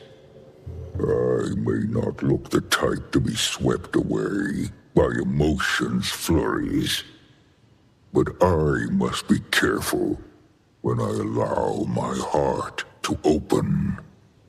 And to whom? Though I've learned this much to be true, no one is ever quite who we believe them to be. Still, that rare soul may come around who we're willing to stake our trust on, hoping they come close. But this discrepancy I find before me is one I could have never prepared for. Okay, I got a theory. Instead, I find myself standing on the precipice of battle, my son at my side, preparing to fight, same as his mother before him. I got a theory. Okay, last expansion we had Pather, who spoke very slow. And this year we got Stoic Alder, who spoke very slow. My theory is next year it will be a Quaggan-related story in which we'll get a character who speaks very slow. Fool! I like the little plant pot there. Okay, let's get out of here. That's the pre-battle pep talk. Now we have the final instance. Now you guys are telling me this is more of a climax than the Absolution ending. Is it bad that right now I don't actually recall what this last instance is? I think I had blurred it together in my mind with that other one. I mean, I know the last moment with Ura. It's funny as well. Ura, I don't know. I've got to play Absolution to know how Ura fits into all this. But this was quite captivating when we first played it, right? Like, oh, are these two both born of Ura? Is she like on a higher level? She's like a meta titan. It's like a new thing that we haven't seen before. They're expanding the story. And then it ended up just Ura was just like them, right? When Mount Barrier came out, they essentially just said, no, they're all on par. And that felt like it sort of lost its interest. Here you go. Chapter 9 and 10. Advantage over me, son. What should I expect? Fighting a titan? Might and power. The strangers are unlike anything we faced. No beast from the mountain compares. Never mind how they perform together. Decima and Greer are more calculated than I've come to expect from their kind. But at 6, we do outnumber them. After you, Wayfinder. We gave Queen Jenna our word. Alright, look. If it's a Quaggan story, you won't be playing anymore. Listen, I'm deadly serious right now. They can do a good Quaggan story. It all just comes down to the execution. As far as I'm concerned, right, the Quaggan are an interesting race, but they're interesting for reasons that Arenanet abandoned. The Quaggan are the Incredible Hulk, right? That's the point. They have the rage mode where they lose all their sensibilities and politeness and go mental. Now, a Quaggan expansion that expands on the canon, that talks about, you know, maybe there's just not one phase and two phases. Maybe there's another kind of Quaggan out there that has a bit more balance or, you know, has a slightly different demeanor. We actually really enliven their culture, give a lot of different ideas. You know, like, I love the beluga whale Quaggan as like a design too. They don't all have to speak the way that we've known them, and we don't have to keep shunning the Incredible Hulk element of it as well. You know, the personal story had this really good idea with Baruch, right? Don't we teach Baruch to have some control even when in that rage mode? There's a lot of untapped potential. They can do a Quaggan story. It just means handling and talking about and delivering Quaggan that are basically nothing like the ones they've been doing the past few years. But I believe in it. It's just, do they want to do that? Do they want to shake the cage and say, okay, here's some new ideas when it comes to the Quaggan? Decima, they slither toward us with venom on fang. Watch yourself. Oh, good line. All I see is another opportunity to turn breathing flesh to paste. I welcome them. It is weird. It's like she's a Powerpuff Girl villain, and he's like actually quite intimidating and interesting. They're siphoning energy from the Bloodstone. Attack Decima while Greer is out of reach. It blows my mind that I was on the fence about her when I first played this. I thought she was kind of cool. I don't think she's cool at all now. The voice is not working for me. Alright, drive Decima back from guarding the Bloodstone. Oh yeah, I remember. It's a fight and then, yeah, another fight. What a great description. So is that not descriptive enough, guys? Okay, we do this, then this, another shatter. Alright, hopefully, you see that? Oh god, the alacrity runs out so quick.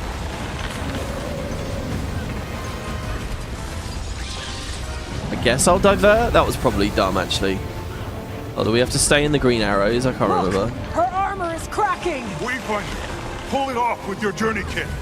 Okay, she's taking zeros. Commander, think you can trip her up on your war claw? Yeah, I'll tell you why I merged the two together in my brain, because it's the same thing. It's just like one's in the sulphurous area and one was in the beachy area. All told, I think this is kind of a cool boss fight sequence. I like this mechanic. It's a bit... like, maybe it's a bit too passive and slow. The phase where you're just running. There she is! Now!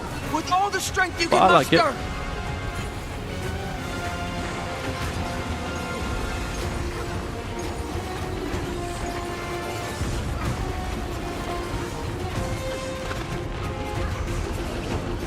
So just attack her while she's vulnerable, it says. I can't. Ah, just as we were going to swap and do all the fun stuff. Back, sister, back. You'll be turned to scree if your willfulness moves your legs. Before your mind can catch up. What's with the weird robotic noises when you get in the circles? That's just the race sound effect, isn't it? When you go through the checkpoints. Just like before. So run up, press F. Why not do a Tengu expansion while you're at it? We'll probably never get to play as them, so might as well have at least an expansion dedicated to them before the game fizzles up. Yeah, I mean, an expansion with the Dominion of Winds is one of the maps. I mean, 1000%. Yeah, that's on my list. About to surge. Come to me. There's like 3 or 4 big ideas. For what it's worth, a Quaggan thing is not on my list. I'm just saying you can justifiably do it. We gotta keep pushing while they're weak. I will compensate for the delusion of my kin. Your bloodstone ripples through my every essence. To me, alright, you've got... Alright, if I was going to list the big 5, and this is in no particular order, by the way, but I'd say Underwater Mini X-Pac. I'm still game for that, right? And what I mean by that is Lagos, main city, is a function there. Possibly Battle Isles as like an underwater map, where it's, you know, you've got some little pockets of land, but there's also a lot of underwater activity and stuff. So Unending Ocean expansion, Lagos-centric stuff. That's on my list. Dominion of Winds, Tengu is on my list. Malik and the other tree is on my list. And I always imagine that as a kind of an expansion with lots of like dinosauric, prehistoric, awesome jungle environments to visit, you know, way out on the coast of Maguma. Kind of like how Eye of the North felt with the Tarnished Coast. That would be on my list. Return to Janthir is on my list, with Raisu Palace in particular. And the big mystery about the monster there, and what's going on. What is that? That's 4 that I've said. And Cogs of War, I think, is on there as well. Return to Bangar. Fight for the Kana. Actually seeing the Blood Citadel. Actually seeing the Ash Citadel. Maybe that's 2 expansions there, I don't know. Those to me, that's 4 very big. And I mean, we really just did pull those out of our ass off the top of my head. You could probably get another 3 or 4 quite good ideas with, you know, a day's thought.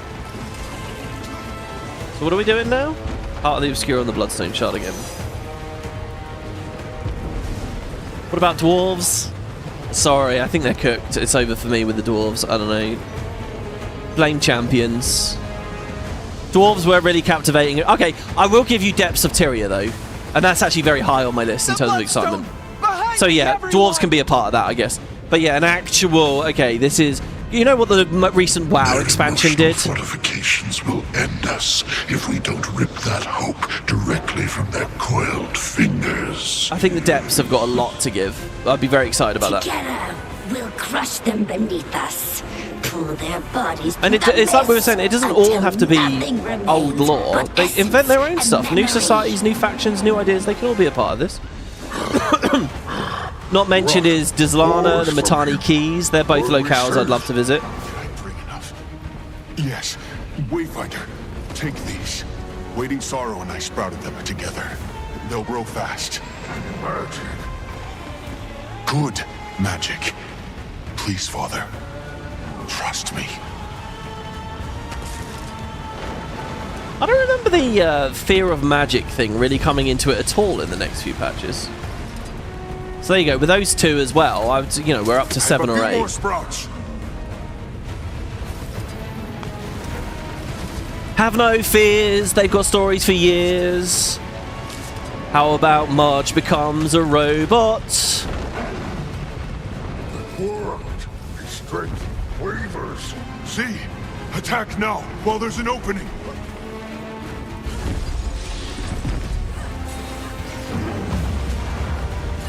Oh, should have jumped that, probably. What about a crazy wedding? What else does that song do? Yeah, there you go, BRSPs. How about a crazy wedding? I'll strike your cities. Sorry about the crappy clip show. That's what these are. Do you have any more lightning rods? Yes, I'll set them up. You distract the Titans. You've not been paying attention to what they're saying. It's all just combat dialogue at this point, isn't it, really? It's background noise. Guild Wars 2 on the beach. I mean, I'm a believer. I want the beach expansion. I'll take a year on beach expansions. Just give me some good characters and an intriguing mystery. No, no, no! Return! No! I am a believer that it doesn't have to be end of the world stakes, but I still believe we need satisfying endings. I think there might be a problem happening with the community at the moment, which is if Absolution isn't very climactic end, I think people are going to misdiagnose that disappointing ending and say it's because the stakes were too high. But I want to be careful about that, because I don't think that they're necessary for one another, right? You can have low stakes and a satisfying ending, and I wouldn't want to point to Absolution if it is what it's purported to be. I wouldn't want to point to Absolution as an example of how it can never work, and we need to go back to gods and demons and angels and all this shit. You know, ask me to discover who murdered Councillor Jake, and I'm fine. I really think, like, that's a nice low-stakes story, but I had so much fun exploring Sicil, right? The start of Divinity 1. Obviously, it's a very different kind of RPG, so I don't know how that sort of storytelling maps onto a game like Guild Wars, but I'm just saying, stakes are not necessary. There's our opening. Make it count.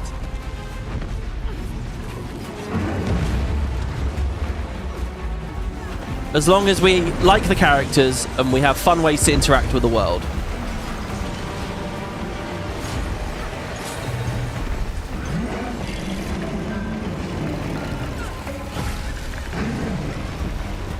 Yeah, there you go. Intrigue and payoffs from Lazarus. I agree. Be more thoughtful with your energy. This is quite a repetitive fight. I didn't really clock that before.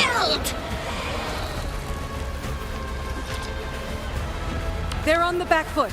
Just a few more lightning rods. It's every mechanic twice, right?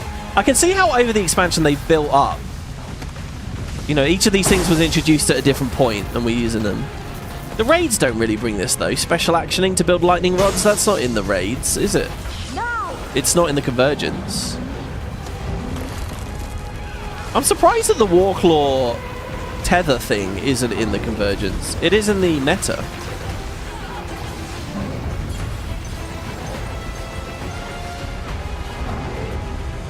Of course, those shockwaves I'm dodging there aren't really necessary. I shattered a bit late there, that was silly.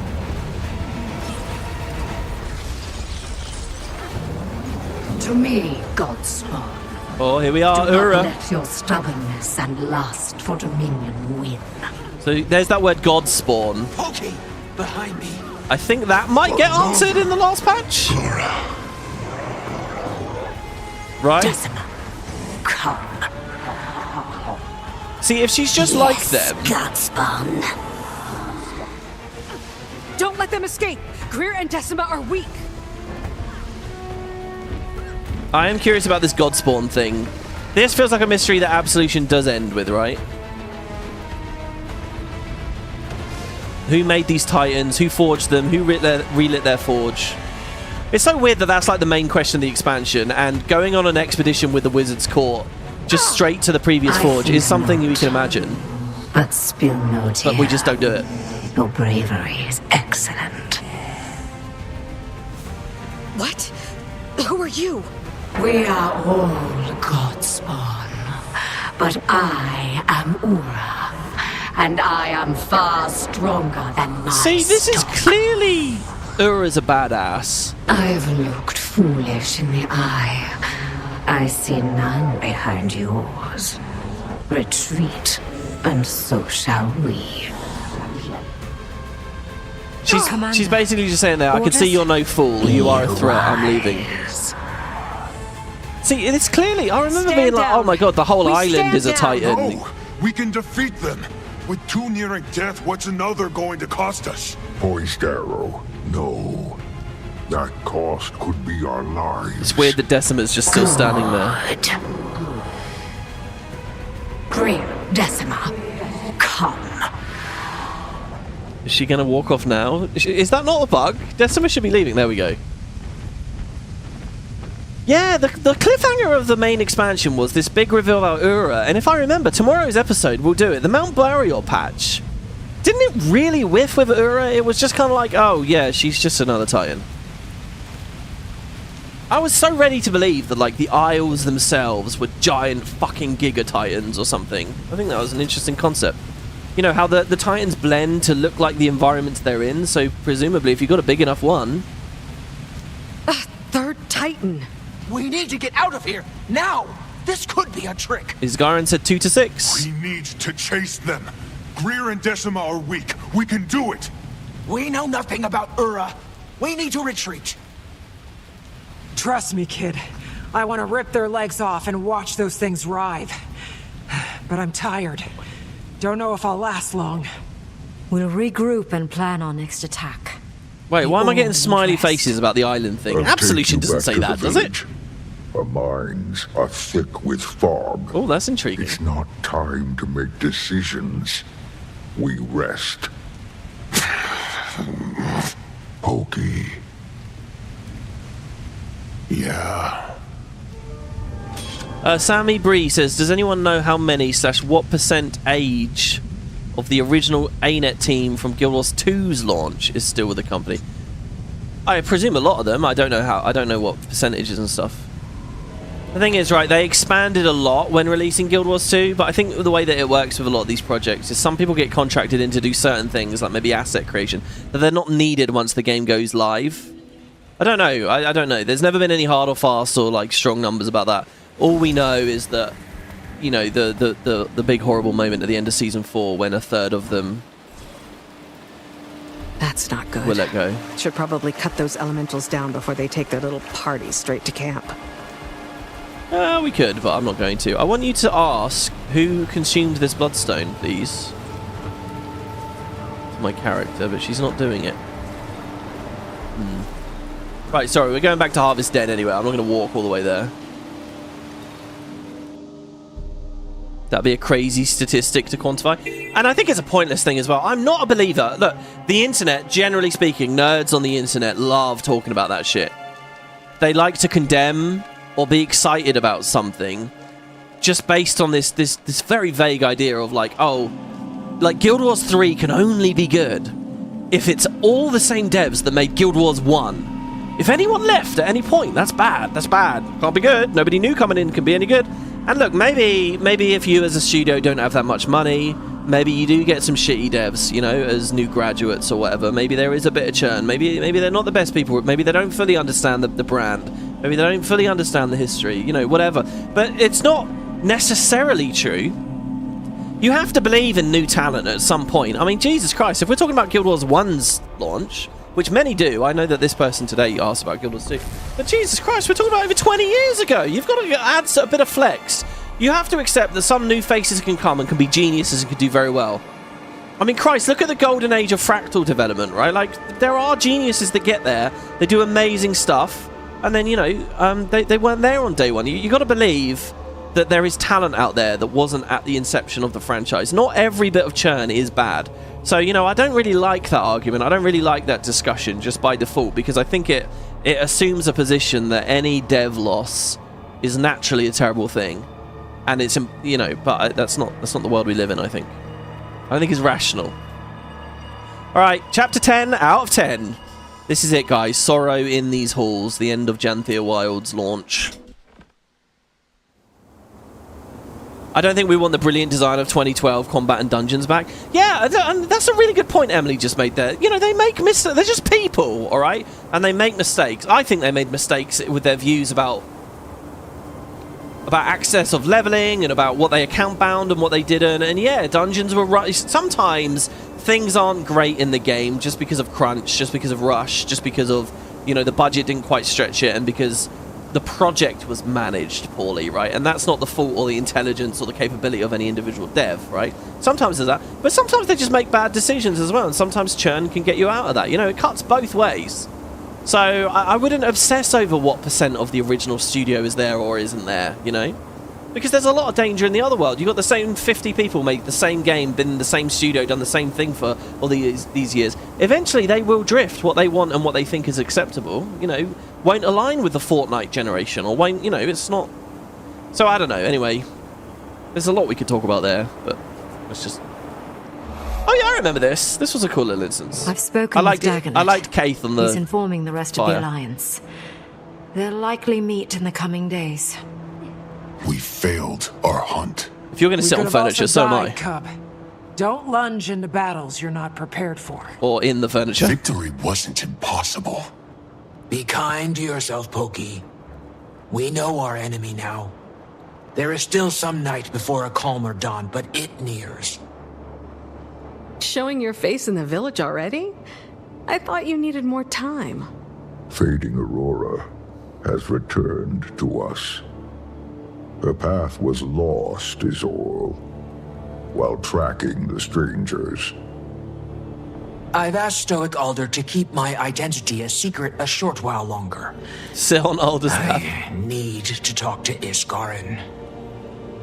I take no I'll tell you what, I'll get on my knees in front of him. Bearkin.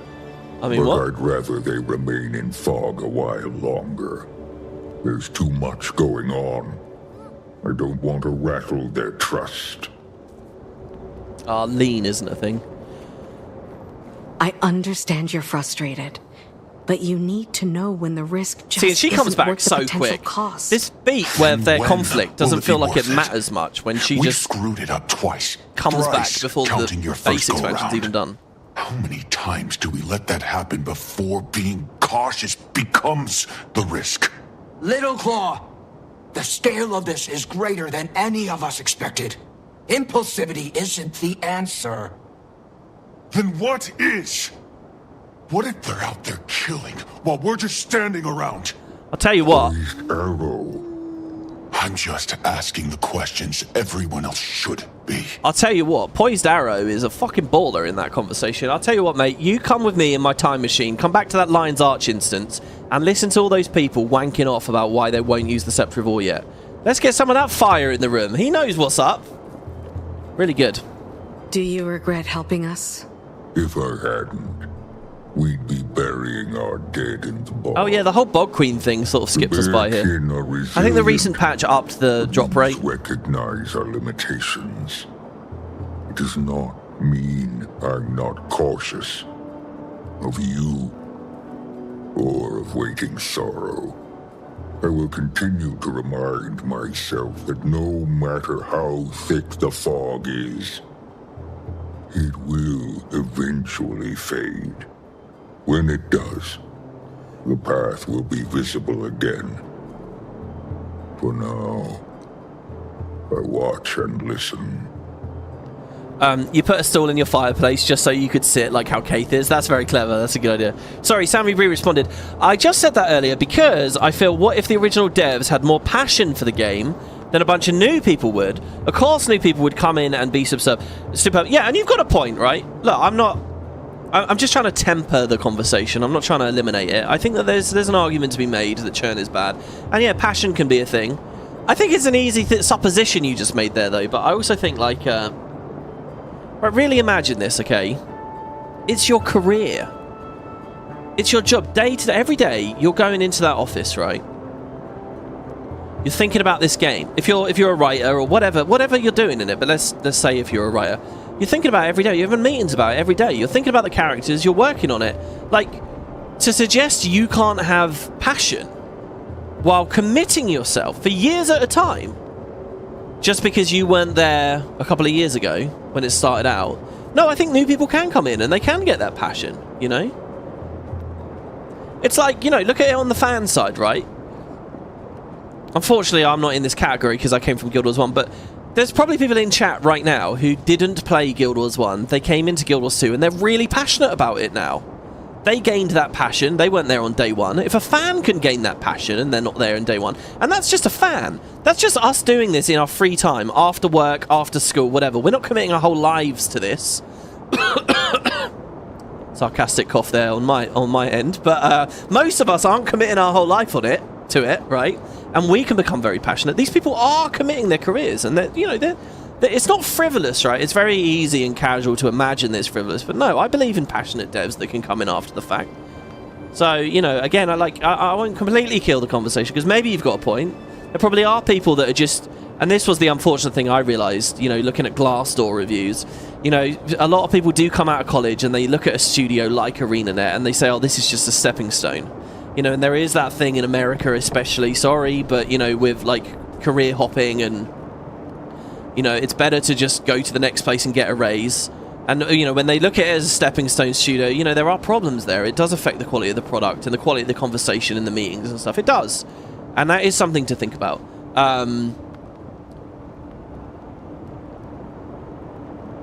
But I think that you can still get a lot of talent, a lot of passion, a lot of heart regardless. Oh, hello, Malice. Sorry we couldn't kill them. I'm a strategist. Didn't see another way. Doesn't mean you have to like it. Oh, I don't. Hey, we're fine. Made it out with our tails intact. Just a lot to untangle. You know what I'm thinking? How different would things be if the Titans hadn't mucked everything up? If we didn't burn Ascalon? Probably still eat people. I'm spitting about blood that belongs on someone else's hands. We weren't good, but we turned out okay. The Char. Well, better now that Bangar's in a cell. But how do we live with all this? It just gets hard to weigh the guilt and the anger. Someone has to look out for whoever comes next. Yeah. Yeah, we're alive. Sometimes that's enough. And I've worked too damn hard to make this place bearable. Do you know what I also don't like about the Guild Wars storytelling with the Char? How progressive these characters are, and that just doesn't make sense, right? Like when you've got a society like the Chasters are in it, you look at real life societies, right? People are fucking fanatics. It takes a long time. It takes many generations of opinions slowly changing bit by bit until you get people with modern mindsets and modern worldviews and modern whatever.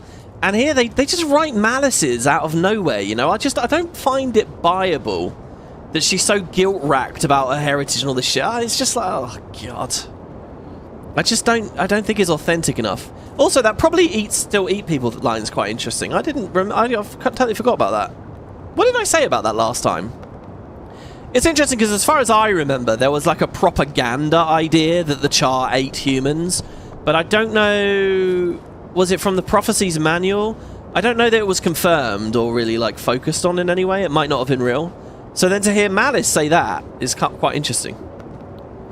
Oh, hello. There's a Mastiff sniffing my bum. Bjarki. Oh, we don't actually do the animation, but we get the hearts at least. Hello, Keith. I liked you in this expansion. You weren't like a major player, but you were cool. I liked your presence the whole time. That didn't go as planned. Hardly the first time. We're plenty used to that. But I'm afraid the cub is taking it hard. Losing gracefully comes with experience. Well, at that age, you're beating down the door to the world, ready for whatever life dares to throw at you. Because you don't yet know how much life can throw. But you find out quickly. Still can't help but worry about him sometimes. That's how it goes. One minute they're silly little things, toddling around, worrying you sick. The next, they're grown. Oh, big I remember and this. strong and She's not a parent! Still worrying you sick. Well, But that's I'm not when you doing have to it. We remind already yourself. ranted about this. You've done exactly what you were supposed to. Taught them to stand Yeah, on their alright. own, Blah, blah, blah. and then let them. I remember I made the comparison here. It's like when someone's got a pet and they act like they've got a kid. You're not a parent, Keith. You didn't... Oh, whatever. Even the impulse to write a scene like this, like, whatever. Didn't the humans not skin Char and make clothes out of them? That's true, yeah. You got Char pelt and you made Char armor out of them, yeah. So I don't think eating humans is worse or anything. Yeah, no. We got to write a scene in where we're racked by guilt about that, you know. Ignore the fact it was a war. When I left the Wizard's Tower... Have I seen the new Wayfinder backpack? hadn't Not been in-game, named only on the years. trailer. I quite liked it. They must trust you. Not at first. But helping them keep Omnitas afloat and defeating Iskarn's nemesis didn't hurt. Will you come with me? I could use that confidence of yours. Of course. I'm not dead in a canyon. None of us are, thanks to you. Mayo says Aureen's not a pet. True, but it's quite ironic you say that when some of the only scenes we ever had in the whole game of raising Aureen, we were doing shit like you do with a dog. Like we were throwing a ball for her and she was running around with her tongue out like a fucking dog. Which is quite funny. Alright, here we go. And then this was the... This scene that we're about to watch and the handling of his guard in this scene caused more than a few rants and conversations and back and forth and moments with the comments. We won't retread it all. Suffice it to say, Garen acts like a completely different character as far as I'm concerned in this scene. There's some drama here that doesn't feel like it was earned in any way. The story journal is going to allude to things that didn't happen. I think this scene that we're about to play was very chopped and changed. Like they cut a proper fight or brawl out. I don't think they act reasonable or what I would want from like these immortal characters. It's a big moment. It's cool that we go to the Wizard's Tower in Janthir Wilds, you know, when it's technically a part of Secrets Obscure. But this was just an awkward one, and unfortunate because mostly I really loved Janthir Wilds. In this very quick gloss review, we haven't done a lot of the stuff I really loved about it, which was many times the side stories. But I really liked it, and then this was a proper downer, this last scene to me. And then that iffiness will continue into next episode with the Mount Barrier stuff, but we'll get to that. In we go. Ready, Wayne Sorrow?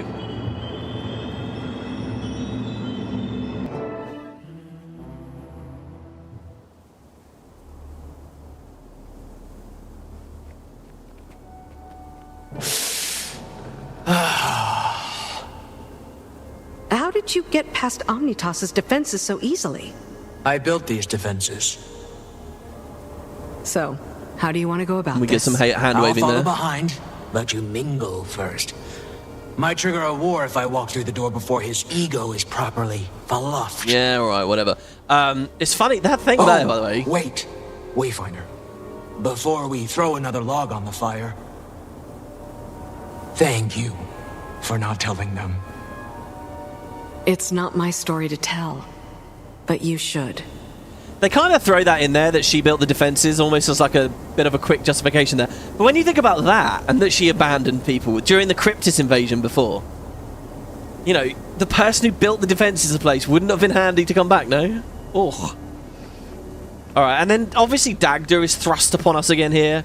I don't know how you guys feel about Dagda, where you feel like you built a big connection with her or whatever, and her reaction to this moment is... She informs us that there are not 2, but 3. Hello, Anise. All of which survived the encounter. 2 are weak, the 3rd unsure. Excellent timing, Commander. I take it you won't need an update, given your participation in recent events? No, give me one anyway. Can you shut the door behind you, Wayfinder? Well, maybe, but hold on. Oh, no, we are, okay. Who let you into the Wizard's Tower war room, Countess? Iskarin, by suggestion of the Alliance. I'm aiding in the Astral Ward's acclamation to modern Tyrian affairs. So, they all live.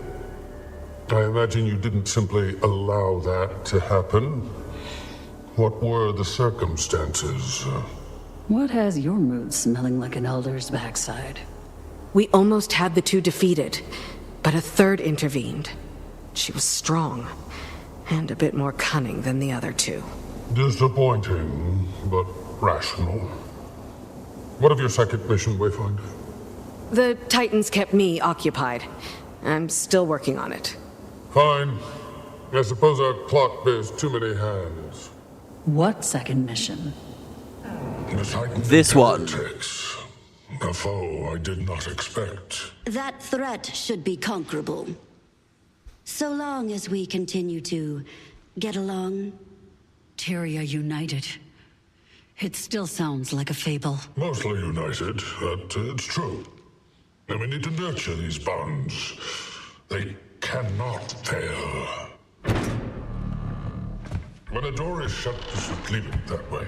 Sorrow. I love the little detail of how that chair moves as Dagda stands up. Ren.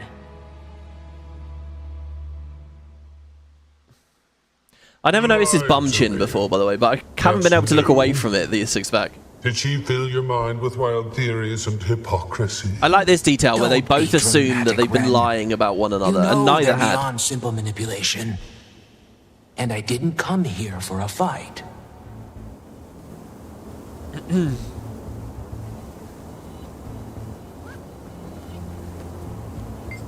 Explain yourself, Wayfinder, now. Alright, I like this one. Did you expect me to detain her yourself? I brought her to you. Did you expect me to detain This her is good. myself? I figured I'd bring her Myself? straight to you. Oh my god. I'll deal with you later. So, how did you get inside? The Towers always liked me best. You know that. Waiting sorrow. You're... My dearest friend. I'm fine. Dearest friend, and yeah. I It's only have been a few stories hundred to years. tell you. Stories! The cause of this whole Titan incursion may fall at your feet, and you will See tell that what? stories. Your instinct to make everything an intellectual brawl has always been exhausting. Then explain. So help me, Iskarin. I will open a gateway and lock you in Abaddon's cell for a century. Will you? It's fine, Dagda. His alarm isn't unwarranted. I left you all. I abandoned the Astral Ward. I didn't say why. Jormag raged in the north, threatening the Highland and Lowland Coden. They needed me. But when Jormag fell, the storms calmed. My mind was stilled. And I couldn't return yet, though. I needed them. My people. My presence during the Titan attack was purely happenstance. I sought to remedy it, but then your Wayfinder tracked me down. All who knew my identity were asked to conceal it, but I always planned on coming back here to settle affairs.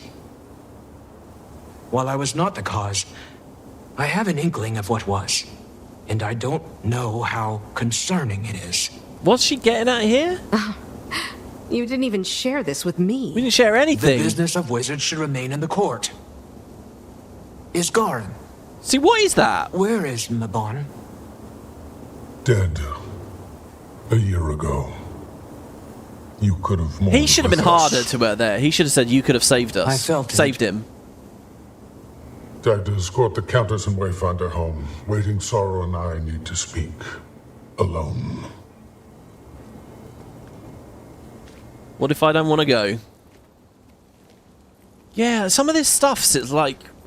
What tangible did they say with some of this stuff? Why doesn't Waiting Sorrow want us to hear what her theory is about the Titans? What is her theory about the Titans?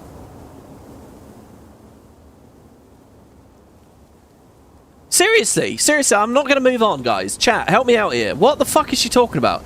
Because if there's not answers to that, that's just to delay talking about it, right? While I was not the cause of the Titan incursion, I have an inkling of what was. See, this expansion could have been written in such a way that we were really playing around in that space of shit. Did she cause this? And then the revelation that she didn't and she's actually alright. And really she's just angry at Isgarin because of Vast Nakim. I think all that was all really rich stuff that should have been right there at the forefront. And it's just not. Anyway, all who knew blah blah blah blah blah. So we ask, well, what is a theory? And she says the business of wizards should remain in the court. So what is she... See, so when we first did this, it was... wait, is her theory that Mabon's the reason? That's what it is, right? She thinks that it's Mabon's fault. And she doesn't want to talk about that in front of us because she doesn't want to drag his name through the mud. And we don't really know everything that Mabon was doing. That's it, right? Because they're going to have this last moment in a minute where they're going to basically be like, oh... Was it Mabon's fault? Right, okay, so it does kind of work. It's the Mabon angle. That's what it is. Let's read this real quick, a collective history. Oh no, let's not. That was just about the Mesmer Collective and, you know. What next? Oh, somebody else is showing up. No? Well, how are you two doing? Hey, you okay? I'm... Every day that passed since she left us, I thought she was dead. I thought that Jormag might have killed her, that she traveled into the mists, no intention of returning. I thought... None of that matters. She lives. Waiting Sorrow lives. I don't know how you did it, Wayfinder, but you brought her back. Thank you. you thought about it more than the writers who did the story thought about it. No. I refuse that. I think they did think about it. I think that is put it out well.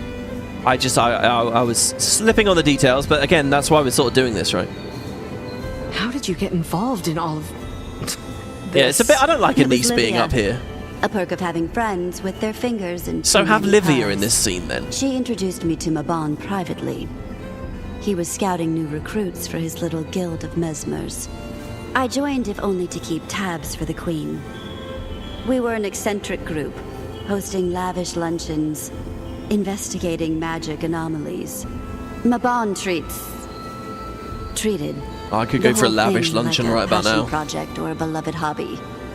So I'm aware it's nearly midnight. Founders, after all. Sounds like the ideal place for him to, let his hair down. You joke. But I saw what he looked like under that golden dome on numerous occasions. And? Nothing that bears repeating.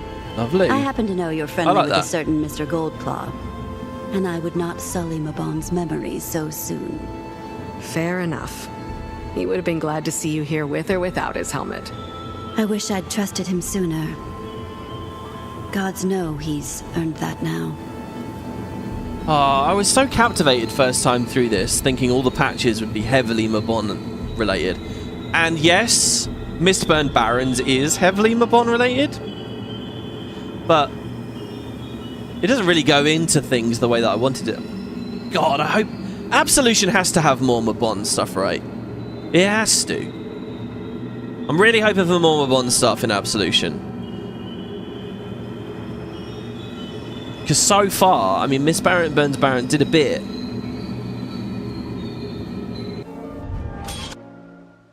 And what about Dada? Yeah, Dada too. I want to see more about Dada. Or any of the other Massart. There's like 3 Massart we've got, right?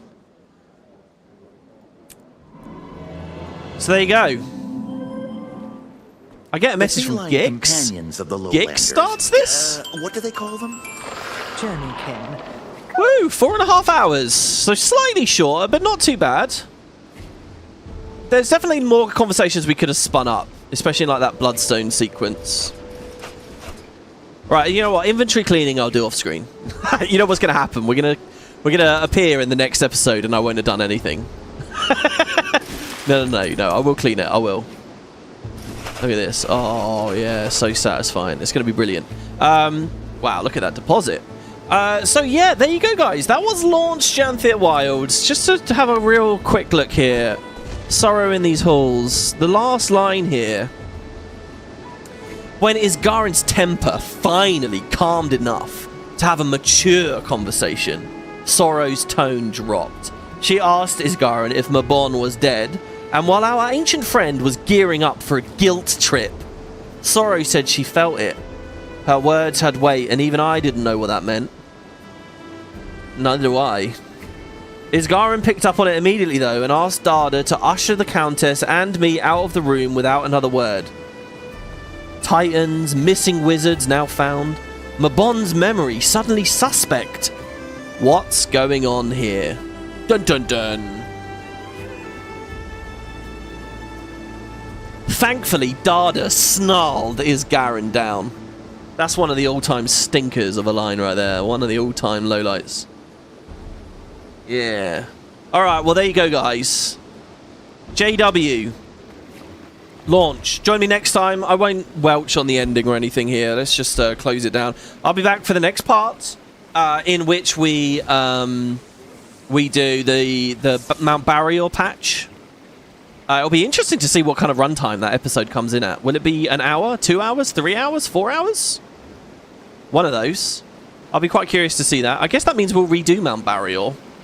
The story mode edition of it. And then we'll do the Mistburned Barrens on the episode after that, and we're ready for Absolution. The full recap will be done. I'm glad that my general plan for this did work, you know. Base expansion in 2 episodes. We're basically doing a map per episode. And the map next time is Mount Balrior. Thanks very much for watching, guys. Thanks for bearing with me as I've ranted about, you know, people cheating on their wives and all the Stellaris shit and all that. Thank you. Hopefully it's interesting at any level. Once again, drop your comments if you've managed to keep up with all of this. I know it's been a lot of content over the past couple of days. Drop your comments. We'll do a little Q&A thing at the start next time. That was really fun for me. I liked it a lot. Thanks to everybody who was there in the chat. Thanks to anybody who... We don't really... I haven't had donations for ages. I don't think I've missed any. But thank you to anyone who did, like, member or do some gift members. It feels like a lot of that stuff's rained like way back. I don't know whether that's I'm making a mistake or doing bad content or whatever. But to those of you who are still doing it, thank you very, very much. And yeah, I'll be back for the next one next time. Take care, everybody. Thank you all. Have a good evening. Yeah, we actually kept pace. Indeed, we did. See you guys next time. And hopefully our outro doesn't bug here.